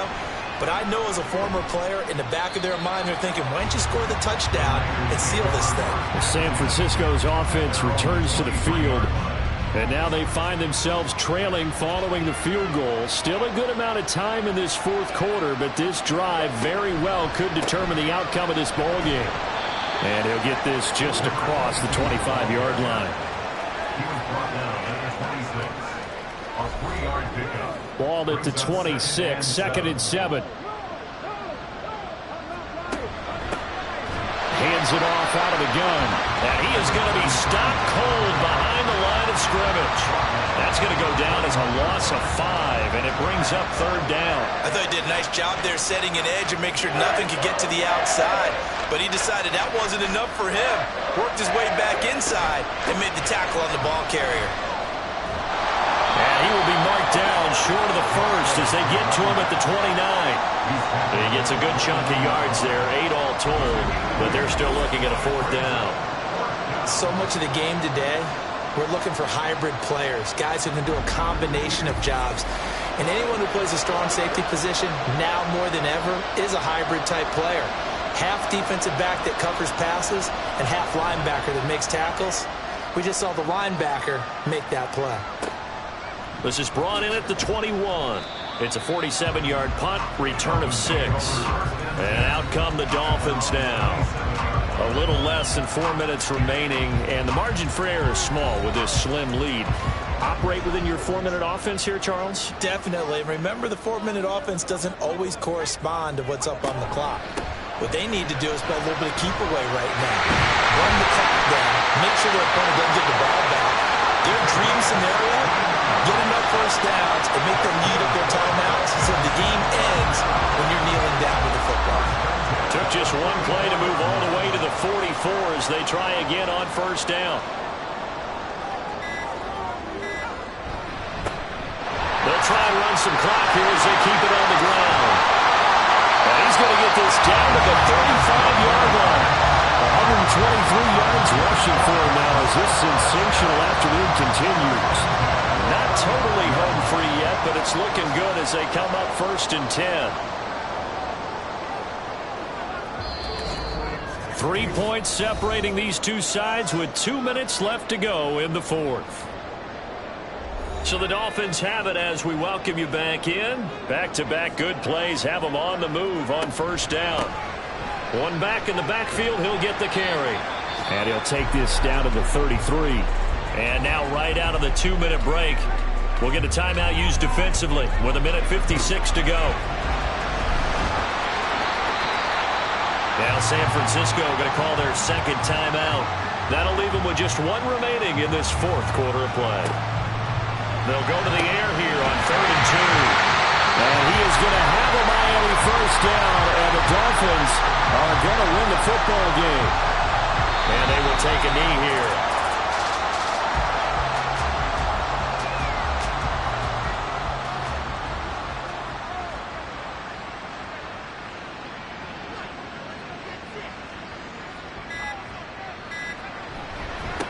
On 2nd down, they'll run it here. And he can't quite get there. Tackled down at the 1. This defense needs a big play in the worst way because so far, they're not putting up much of a fight. If they don't get a stop here soon, this game could be over for them.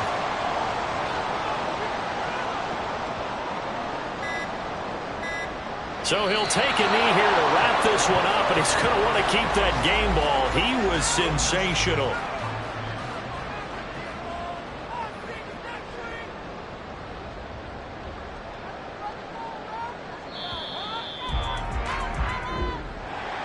It was a pretty entertaining ball game. Charles had the lead changes going on in the 2nd half, but I think for the losing side, not able to put any points on the board in the 4th quarter, that ultimately was what really stung them. And you know it puzzled them during the game. It's going to puzzle them even more when they go back, watch tape, and try and figure it all out. Did they not make the proper adjustments, or were they just outplayed? They'll have to figure that out and get ready for their next one. So for Miami, they continue to put themselves in position for a 1st-round bye as they move to 8-2. And they'll get to stay home again next week. Meanwhile, for the Niners, the loss will drop them to 6-3 now on the year. And they'll get a chance to redeem themselves at home next week. So for Charles Davis and our entire crew, I'm Brandon Gaudin. Next game, guess what? Charles and I will be here again. It's the NFL on EA Sports.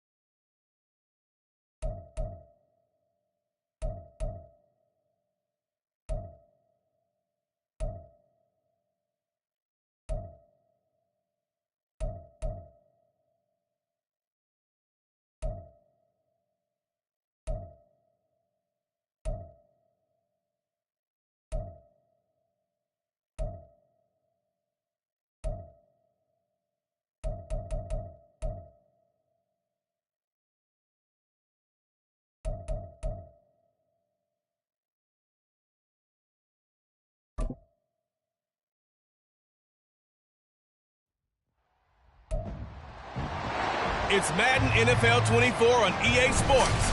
And this one features the Saints' superstar cornerback, who enters this game with 38 tackles so far this year. It's the Saints and the Falcons. All that and more. Coming up next.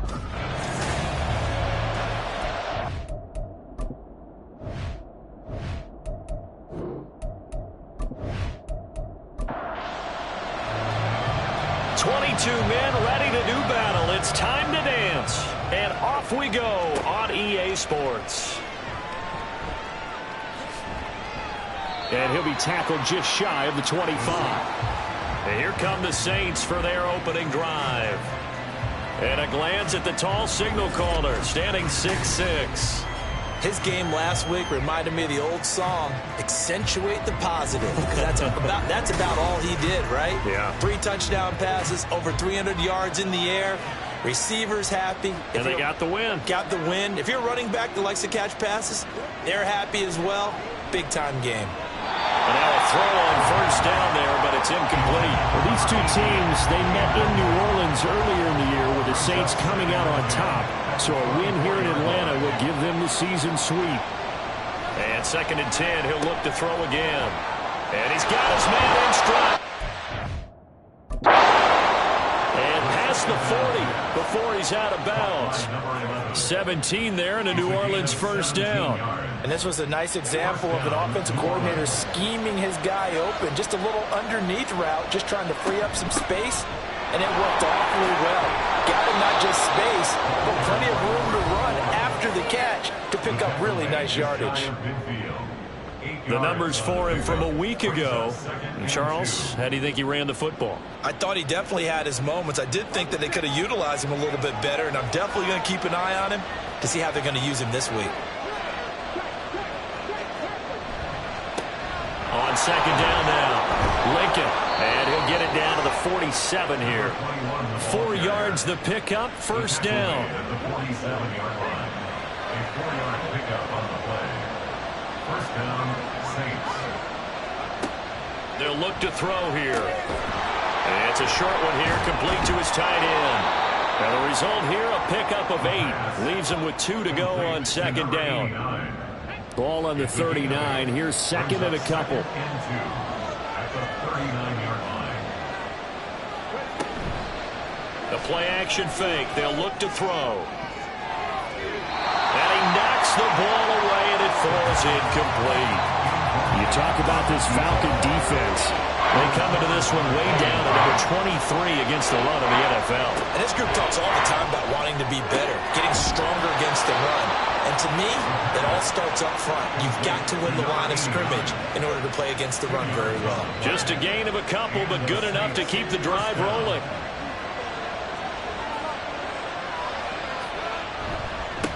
Now a handoff up the middle.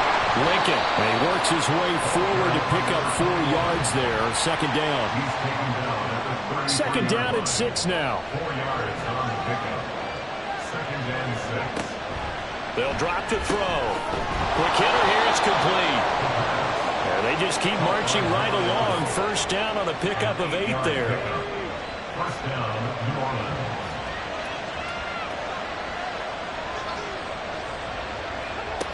Back to throw here. Oh, he's got a man wide open, complete. And he gets it inside the 10 to the 9. Another first down as they call his number again. He's got 15 yards here. A lot of precision being shown on this opening drive. They've been methodical, they've been crisp, and as a reward, they're going to be set up with an early 1st and goal. 1st and goal, a chance for an early statement here on the road. Nice work to get 7 out of that, and it's 2nd down. That's an early scramble that can be viewed positively by either side. From the offensive point of view, it begins to establish it as a possibility to keep it on certain plays. And defensively, they're avoiding giving up a huge play with one of their first tests in containing a quarterback on the run. Another shot here from the 2 as they come up on 3rd and goal. And they'll run again. And he takes it across and into the end zone. Touchdown, Saints. A great play there. his 7th rushing touchdown on the year. And the Saints get the upper hand as they're on the board first here this afternoon. But a point after, good by Groupie. And it's now a 7-0 game.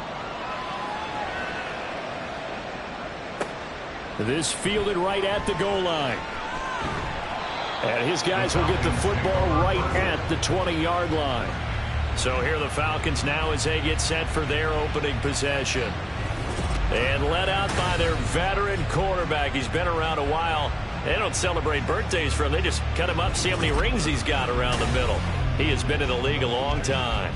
And last week's loss came despite a clean game on his end, throwing the ball with 2 touchdowns and 0 interceptions. His job this week is simple. Do it again. Continue to avoid turnovers and hope that what sunk them last week resolves itself this time around. These are his numbers from last week's contest. 15 carries, 63 yards, and a touchdown. And he has 12 touchdowns on the ground this season, so you know he's a big part of their offense. They count on him, not only to score the touchdowns, but now they can play action, fake it to him, throw it out to the wide receivers, get it to other players who can also produce. Stroud's throw into the hands of Henry here. Give him a gain of 5 on the completion, and that'll bring us to a 3rd and 4. Here's Stroud.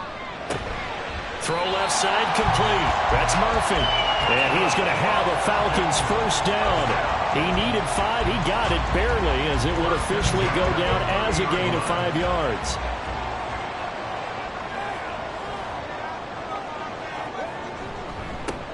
One back in the backfield. He'll get the carry. And he'll power ahead, but only for about 3 yards. Second down coming up. From the 33, here's second down and 7. It's a pickup of 3. Brings up 2nd and 7. They'll send the big tight end in motion right. And they'll give him another shot here on the ground. And he'll get this up to about the 40. A gain of 3 last play. This time they double it and pick up 6. So they just need 1 yard here to pick up the first down. 3rd and 1, Stroud. That is caught. And he's going to have a Falcons first down as they're able to get the 3rd down conversion. But they kept it simple there, CD, only needing the short gain to move the chain, so they didn't want to go with a deep throw. They just go with that safer, shorter throw and able to convert. Nothing wrong with that at all, partner. Check the box, right? Make sure you pick up the first down. Offense is getting established. You're moving the ball. You're not turning it over. Check, check, check. They like what they're doing early in the game. Again on second down, it's Stroud. Short pass caught by Henry. They get 6. That'll leave him with 3rd and 4. Well, that's not just his first, not his second, already his 3rd completion here on the opening drive. And I think it's safe to say that getting him the ball in this game, one of their top priorities. And a top priority for the defense has got to be finding ways to cover him. And I don't think you can have one basic coverage to get it done. You have to throw a number of coverages at him, make him think as he's running downfield, and hope you can create a little bit of havoc. They punted 3 times in the loss last week as he sends this one away. And this one hits at the 3 and then bounds into the end zone for a touchback. New Orleans Saints, they get ready to set up shop for their second drive. Just the one misstep for them in the first half of the season. 7-1 is the record at the midway point. And in terms of whatever power rankings you want to go by, they're at or near the top of the list in terms of best teams in the National Football League. And for me, in my little bit of rankings here, I've got them at the top. I know there's still 2 months to go, and we've seen teams get off to hot starts and then fade away due to injuries or the schedule or whatever. But unless there are a rash of injuries on this team, I'd be surprised if they aren't a 1st or a 2nd seed come playoff time. They'll look to throw here on first down. He finds his man complete. It's Hodges. And he'll be taken down, but not before he gets into enemy territory. Another first down, this time on a gain of 19. And after that completion, you can understand why so many teams in the league are emphasizing speed on defense at every position. The tight ends have created so many tough matchups now. If you can't run with a tight end as a linebacker, this is going to be the result every time. And a pretty good burst right there as he'll take this down to the 33. A good gain again. That's now 31 yards combined on those last two plays. So they'll come up 1st and 10 now from the 33. On play action, they'll throw. Wide open receiver, complete. And inside the 20 before he's brought down. 17 more yards on that one as they keep the drive rolling. So the ball down to the 16 here for 1st and 10. Looking to throw. This is caught. Touchdown, Saints. A great effort there. His 2nd touchdown on the season. And the Saints have taken a 13-0 first quarter lead.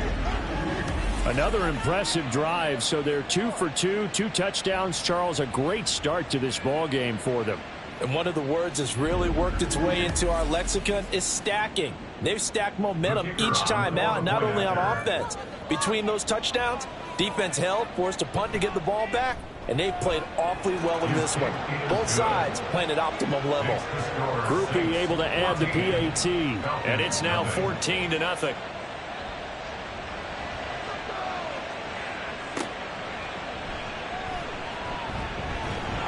And able to get this across the 20, but not much further as he's dropped it to 23-yard line. So for the 2nd time in this one, we get set to see the Falcons offense. They've been outplayed early, no question. Down 14-0 already as they come up 1st and 10. Now Stroud. Got his man complete over the middle. It's Murphy. And they're able to get this one across the 35. They may want to go back to that one. First play of the drive, good for 15 and a 1st down. And Stroud now to throw. Looking left side, and it's complete. And he'll be taken down across the 50 at the 45 in enemy territory.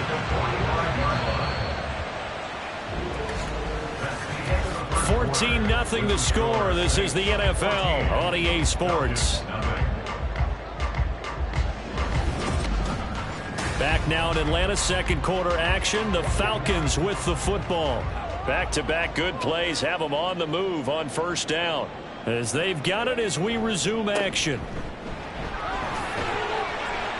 Down to the 42, 2nd down.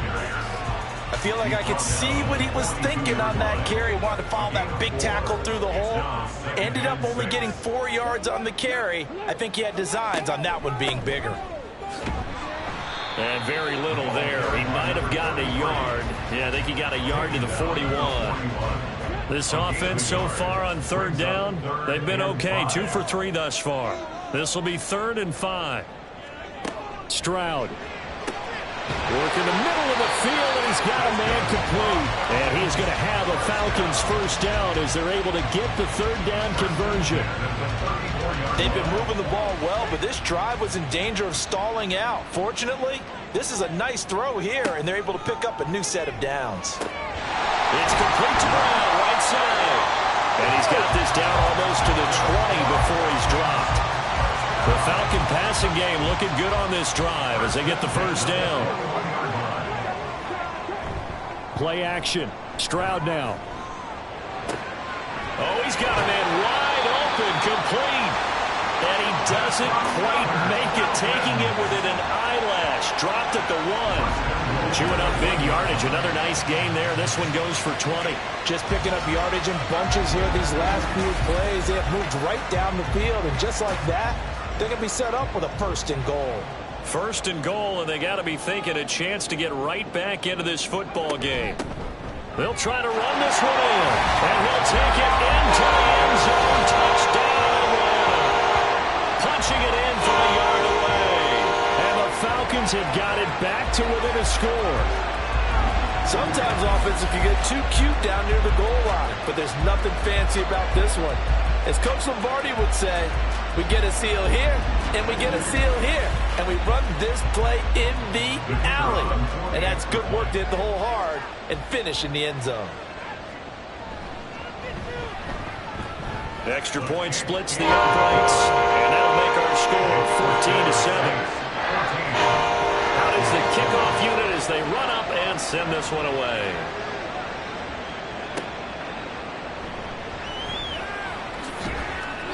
And makes it across the 20 as his guys will set up shop at the 23-yard line. Well, look at the running back, the man out of the backfield as he gears up to go again. He's been good. His guys are winning. So far, the recipe working here in the second quarter. And he doesn't like to just tote the rock.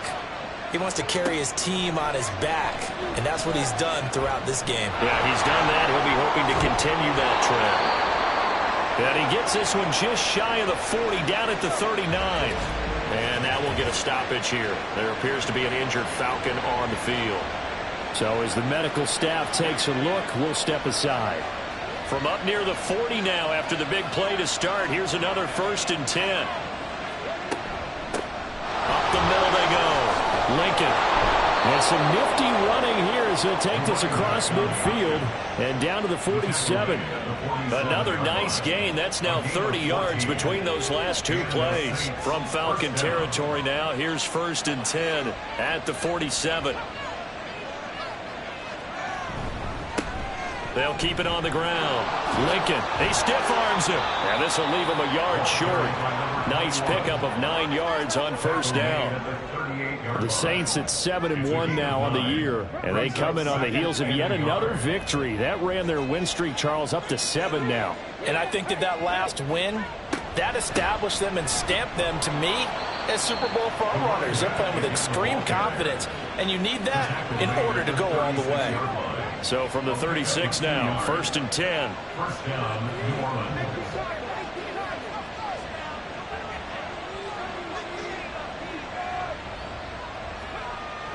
Back to throw. And that one drops down, incomplete. Good coverage there, forced the ball free, and it's 2nd down.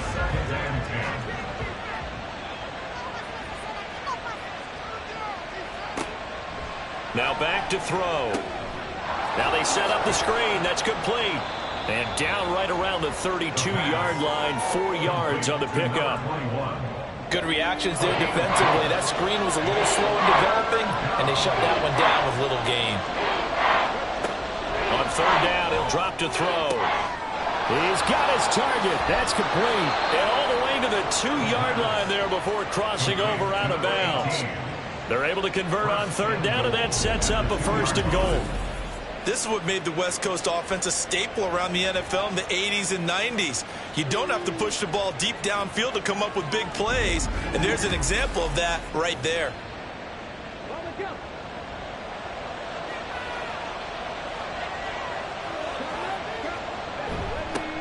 They'll try and run for it on 1st and goal.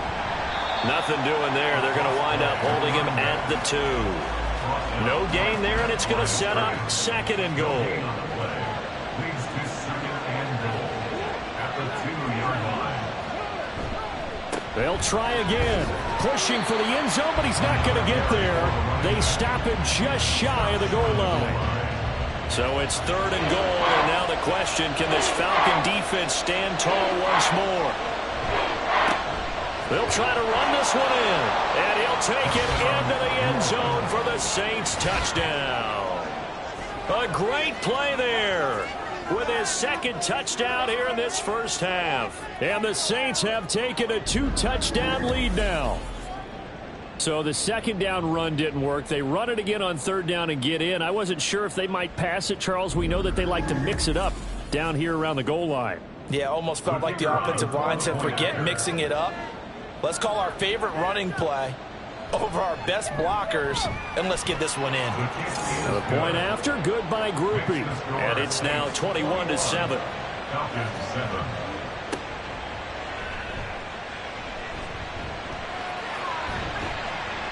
And a decent return out to the 27-yard line. Here comes the Atlanta offense now ready to take over here. As this offense comes back out here, Charles, they're trailing in this ball game. And they've been on the sideline for a while. They did score their last time out, but they just had to watch that long, sustained drive, so we'll see if they can shake the rust off. Yeah, and that's always a question that you have when you have to come off the bench after having sat there for a long time. Are you ready to go?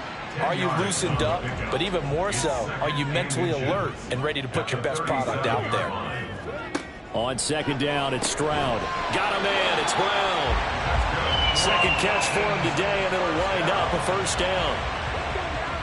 First and 10 at the 41-yard line. Stroud to throw it. Man open left side is Brown. And he's able to take it across midfield before going out of bounds. Second down and a yard.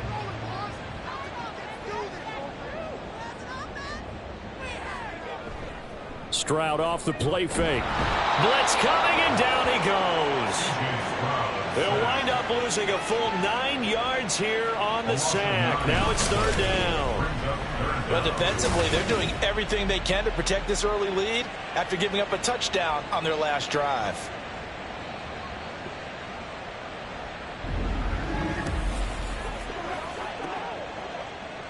Still needing 10 yards. Now it's third down.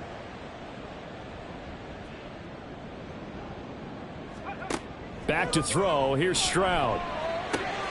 Pass taken in by his big tight end. And this is going to be another first down as the tackle's made at the Saints 40. 18 yards, a big pickup there on third down. So in Saints territory now. Here's first and 10 right at the 40. Stroud looking to throw. And that's going to be incomplete. Too tough to hold on to that one. It's second down. Brings up second and 10 at the 40-yard line. Stroud sets up the play action. Looking left side, and he's got a man. That's Murphy. And he'll go out of bounds after taking it a little further down inside the 40. The offense on third down, they've been near perfect. 4 for 5 to this point. This will be 3rd and 6. Stroud will look to throw once more. And the Saints pressure gets him. Brought down for a sack. It's a loss of 10 on the sack, and it leads to 4. Already up 2 touchdowns. How about that drive killer of a sack there to add to their good play? This offense coming away with no points now when some kind of score was desperately needed. On 4th down, Matt Ariza sent on to punt.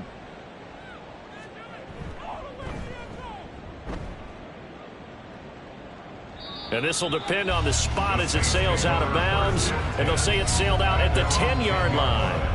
Getting set to go again as we look at the back heading onto the field again. And he's well on his way to a 100-yard game. He's already more than halfway there. We're only in the second quarter.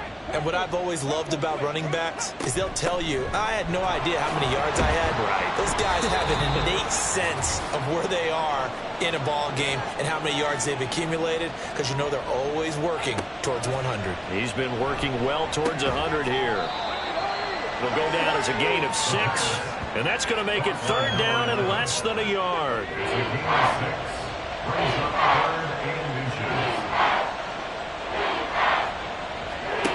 He'll drop to throw.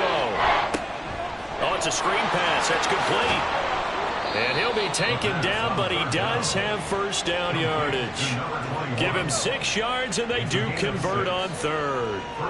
And that's a gutsy call there on 3rd and short, because that's a play that's got a good chance of being blown up in the backfield for a big loss of yardage. But nice job out wide to gather in that screen pass, use his blockers well, and pick up the first down. How about the timing on that one? Boy, they were in sync, weren't they? 3-step drop, balls out of his hands, right to the tight end. Nice completion, just like they do it in practice. Going right side here, and that's complete. The Saints going to call the first of their timeouts, as the clock will stop with 55 seconds to go until halftime. Throwing on first down, but this one winds up to be incomplete. Well, they've been back on their heels a little bit here on this drive, but a chance to exhale just a little bit there with incompletion on first down. Now they have to gear up, try and get 2 more stops, and escape this drive. Wide open receiver complete. 22 yards there, a first down. A gain of 22 yards. And the Saints first down.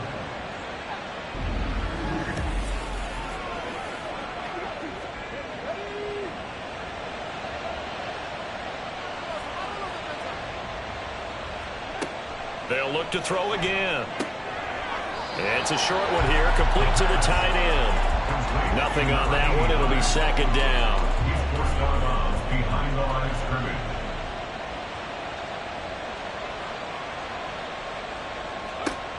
They'll stick with the passing game as he looks to throw.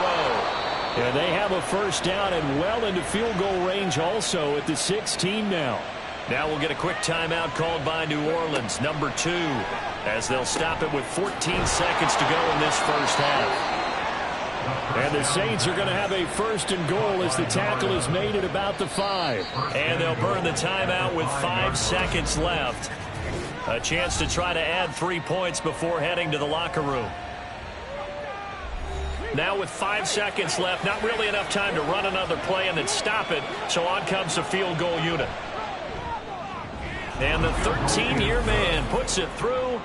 So a long drive gets him down inside the 5, but ultimately they settle for just the field goal. And I have to think that if maybe they were a yard closer, that would have made their decision tougher, and I think they likely would have gone for it. But in this situation, they just decided to take the 3, and I think it was a smart move. So we have reached halftime with the visiting Saints out on top. As we'll send you down to Orlando, and we check in with Jonathan Coachman for our EA Sports Halftime Report. Coach. All right, Brandon, thank you very much. More from you two in a minute, but first, let's take a spin around the NFL and see what's going on here in week number 10. We'll get started up at Cleveland Browns Stadium in Cleveland, and it's the Browns who have the lead at halftime. The Browns locked in a tight one, but this is a game you feel they've got to have. From there, let's hop over to New England. Check out the Patriots at home in Foxborough. And you can see, currently they trail in that ball game. The Seahawks trying to gut this one out, as it would be a good victory for them if they could get it. Lastly, let's head up to the Twin Cities to check in on the Vikings at home in Minneapolis. As you can see, the score there in the second quarter. Trey Lance with a couple of touchdown passes.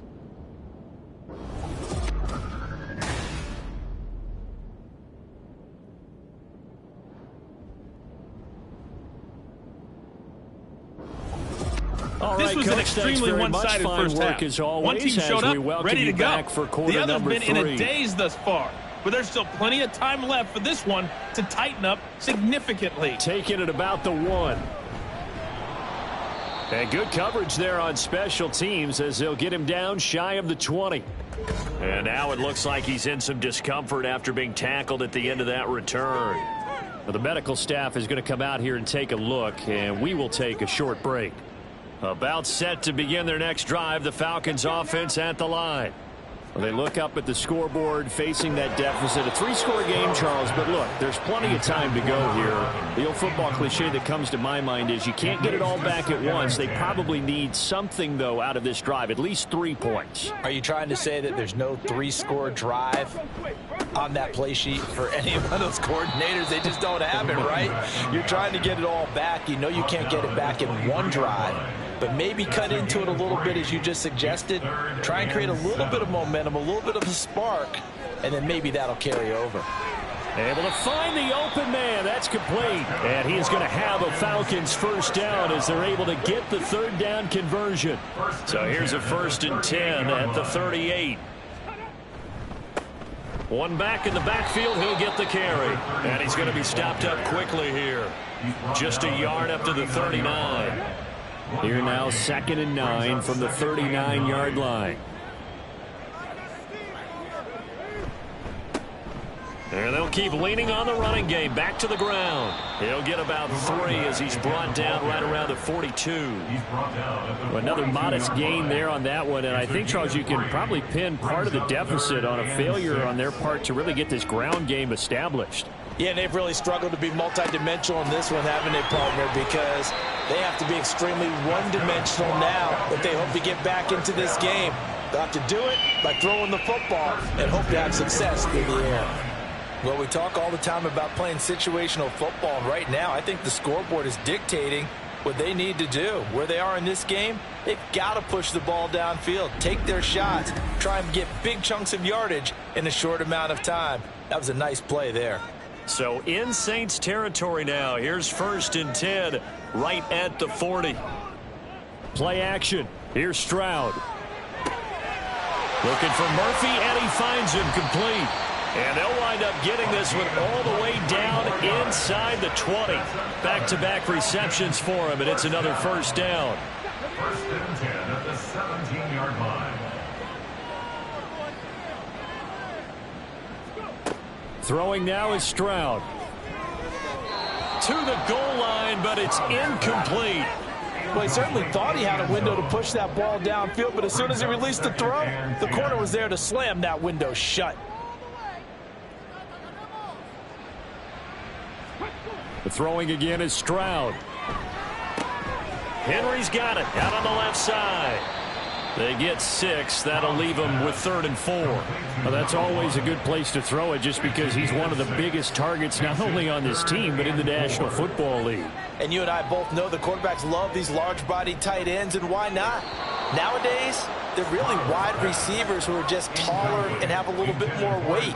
These guys catch the football, make big plays downfield. In the old days, we wanted them to block. Now coaches want them to catch the football first. And his kick here is good. And that will close the gap down to 14. So a good drive there to begin quarter number 3, but they're only able to shave 3 points off the lead. Well, something's better than nothing. All right, they didn't play particularly well in the first half, but they definitely need them to step on the accelerator now and play a whole lot better. This taken in at the goal line. And able to get this out to the 25. So here are the Saints to take over. They've got the lead right now, and remember, they are riding that very impressive 7-game winning streak, trying to push it to 8. They'll try and start this drive in the air.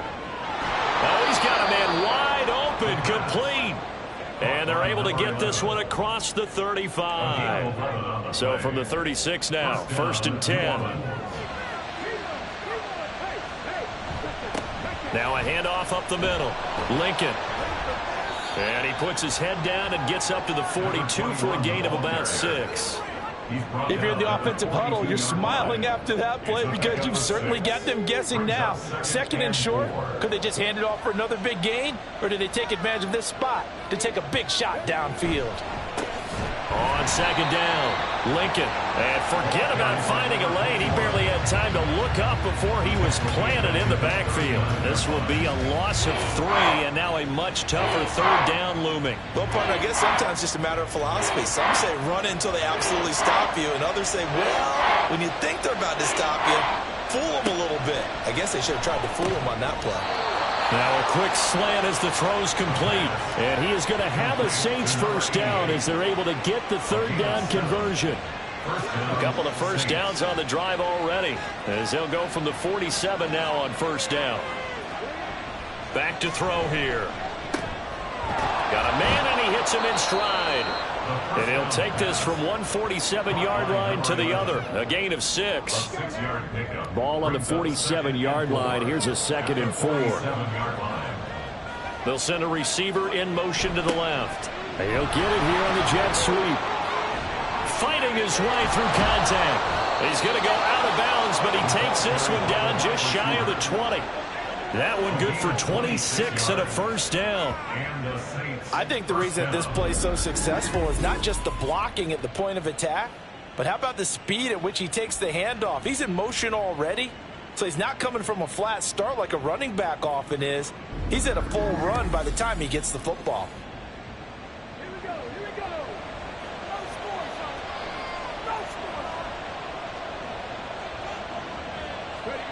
On 1st down, he'll drop to throw. Touchdown! From 21 yards away. And the Saints take a 3-touchdown lead. The tight end can kind of be that diamond in the rough secret weapon that you have, and right there they show you why. And it's becoming less of a secret, isn't it, partner? Every game that we do nowadays, the tight end is a featured receiver, not just a blocker, as in the days of old. Here's Groupie for the PAT.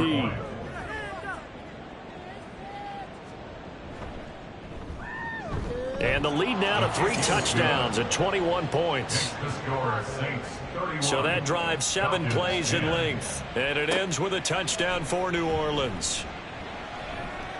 Oh, a good-looking return set up here. And they got to be pleased with this. He brings it all the way up to the 40-yard line. Now the Falcons offense gets ready to head back onto the field. They're down 3 touchdowns to this point, needing to put something together as they have it 1st and 10. They'll start this drive out on the ground. And he's going to bowl his way forward to the 48. 7 yards on the pickup there, and it'll leave him with a 2nd and 3. Brings up 2nd and 3. And Stroud now to throw. Over the middle, it's complete. 7 yards there and a 1st down. 1st and 10 at the 45-yard line. Stroud. Throw right side, taken in by Pettis. And they go backwards here, losing yardage back at the 48-yard line. That one unable to develop, never got going. A loss of a couple, and it's 2nd down. Really good defensive effort. They were all over that little swing pass out to the right side before lost yardage. Terrific read, better execution, and done with a lot of enthusiasm, wasn't it? Absolutely. They saw it all the way, ran to the football, and caused a nice play for lost yardage. Throwing again on 2nd down, but this time it's incomplete. This offense in desperate need of a conversion as they come up on 3rd down. Now Stroud. And a quick throw here, that's complete.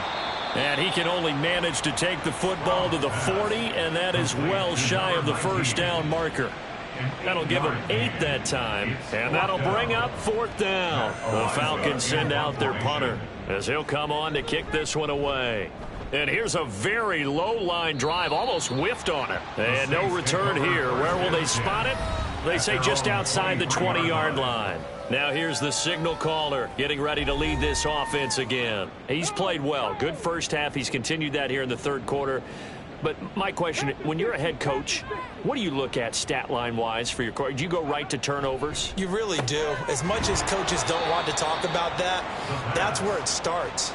When I played in college, our first rule for every game, the team making the fewest mistakes will win. And that's kind of how they judge you.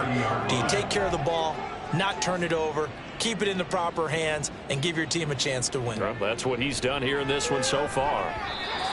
Now, meanwhile, here's a 2nd down throw that's knocked away and incomplete. So the incomplete pass on the last play, and that leads us to a 3rd and 3. And 3 yards to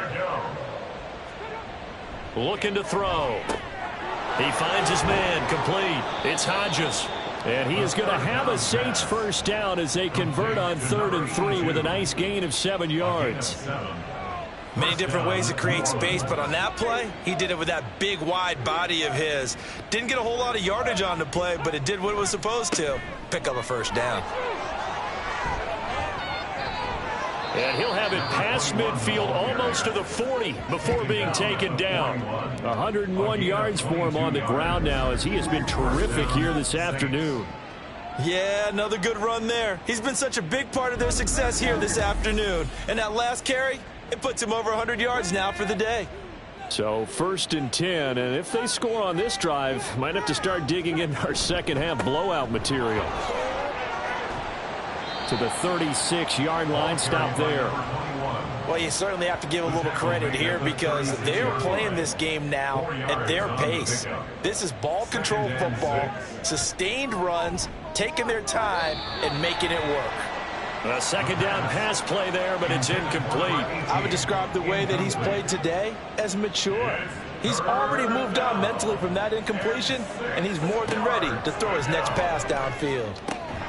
He's got his target. That's complete. And that's going to be good for another 1st down as the tackle's made at the Falcons' 20-yard line. A new set of downs after a strong pickup of 16 yards. On 1st down, Lincoln. And he is into the end zone. Touchdown, New Orleans. A great effort there. His 3rd touchdown of the game, number 9 on the season. And the Saints are able to extend their lead in the final seconds of this 3rd quarter. So another touchdown there, and even though we're still just here in the 3rd quarter, kind of hard now to see them giving up this lead. And this is just an offense that's imposing its will right now. You name it, they're able to do it. If you're the play caller, whatever you want to select is there. You want to run it, you want to throw it, pick a play, any play. They're rocking and rolling right now. The ball upright on the tee, and the Saints kick team booms it away. From a yard or two deep, here comes a return.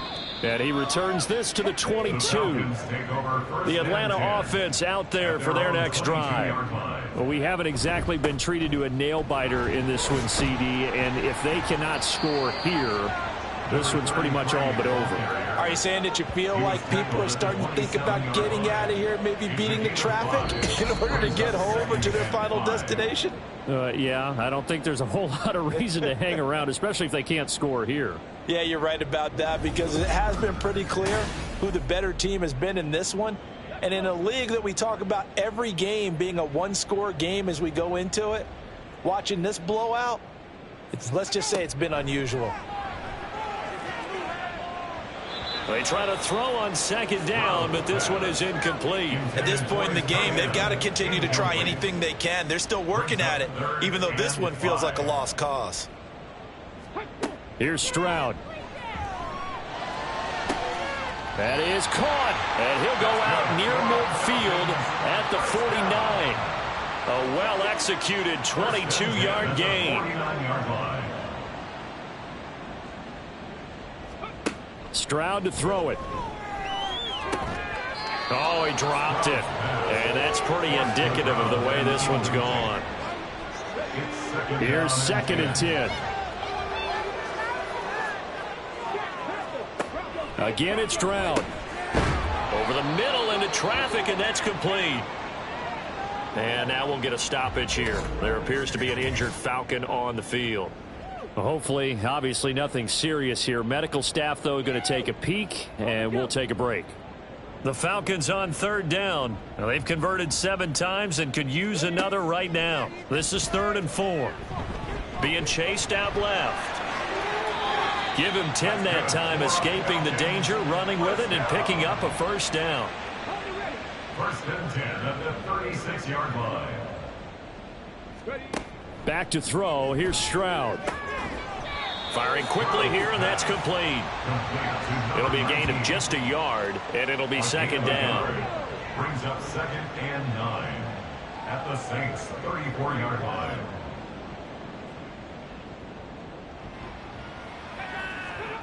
Stroud looking to throw. Complete. It's Henry. And this is going to be another 1st down as the tackle's made at the Saints' 18. 1st and 10 at the 18-yard line. Back to throw. Stroud. Toward the end zone, but that's going to wind up incomplete. That was a touchdown if he could have hung on. Instead, it was a well-timed collision to jar that one free. 2nd and 10. Here's Stroud. And this is caught for a Falcon touchdown. An 18-yard touchdown grab. And the Falcons get a small measure of revenge as they cut into this 4th quarter deficit. He's got them out now to a 3-score lead here in the 4th quarter after that one, CD. And, well, he looked right off the line like he knew that that ball was coming his way, and he secured it for 6 points. Yeah, I thought we were leading by a healthy margin already. It actually loosens you up and allows you to take maybe a few more chances and definitely play with more confidence, because he certainly saw something he could exploit in the defense, and he made sure to let his quarterback know, just get it to me. And the rest was all up to him, and he delivered and made it a 3-score game. There again is the running back as he trots onto the field. I guess it kind of goes without saying at this point, but he's had a great game, as we like to say, a nose for the end zone, no doubt. Continues to find it throughout this game, and I'm sure he's got a nice place to live. He might want to make an offer on the end zone for a second home, because that's what it's been like throughout this contest. He knows how to get there, and boy, he looks happy when he does. He's already bought all the property in the end zone. That's the problem. He's going to sell to himself now. On 2nd down now. Lincoln. And he'll be stopped up at the 26 after a gain of only a couple. This defense starting to buckle down when they need to, and right now they're winning this fourth quarter, losing the game, but they're winning in the fourth quarter. And what a fine line it is about what they're trying to get done, because they're down, so they obviously need the football, need a score, but they can't be so aggressive as to give up their edge, their gaps, and have the offense hit them with a big play. But they certainly had success throughout this contest getting him the ball in the passing game, and there he picks up another first down. Whatever they saw going into this one, they've been able to capitalize on it, and no adjustment has been made to take it away. They'll run on first down. Lincoln, and maybe a measure of revenge there. He's had his way in this one, but this time they get him behind the line. On this day, the ground has been his, but at least on that individual play, we just saw the defense finally with a win. Yeah, they finally got one, and that's a win for them, but all game long, he's seen the holes, and they've been huge for him. There he goes, left side. And they will finally get him down, but not before he takes this to the Falcons' 34. 160 yards for him on the ground now, and 3 touchdowns to go along with it. So the big play changes the complexion of things. Here's 1st and 10 just outside the 30. They'll keep it on the ground. Lincoln. And he's able to work his way down inside the red zone to the 19-yard line. 15 more there, and they're on a roll. It's another first down. First down.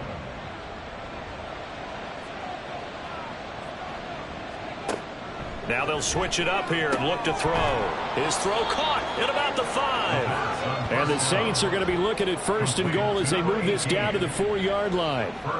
Well, normally you might say start running the football. You've got the lead here in the 4th quarter, but the way that they've passed it with such success, I don't know, maybe keep throwing it. Yeah, I think you brought up something that goes against conventional wisdom, right? In this stage of the game, you would think you would switch to a running attack, but you're exactly right.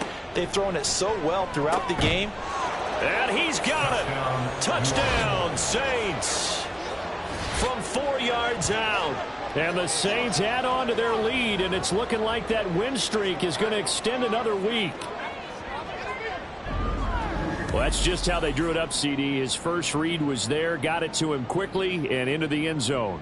Absolutely excellent execution by all involved. And the coordinator, got to give him credit, found the perfect play call. Quarterback let it fly as soon as the target came free, and his guy made a nice catch. Just how you draw it up in practice and then execute it in the game. Groupie able to add the PAT. And that'll increase their lead to 28.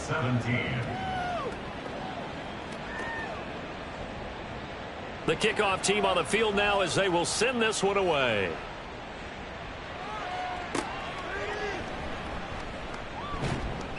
And he'll get it up across the 20 to the 21-yard line. Atlanta now coming out on the field. It's now appearing that this losing streak is going to continue. You know, the coaching staff was confident that this was going to be the game to stem the tide, but that just has not been the case.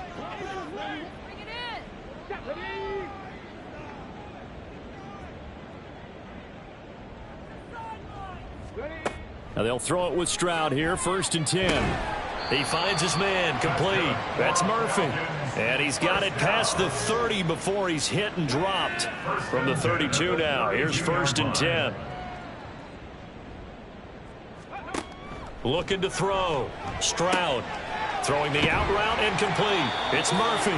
And they get him down, but not before he takes it across the 40-yard line. Back-to-back good plays have him on the move on 1st down.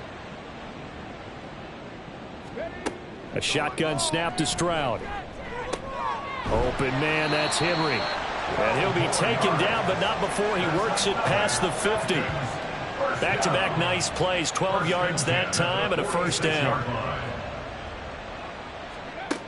They'll look to throw again.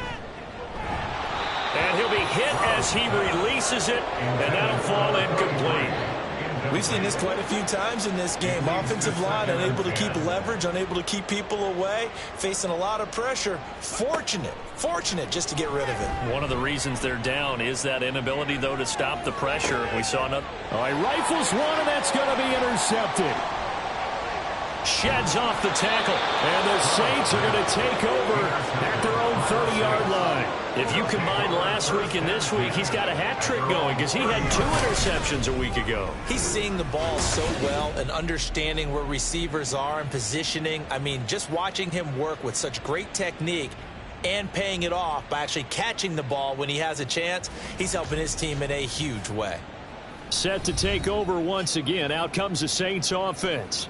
And after the interception, they are sitting in an even better spot with the ball and a comfortable fourth quarter lead.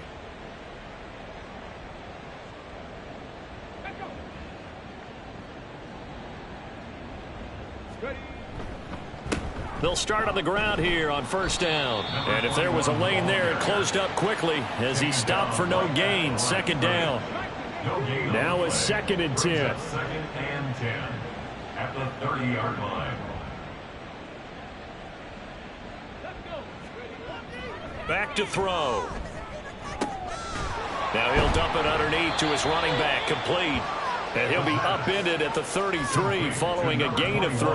And guess what? It brings up 3rd down. The Saints on 3rd down. How about this stat? A perfect 9 for 9 thus far. This is 3rd and 7. He'll look to throw. Able to find the open man. That's complete. And he is going to have a Saints first down as they're able to get the 3rd down conversion. Partner, I know we're still in the afternoon slate here. Some primetime games still on the docket, but it's going to be tough to top this effort. What an offensive performance we have seen. They have been unstoppable from the moment we began this game, and they're not holding back. They're still throwing the football here in the 4th. They certainly are, and let me tell you something. If you're old school, you don't like this at all. But in today's football, you just go ahead and savor it. Watch a team execute at a high level. Doesn't matter what the scoreboard says. 2nd and a couple. Brings up 2nd and 2.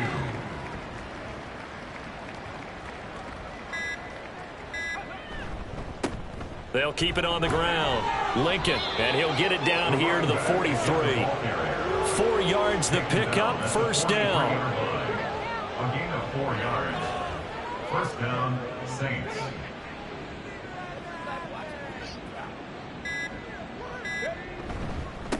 Up the middle they go. Lincoln, and he'll be brought down at about the 42. Just a yard on the first down carry, so it's 2nd and 9. 1 yard gain brings up 2nd and 9.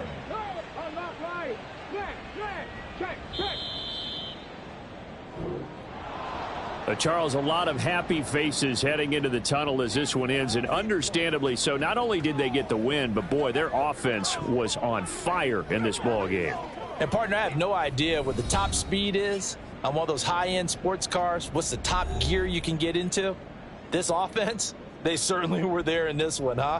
Everything clicking for them in this contest, the kind of performance that they're going to cherish. So for the Saints, they're setting themselves up as a major contender as they move to 8-1 now on the year. And they'll get another road test next week as they head to Philly to take on the Eagles.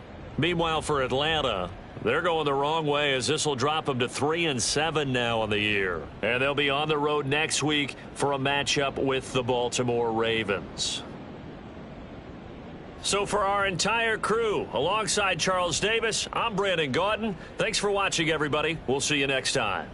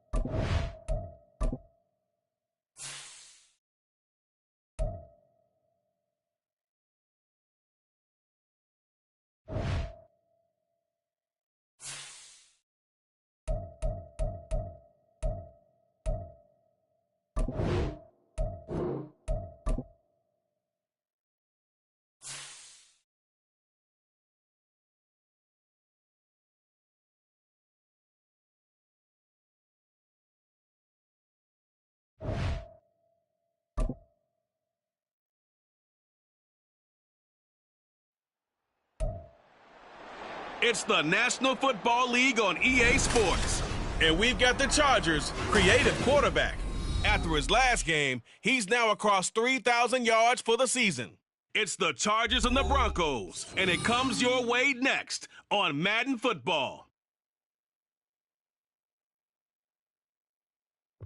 EA Sports coverage of the NFL brings us to the City of Angels, Los Angeles, California.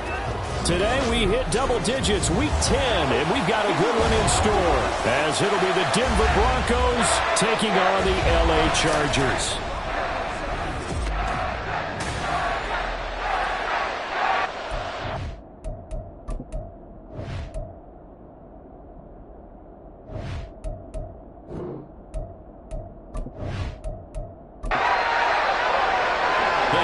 Starting to get a bit longer. Week 10 of the NFL season is here, and we're underway on EA Sports. Well, now how about this return? He's to midfield. Still going past the 30. And he finally runs out of gas, but not before he's inside the 10-yard line. Wow, all week long in preparation for this game, you've preached how you're going to stop what they're going to throw at you. But to open up a game almost in goal line situation, I'm not sure that was on the top of their chart. So now here are the Broncos with excellent field position to start off. And they'll be led out by their third-year quarterback. And there's a word that constantly gets thrown around with this guy when you talk to anyone in the building. Potential. They are sky high on what they believe he can grow into in the role of a starting quarterback. In addition, there are plenty around the league who think that as well. And years from now, leading this offense out. And he's brought down right at the 5-yard line. Give him 2 on the play. And the ball smack dab on the 5-yard line. Here's 2nd and goal. And they'll give him another shot here on the ground. And he'll get in. Touchdown, Denver. A great play there. His 5th rushing touchdown now on the year. And the Broncos will jump on top with the game's first score here this afternoon. So a good job there, Charles, taking advantage of the short field, and they score first, punching it in on the short touchdown run. I love the theme there, right? They didn't have to do anything big on that drive.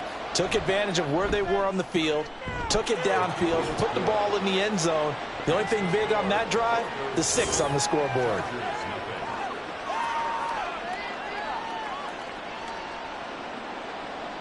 The Broncos kickoff unit out there to kick this one away.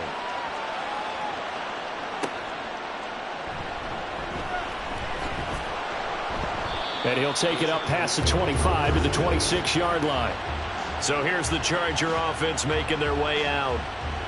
And leading him out, their veteran quarterback. And I'll bet he's talking to his guys about resisting the temptation to try and turn this into an up-and-down game. Almost like basketball, where both teams press, and one team gets an advantage. Our team's trying to run with them, and they're just not equipped for it. Doesn't matter whether you're equipped or not. Just settle in, get calm before you go for the big score. And coughed it up! And it looks like one of the DBs has it. And his crew will take over with the football at the 35-yard line. Well, he's going to have to shake out the cobwebs first time he touches the football, and he drops it on the ground. So many times we talk about quarterbacks and taking care of them early to get them in the flow with safe throws, right? But with a runner, there is no such thing as a safe run, right? Right out of the gate, you're going to be in some traffic. Got to take care of the ball, and he didn't do that. And now before the ball changes hands, they're going to take a look at this just to make sure that they have it right. And the question, was the knee in fact down before this ball comes loose? And is the video convincing enough to overturn it? A lot of factors here. Remember, you also need clear possession of the football afterwards. This is a tough one to overturn. So that one overturned. They say the knee was down, and that will not be ruled a fumble. Now on first down, he'll drop to throw it. Short pass caught by the tight end Gentry. And this winds up a pickup of 2, maybe 2.5 to about the 39. The numbers for him from a week ago. 7 catches, 77 yards, and a touchdown. And I'd certainly expect them to use him quite a bit because he runs excellent routes, has good hands, and knows how to get open. And only a couple for him there as the tackle is made at the 42. Now a 3rd and 6. So, CD, you look at this offense and what they've been able to do. 8-0, perfect through the first 2 months of the year. Second half of the season still to come. We get that. But what kind of a percentage chance do you think that they have of running the table? I think it's hard to say because history would tell us that the chances aren't good at all. We've seen a lot of good teams get to this point, and then they have that one bad week and takes them out of the running. I'm going to say 25%, and I feel like I'm being generous with that number. Out to Cole on the right side. And he'll get it down to the 47 here.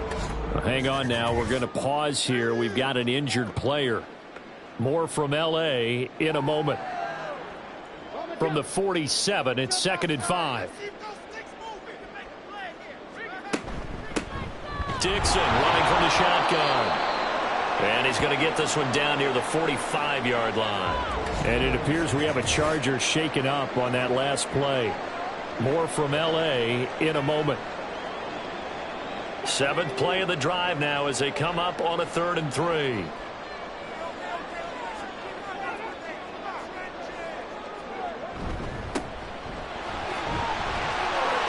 And shedding a man at the 40. And some room to run now.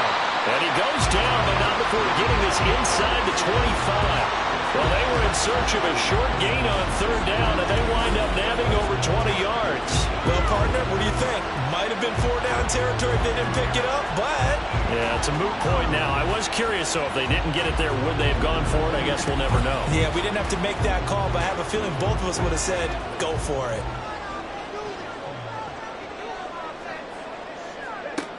Back to throw now on 1st down.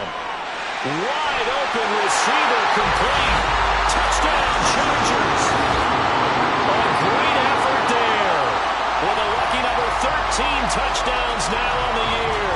And the Chargers respond to that opening drive touchdown with one of their own. But Charles, here in their opening series, they said they had certain plays scripted for certain players. That looked like a well-designed play to get one of their top targets involved. Yeah, let's face it, Brandon. A player of his talent is a problem for any opponent to defend, and we saw it right there.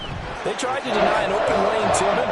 He still outplayed the coverage and scored the early touchdown. Good luck trying to figure out how to defend him as this game moves on. Each team's had it. Each team has scored. 7-7 here as the kick's away. And he won't return this one. He'll go down to a knee, and they'll start at the 25. So now the second drive offensively coming up for the Denver Broncos.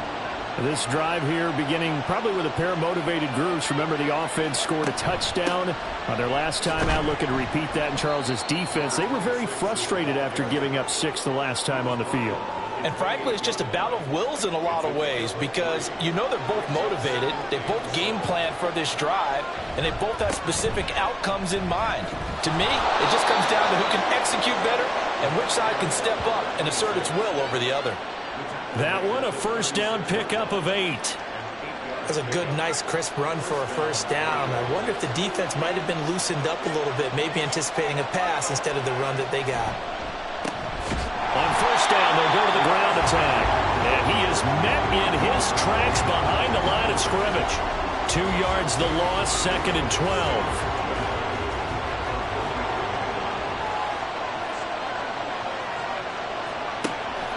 From the shotgun, he'll look to throw. Here's Tucker, complete on the right side. They'll wind up getting 7 on the play, and it brings up 3rd and 5 now.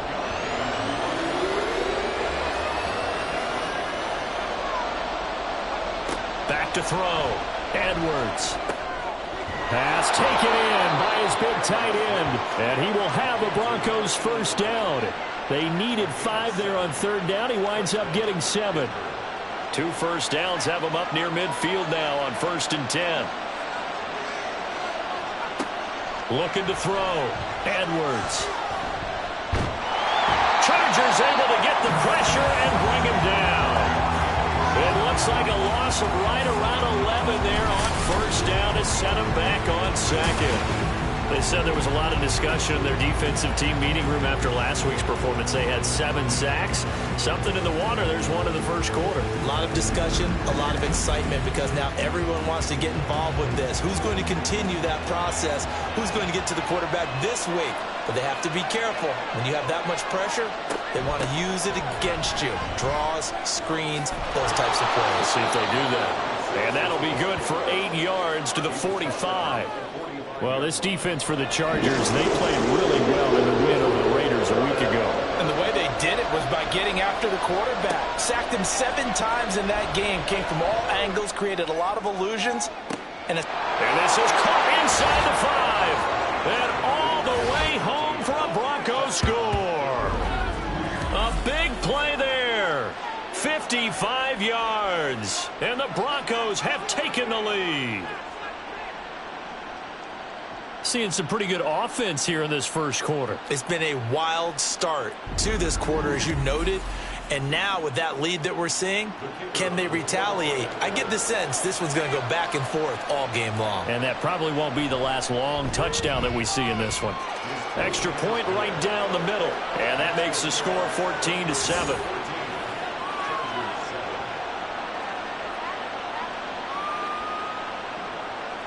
The Broncos kickoff unit out there to kick this one away.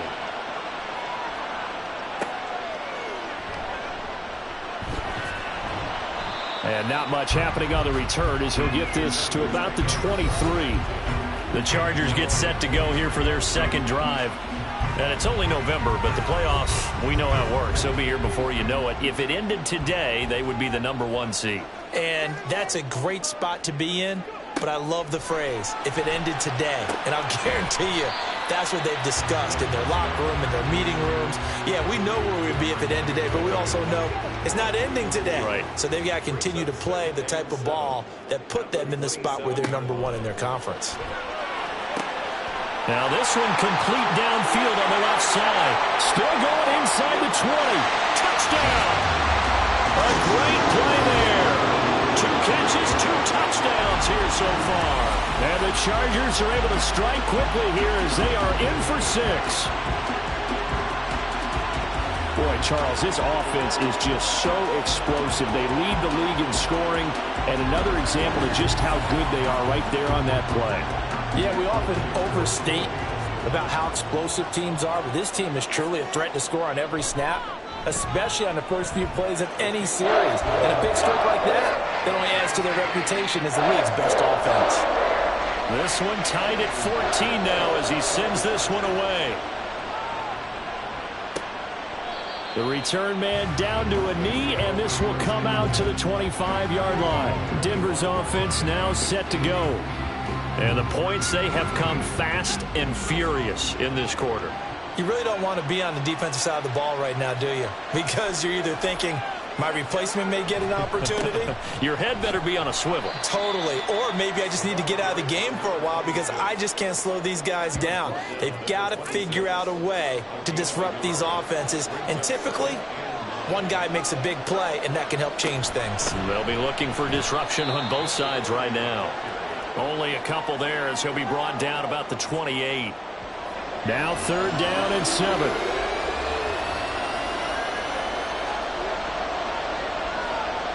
Back to throw. Edwards working the middle of the field, and he's got a man complete. And he will have the Broncos first down as they're able to get the 3rd down conversion. And that's well executed there on 3rd down. And I love the confidence that they had to let their tight end try and find some space in the middle of the field, right in their quarterback's line of vision. And QBs love to make that easy throw, and they hooked up there for a first down.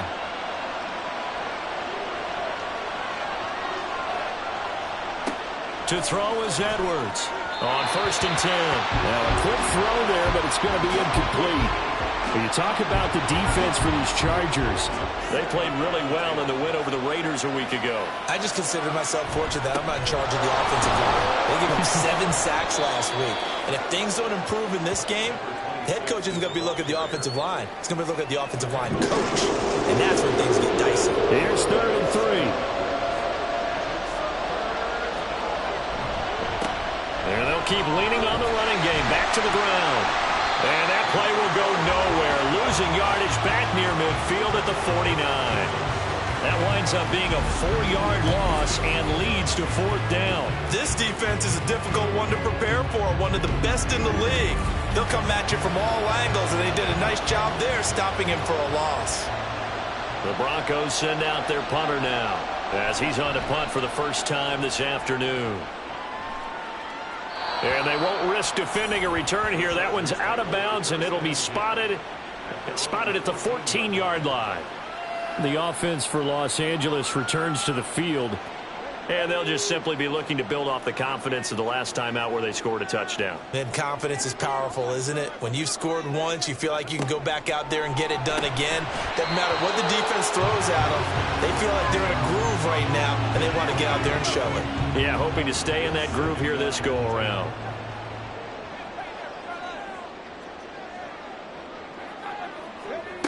He'll try again with the arm here on 2nd down. The throw taken in by Cole. 5 yards. Now it's 3rd and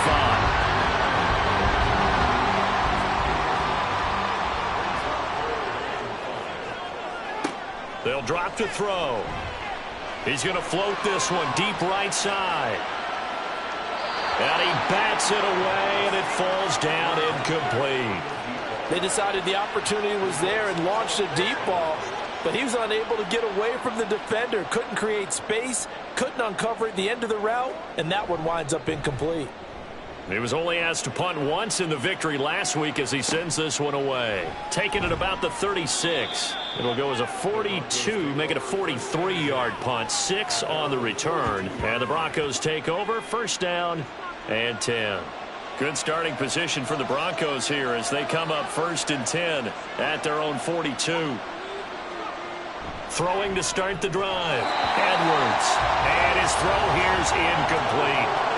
Yes, sir. How about an attaboy there on 1st down? Got his hand in and knocked it away.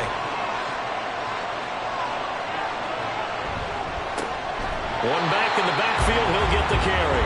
And he is going to be stopped cold behind the line of scrimmage. It'll go as a loss of a yard, so now they deal with 3rd and 11.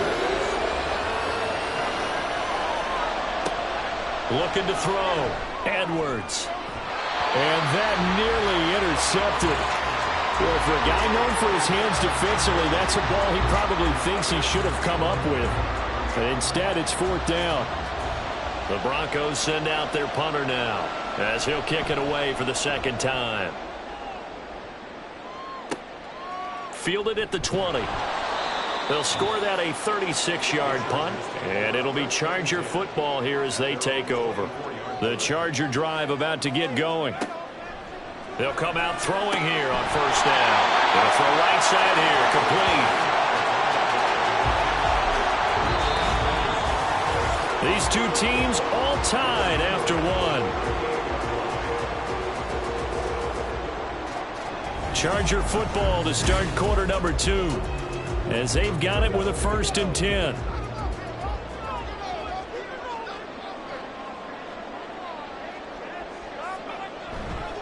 Here's a play fake as they set up to throw. And he will find his man on the outside. And he's going to be out of bounds right at midfield. Back-to-back good plays have him on the move on 1st down.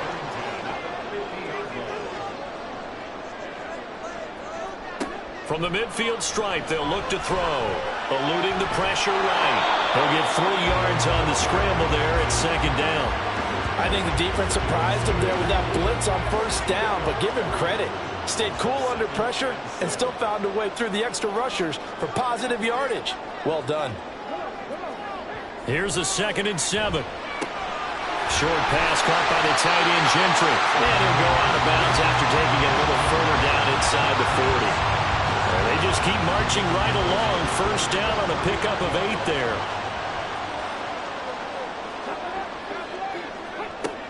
They'll look to throw here. Open out of the left side. This is Cole. And he works it past the 30, almost to the 25. The Chargers passing game rolling a bit here. They've got another 1st.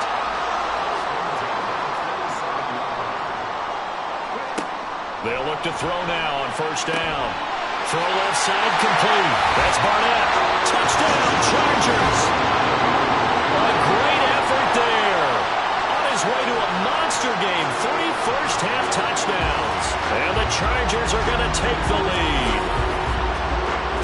only is that his third touchdown catch of the game, he's done it here in the first half.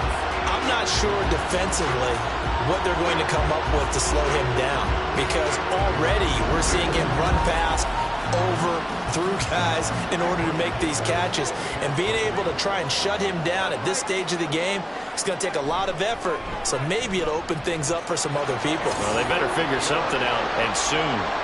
Extra point up and good by Dicker. And the lead is now 21-14. And this will not be brought out. It's a touchback. Denver's offense ready to go again. They'll look for a drive to tie this up, down 21-14 as they have it 1st and 10.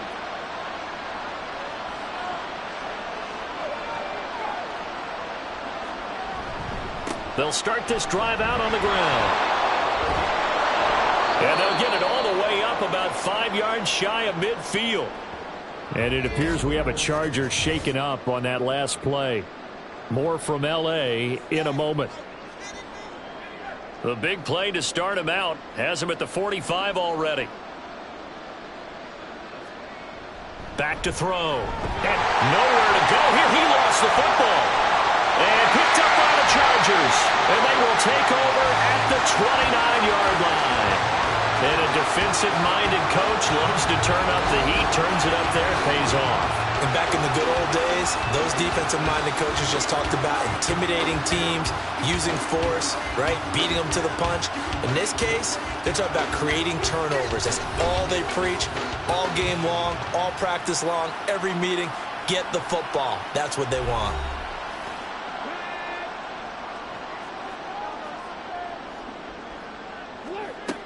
They'll come out throwing here to start the drive. He finds his man complete. That's Barnett. And down inside the 15, shy of the 10.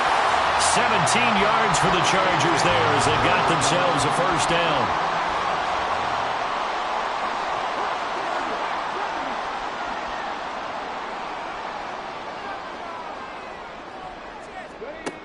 Now back to throw.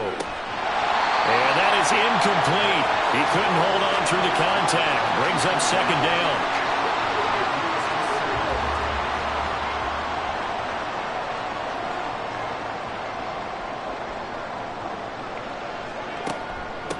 Now a handoff up the middle. It's Cole. And he takes it in for a Charger touchdown. A 12-yard touchdown run. And the Chargers go up by 2 touchdowns. You get in a 2nd and long situation down here in the red zone, I'd say most defensive coaches would think pass, let's bring some pressure. So this is kind of a tendency breaker here to hit him with something on the ground, and he'll take it all the way into the end zone. Dicker down to tack on the extra point.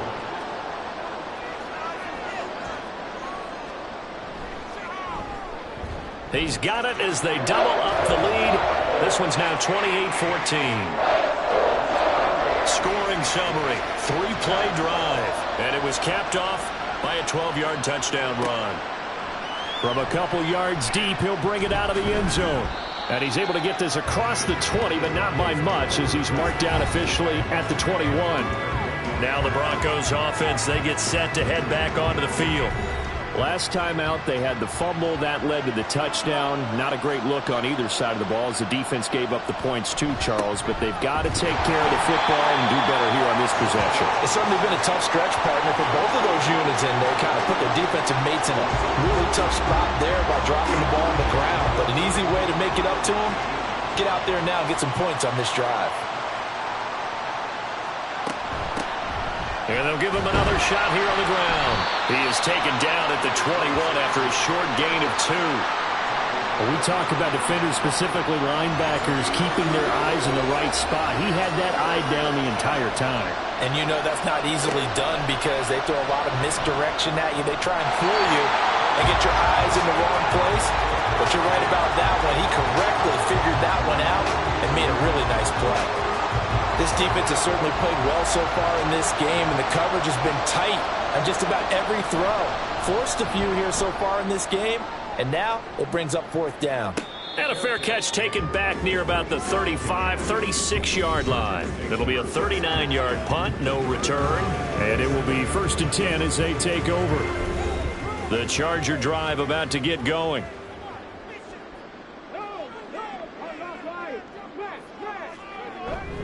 They'll start on the ground here on first down. And able to get this one across the 45 before he's brought down. Give him 10 yards there, and about by the nose of the football, he's going to have a first down.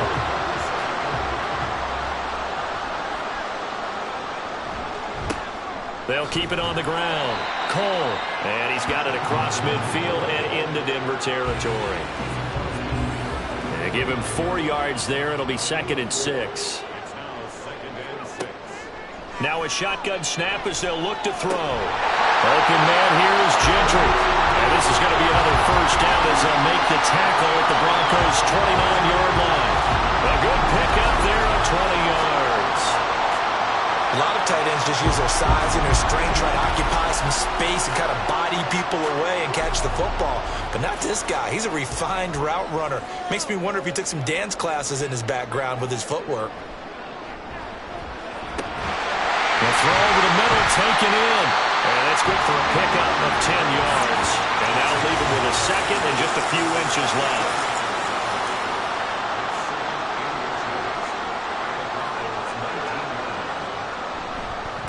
They'll try the left side. It's Cole. Only a gain of a yard, but that's all they needed. 2nd and inches is oftentimes an invitation for an offense coordinator to take a big shot downfield because he feels like he can come back on 3rd down and pick up the first down. But sometimes you just don't want to break tendency. Stay with what you are, stay with who you know, and go get the first down. That's exactly what they do. And now a throw on first down there, but it's incomplete. 2nd and 10.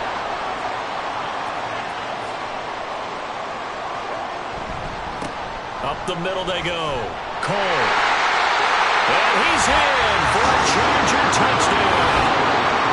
A great play there. His 10th touchdown of the season, 2nd of the game. And the Chargers have moved out in front by 3 touchdowns. Well, fair to say they've got something here in this rookie running back, and he's in for the 2nd time in the ball game. And Brandon, it's a position where there's often a lot of turnover, a lot of competition at that spot. But he's proven to them that he wants to be the bell cow guy that his franchise can rely on. Extra point up and good by Dicker. And the lead now to 3 touchdowns at 21. So after the touchdown, here's Dicker out to kick this one off.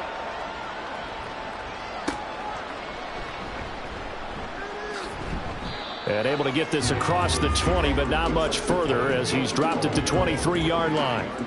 And we get another look now at this Broncos offense. These guys definitely hoping for a better showing than their last appearance. They couldn't really even move the football much beyond the shadows of their own goalpost, Charles. We'll see if they can get a better, more sustained drive going here. Yeah, and every team that we ever talk to says the exact same thing. When you start a drive from that deep in your own territory, the goal is a minimum of at least 2 first downs, because even if you have to punt then, you change the field position, right? You flip the field a little bit. They didn't get that done. This time they want to string together a nice drive and help themselves out. And not much there. Maybe a yard up to the 24. This offense on 3rd down today, they've hit it 50%, 3 of 6 to this point. This is 3rd and 9. And the Chargers rush is going to get there. Down he goes. That time, multiple defenders getting pressure, and it's a loss of 6. The Broncos send out their punter now, as he'll punt it away for the 4th time today. Chargers coming hard, and they block it. Now it's scooped up, and this is a live football. And that's truly the way to change field position, isn't it? Block the punt and then take over inside the 5-yard line. What a tremendous job by them. You change momentum, you change field position, and give yourself a chance to score. Here's a Los Angeles offense as they get set to take possession. And really, you can't have a better situation than this. 1st and goal at the 1.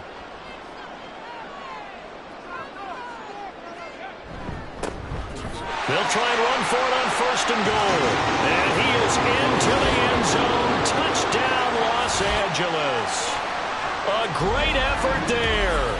On his way to a monster game. 3 first-half touchdowns. And the Chargers take the block punt and convert it into 6 points.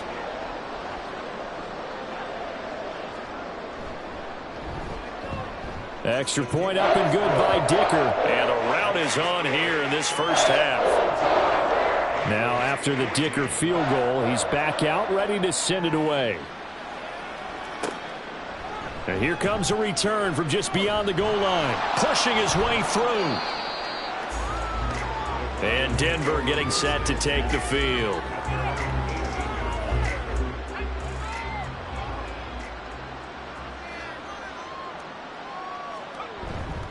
They'll start this drive out on the ground. And he'll maneuver his way forward for about 4. 2nd and 6.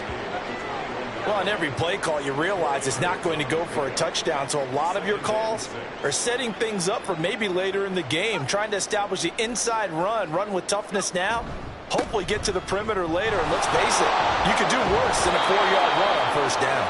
And he's going to have a Broncos first down as he's got this up to the 28-yard line. A gain of 7. First down, Broncos. Now Edwards on first down. Completes it to Vereen. And he has a big gain inside the 40 before being dropped. The catch and run going to wind up netting him 33 yards. So how about that for a chain mover? They're all the way down inside the 40 now for 1st and 10. Give him 5 on the carry there, and it'll be 2nd down. Oh, that was a thing of beauty right there. Look at how quick those blockers fired off the line once the ball was snapped. That was an O-line on a mission, all in sync, and the defense is lucky that play only picked up 5 yards. And he'll work it inside the 30 to the 29-yard line. And it appears we have a Charger shaken up on that last play. More from L.A. in a moment.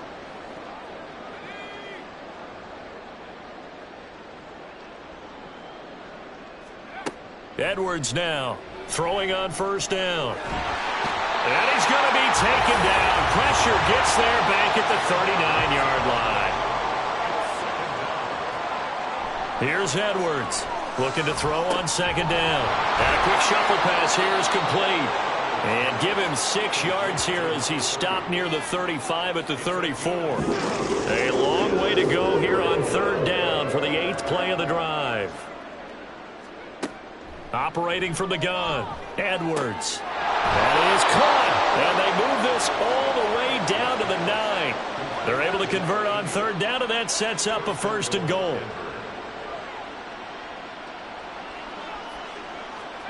Looking to throw, Edwards. And this is caught for a Bronco touchdown. A 9-yard touchdown grab. And the Broncos get a late score here in the final minute of the first half. Well, that touchdown certainly helps, but they've got to go ahead and convert, get to the half, and figure out how to keep chopping down this lead in the second, don't they? Yeah, they still need to regroup, and they still need to end the second quarter strong. A little bit of time left. Extra point attempt to come here.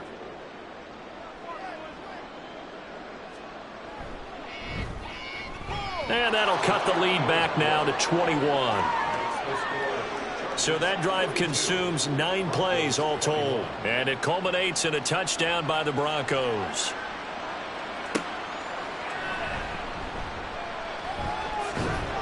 And he'll be stopped up at the 25. The Chargers going to take over here one more time before the half. And with a 3-score lead already, this is not time for a momentum change, so I'd imagine they'd be happy to just take this into the locker room. And they're just going to run it here up the middle. And defensively, they're just looking to keep him contained as they're able to get him down. Just what you want on a first down run. Call it 8 yards, and it's 2nd and 2. So we've reached halftime in a wild first half. We'll take a minute to catch our breath as we'll send you eastward to Orlando. Standing by with that EA Sports halftime report now is Jonathan Coachman. Take it away, Coach. All right, Brandon, thank you very much. More from you two in a minute, but first, let's take a spin around the NFL and see what's going on here in week number 10. We start right here in Florida. It's Las Vegas making the long trek east to take on Jacksonville. And it's the Jaguars who are out in front. The Jaguars trying to hold on and claim victory. Next, we'll stay right here in the Sunshine State. Head down to Tampa, check on the Bucs. And that one all even as they play the visiting Carolina Panthers. finally, we head to the shores of Lake Erie. See what's going on with the Cleveland Browns.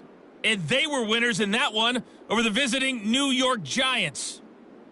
The Browns continue to make their case to be a playoff favorite as they're able to up their record to 7-3 with the victory.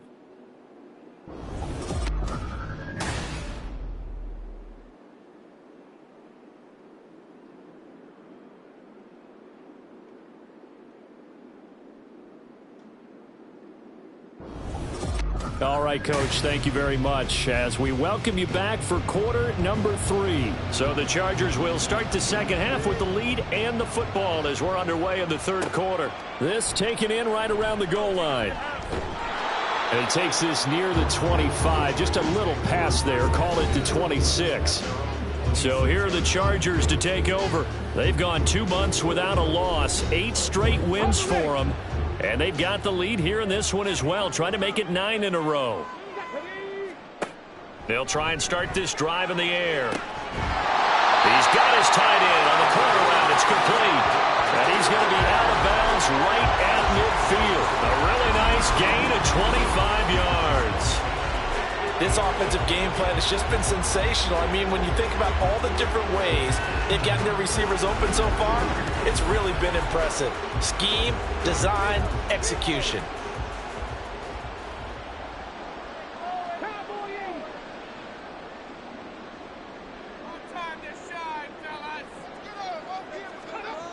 On first down, he'll drop to throw.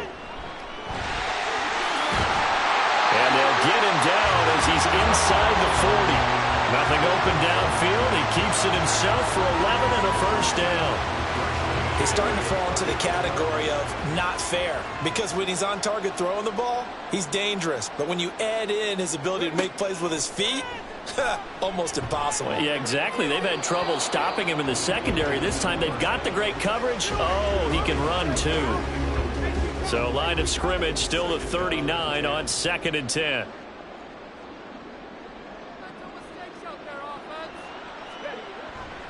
Back to throw. And his throw here is going to be incomplete.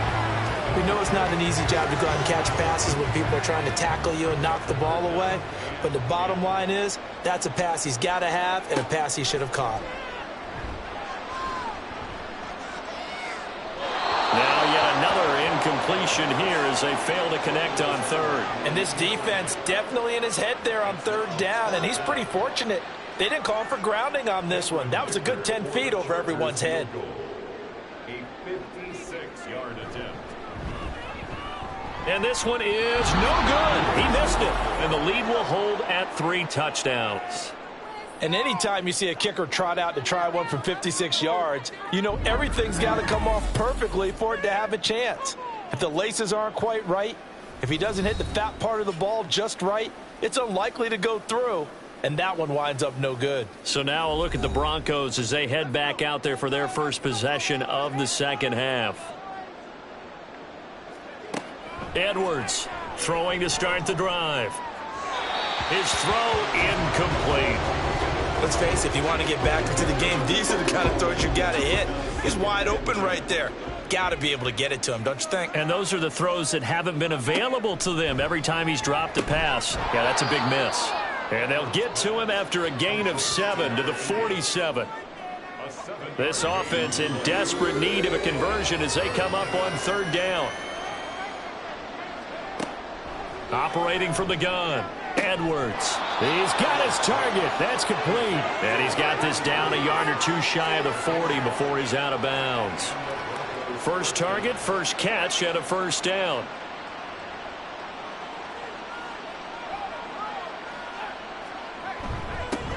One back in the backfield, he'll get the carry. And he sneaks his way forward only for a couple here. Second down. Here's a 2nd and 8. It's 2nd and 8. And they'll keep leaning on the running game. Back to the ground. And he's going to get this inside the 30. 86 yards for him on the ground now on that, his 20th carry of the ball game. First down, Broncos.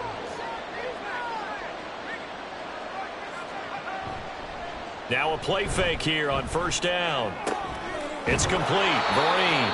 And he'll be out of bounds as he gets this down to about the 21 or 22. 2nd and 6. A gain of 4.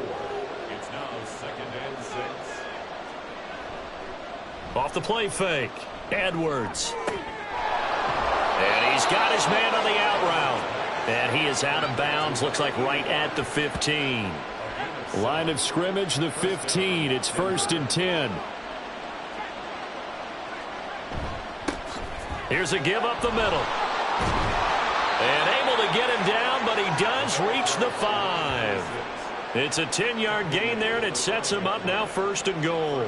He continues to be effective running the football, a big reason that they have the lead. And I loved one of the quotes that I read about him where he said of himself, "I love it when a team just hops on my back." And he is into the end zone for a Denver touchdown. A great play there with his 2nd touchdown of the afternoon. And the Broncos are able to cut into that deficit. Some good running there at the end of the drive. He had the burst that set up the 1st and goal, and then one play later, he's in the end zone. Brandon, what I liked about that sequence is I'm not sure who made the play call, but they understood the situation, understood the momentum. A nice hard-charging run, give it right back to him, and let him cap things off. Point after, right down the middle. And the lead will be cut down to 14. From a yard or two deep, here comes a return. And a good return as he'll be stopped just shy of the 30-yard line. And the LA offense ready for this next possession. Their lead down to 2 scores after the touchdown a moment ago as they start with a 1st and 10.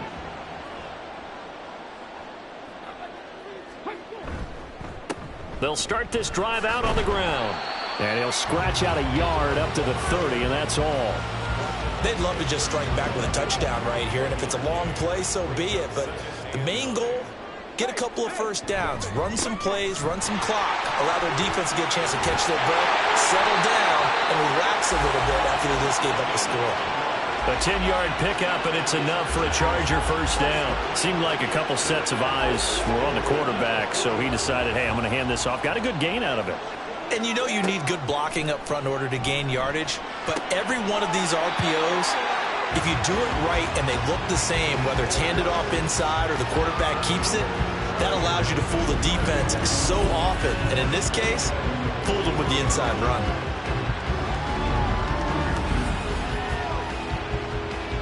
So a 1st and 10 now in Denver territory at the 41.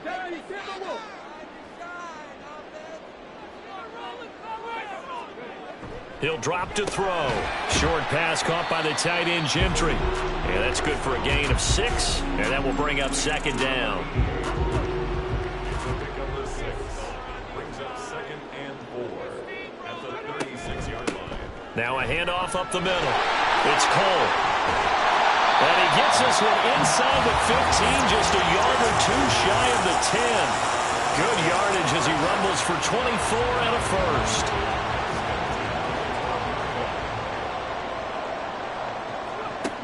They're going to look to throw. And that will be caught, but out of bounds. Out of bounds, ruled incomplete here. So after the incompletion on first, now 2nd and 10.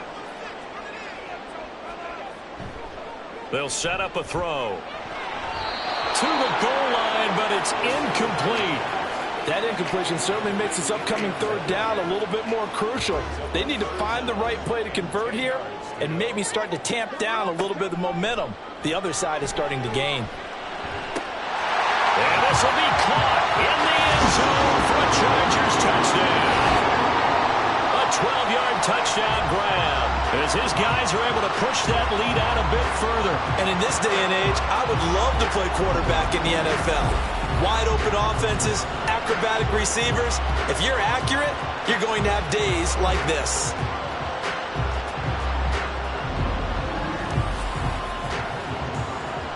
Extra point try now from Dicker.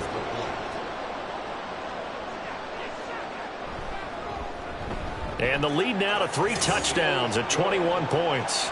Makes the score So that drive takes him down the field in 8 plays. And it ends with the Chargers getting into the end zone.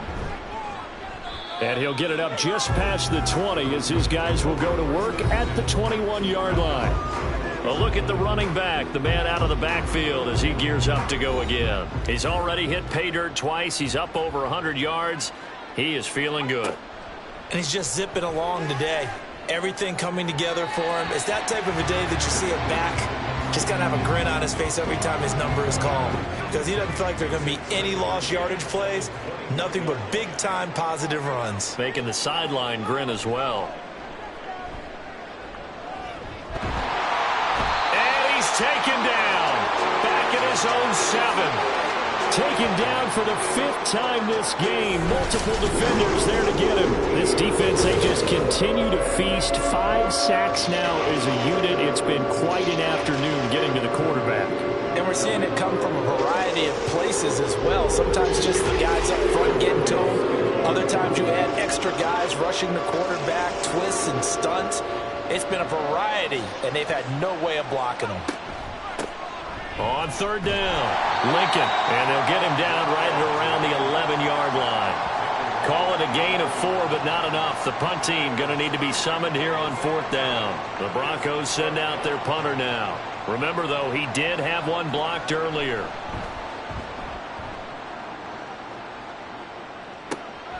And he'll take it on this side of midfield.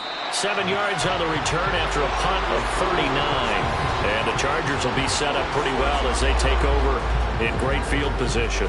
Getting set to go again as we look at the back heading onto the field again. He's had a touchdown for every quarter so far. 3 here in the 3rd and probably hoping he's not done yet. And this is a situation where it's okay to be greedy. When you've already scored 3 times, you want 4, you want more than that.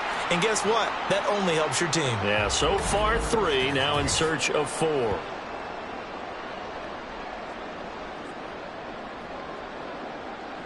Well, the first play of the drive lost 4. Now they'll look to move it forward here on 2nd and 14.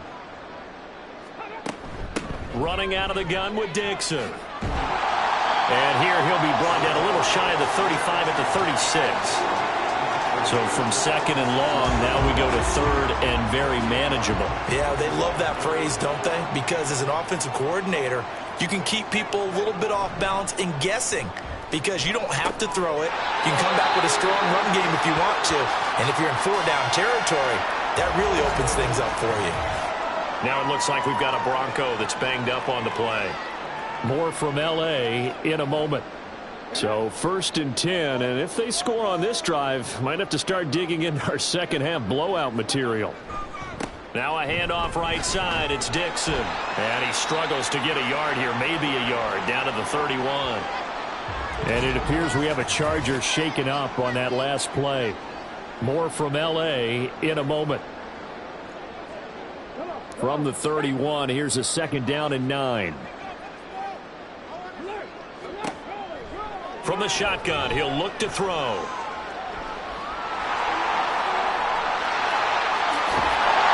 And down he goes, taking it inside the 10, just shy of the 5 at the 6. Turns out to be a great idea to tuck that one. Good for 24 yards. Bottom line is that he is just something else as a runner because there are not many QBs in this league who can rip off a game that big. And he did it with the defense giving him a little extra attention after he hit him on a run earlier this series.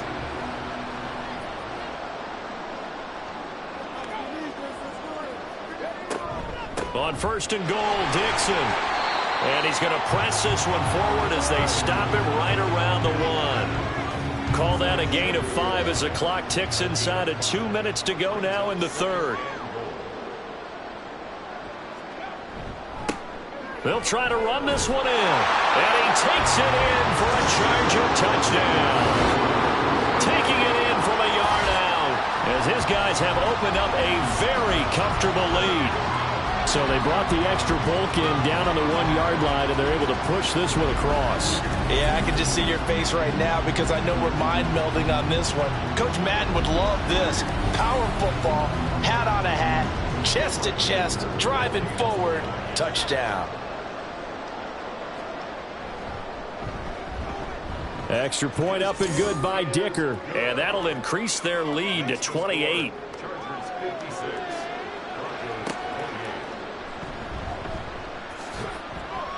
And he won't get this to the 20-yard line as he's down at the 19.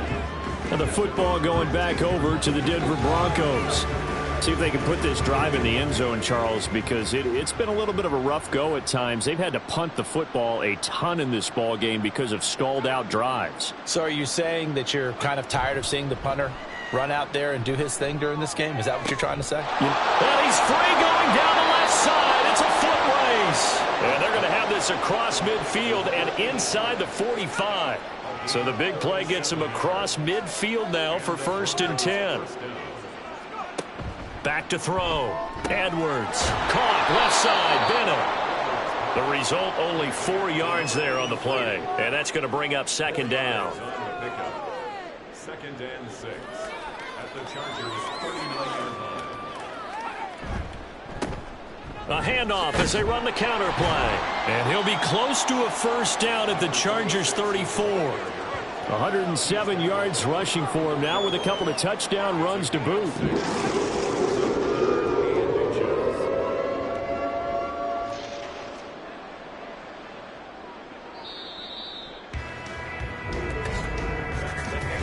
So they'll get a little extra time to come up with his 3rd down play as we played 3 quarters. You're watching the NFL on EA Sports. Back now at SoFi Stadium in Inglewood. The offense on 3rd down tonight, they've hit on half of them, 5 for 10. They're looking at 3rd and a few inches. Able to find the open man. That's complete. And he will have a Broncos 1st down, and he'll have it by plenty as they're able to keep the drive alive on 3rd and inches. First down, Broncos. To throw is Edwards on 1st and 10. And his throw's going to be incomplete. They had their backs up against the wall a little bit, and they come through by forcing an incompletion. Now they've got to continue to ratchet up the intensity a couple of more times and get off the field before giving up any more yardage. Touchdown, Broncos. A great effort there. His 2nd touchdown of the afternoon. And the Broncos get a small measure of revenge as they cut into this 4th quarter deficit. He has his 2 scores, but still a sizable deficit in this game. Do you have him in fantasy football this week? Unfortunately, no. It's too bad, right? That would have been big points, but he is really trying to rally his team as best he can. Things are not going as well the rest of the way for them. That's why they're down with this deficit. He might need to score a couple of more times to give them a chance. The Broncos kickoff unit out there to kick this one away. From a couple yards deep, he'll bring it out of the end zone. And no alley to be found. The coverage was solid, and he's dropped at the 18. There again is the running back as he trots onto the field. He's been a good workhorse. I know we use the word workhorse a lot, but he's been a good workhorse for him in this one. No doubt about it, and there's nothing wrong with that. That's what you're looking for if you're a back, because that means everything's coming together for you. Big guys up front have created space.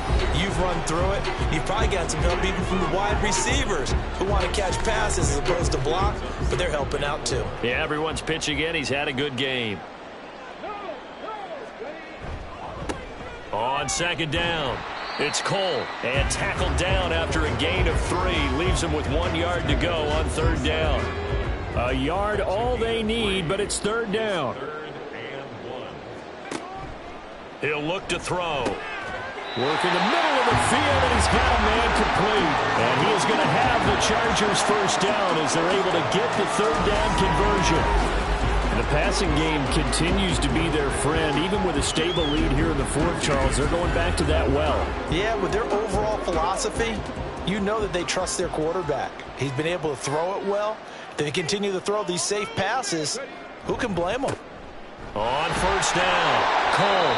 And they will only muster a yard here to the 38. So where'd all that running room that he had in the first half go? Because it looks like it's drying up a little bit here. Someone made some adjustments, it appears, at least on this drive. On 2nd down now. It's Cole. They're going to snuff this play out behind the line. We have not seen that much today. They wind up losing a couple there, so they go behind the original line of scrimmage, and now 3rd and 11 coming up.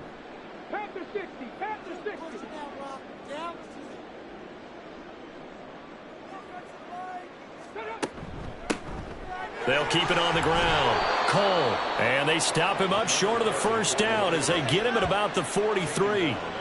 Give him 8 yards on the carry, and that's going to bring up 4th down.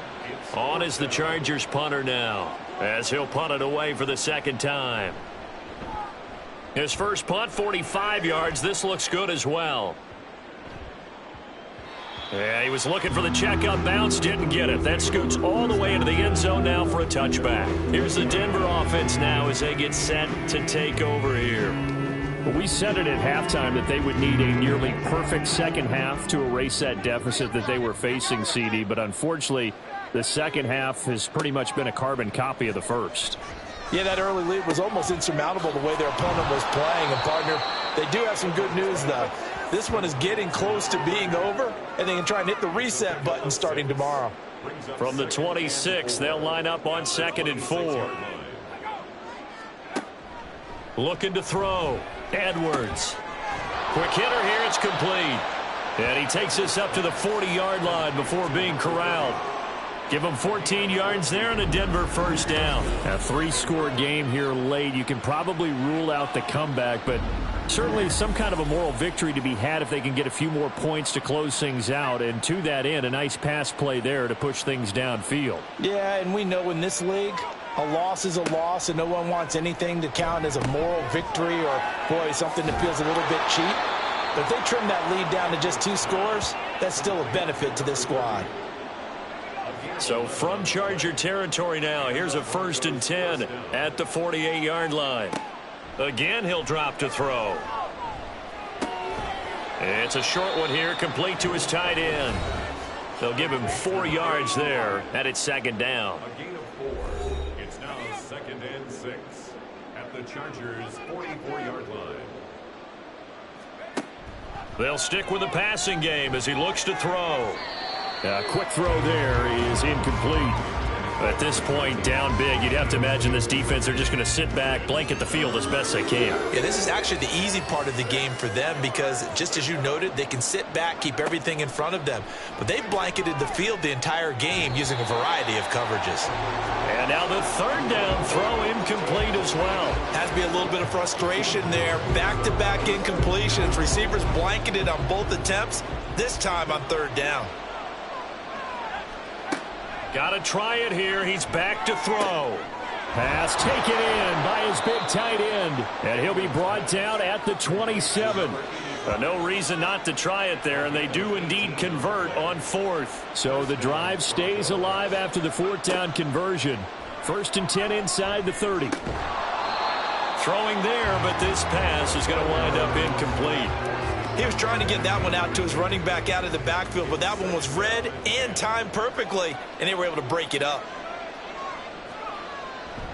Now Edwards, off play action.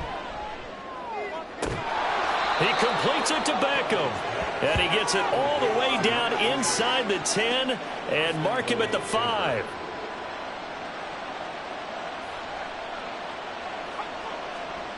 Back to throw again.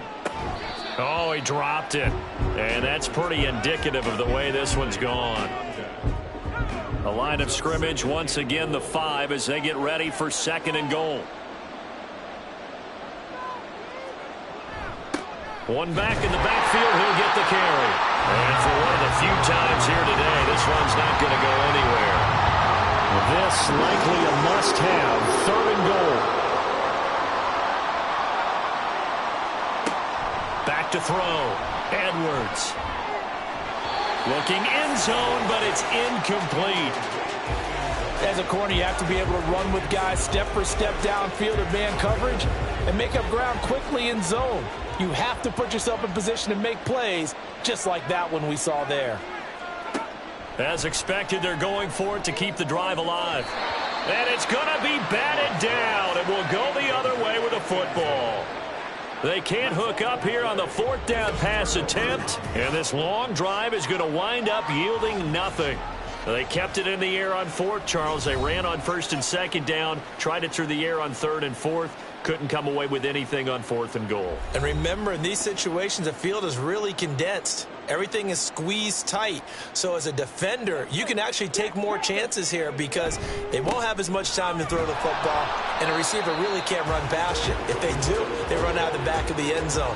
Nice job by the D, shutting them down. Now 2nd and 9.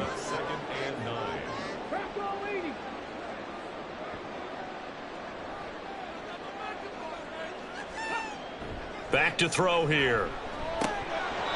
Well, their passing attack, even though that one was incomplete, has been really sharp in this one. It's resulted in a lot of touchdowns, and it looks like they're not going to stop throwing the football until the very end of this one. Well, that will certainly make everyone involved on offense pretty happy because that gives them all a chance to pad their stats a bit. But as far as the actual need, you and I both know they can just run this clock out because this one, it was over a long time ago. But now he appears to be in some pain. More from L.A. in a moment. Thanks to that last play, a little more room to operate. 1st and 10 at the 18. Up the middle they go with Dixon. And he's going to get a solid gain of 9 before being brought down. 2nd and right at a yard. 2nd down and a little more than a yard here.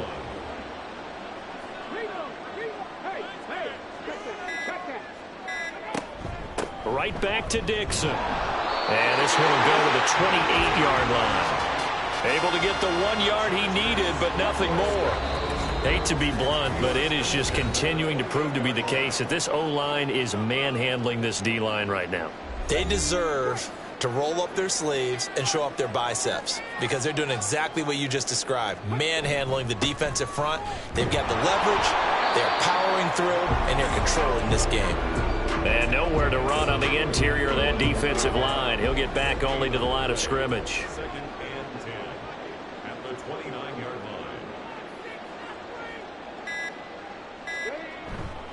line. On 2nd down, it's Dixon. He'll be hit down at the 33, 5 yards on the play. They're in a pretty good spot right now with a convincing lead. I think this is where they put on the boxing gloves, start to try and pound them into submission. And the offensive line, they've controlled this game. I don't see why that trend would change now. A give running left, Dixon. And out across midfield down to the 45. 59 yards on the ground for him now on 9 carries. Starting to look like this drive, it may be the final nail in the coffin. Well, this is why you work out so hard, right? This is why you spend all that time in the offseason. This is why you have those OTAs and mini camps. For these situations, these scenarios, to run someone into the ground and secure a victory. Charles, you think about this victory, pretty impressive. They came in facing one of the top defenses in the National Football League. Not only did they get the win, they played a clean football game, didn't have any turnovers against that great defense. Yeah, it's a terrific observation because, you know, they emphasize ball security, wanted to avoid making any major mistakes playing against that tough defense, and they were turnover free and took points when they were available. Excellent execution, and they did it confidently. So for the Chargers, the train just keeps rolling. 9-0 now to start this campaign. So that'll just about do it for Charles Davis. I'm Brandon Gaudin. You've been watching the NFL on EA Sports. For more, log on to easports.com. From Southern California, so long, everybody.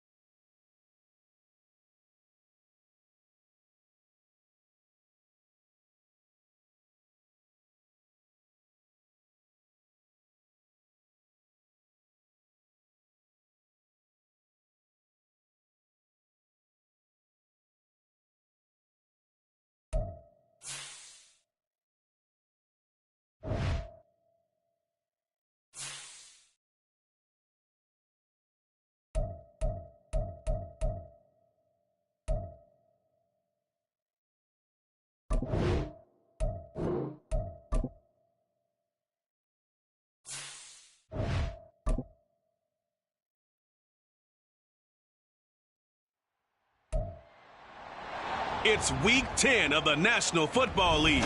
And this one features the Ravens, leader at quarterback. He's been sensational as he leads the league in touchdown passes. It's the Ravens and the Jets on Monday night.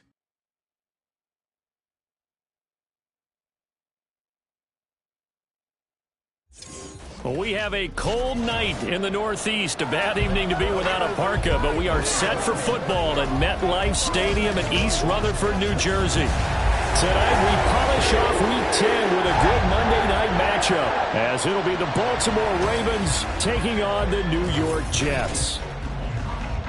Hi again, everyone. With Charles Davis, I'm Brandon Gaudin. And, Charles, you look at this Jets ball club. They come into this one knowing it's been a while since tasting victory. They've dropped.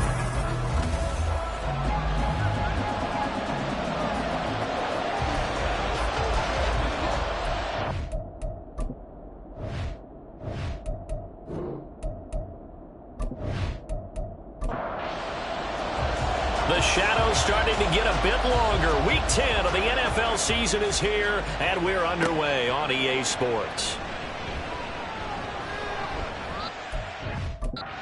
Past the 20 to the 22-yard line. So here come the Ravens with their first look on offense. And leading them out there, their 6'5" quarterback. And if you go by the numbers, he's had a Pro Bowl type season. And maybe that's even selling him a little bit short. He's the NFL leader in touchdown passes to this point in the year. And with the end of the season not too far away, he's got his guys playing at a very high level. They'll start on the ground here on first down. And, whoa, he's going to hope that that is not a sign of things to come. A rude welcoming to this ball game. It's a loss of 4 on that first play, and it's second down.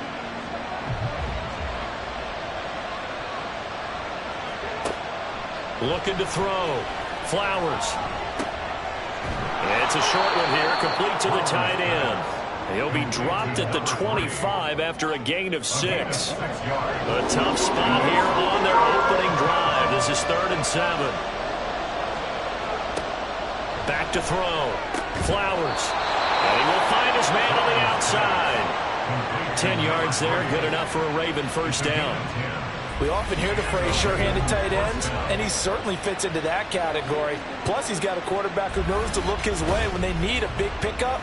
And on this play, he finds him for the first down. Ball up to the 35 now as they come up on 1st and 10. Looking to throw. Flowers.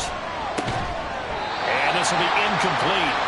Physical play on the football there, and it's second down.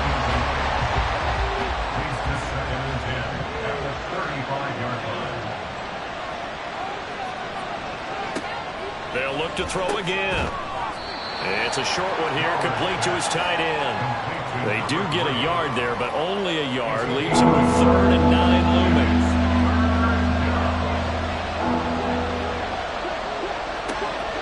Operating from the gun. Flowers. He had him. He was open, but he couldn't get it to him. It's incomplete. I like the calmness of how he played the ball here. No panic in his eyes as that throw arrived. Tracked it from the moment it left the quarterback's hand, and that's just where he needed to be to knock it away. He only punted twice in the win last week as he gets this one away. 33 yards is the distance on the punt there. And the Jets will take over 1st and 10. So here come the Jets for their initial possession of the game. And a glance here at their quarterback standing 6'3". And you've got to think that they've got to be feeling pretty fresh. You know, coming off of the open week, didn't have to play, right? Gives them a chance to rest up a little bit, heal some of those aches and pains, and excited about playing again. That really rekindles things a little bit. I want to see how they come out and establish themselves here early. And that bye week coming right where they want it, in the middle of the schedule. Throwing on first down, but this one winds up to be incomplete. After the incomplete pass, here now is 2nd and 10. Looking to throw. And he goes down. The Ravens able to get to him. They bring the safety on the blitz, and he busts through to drop him for an 8-yard loss. All right, partner, I'm going to be Captain Obvious right here. Not the start you're looking for offensively, right? Incomplete pass, followed by a sack. And when he went down, it looked like that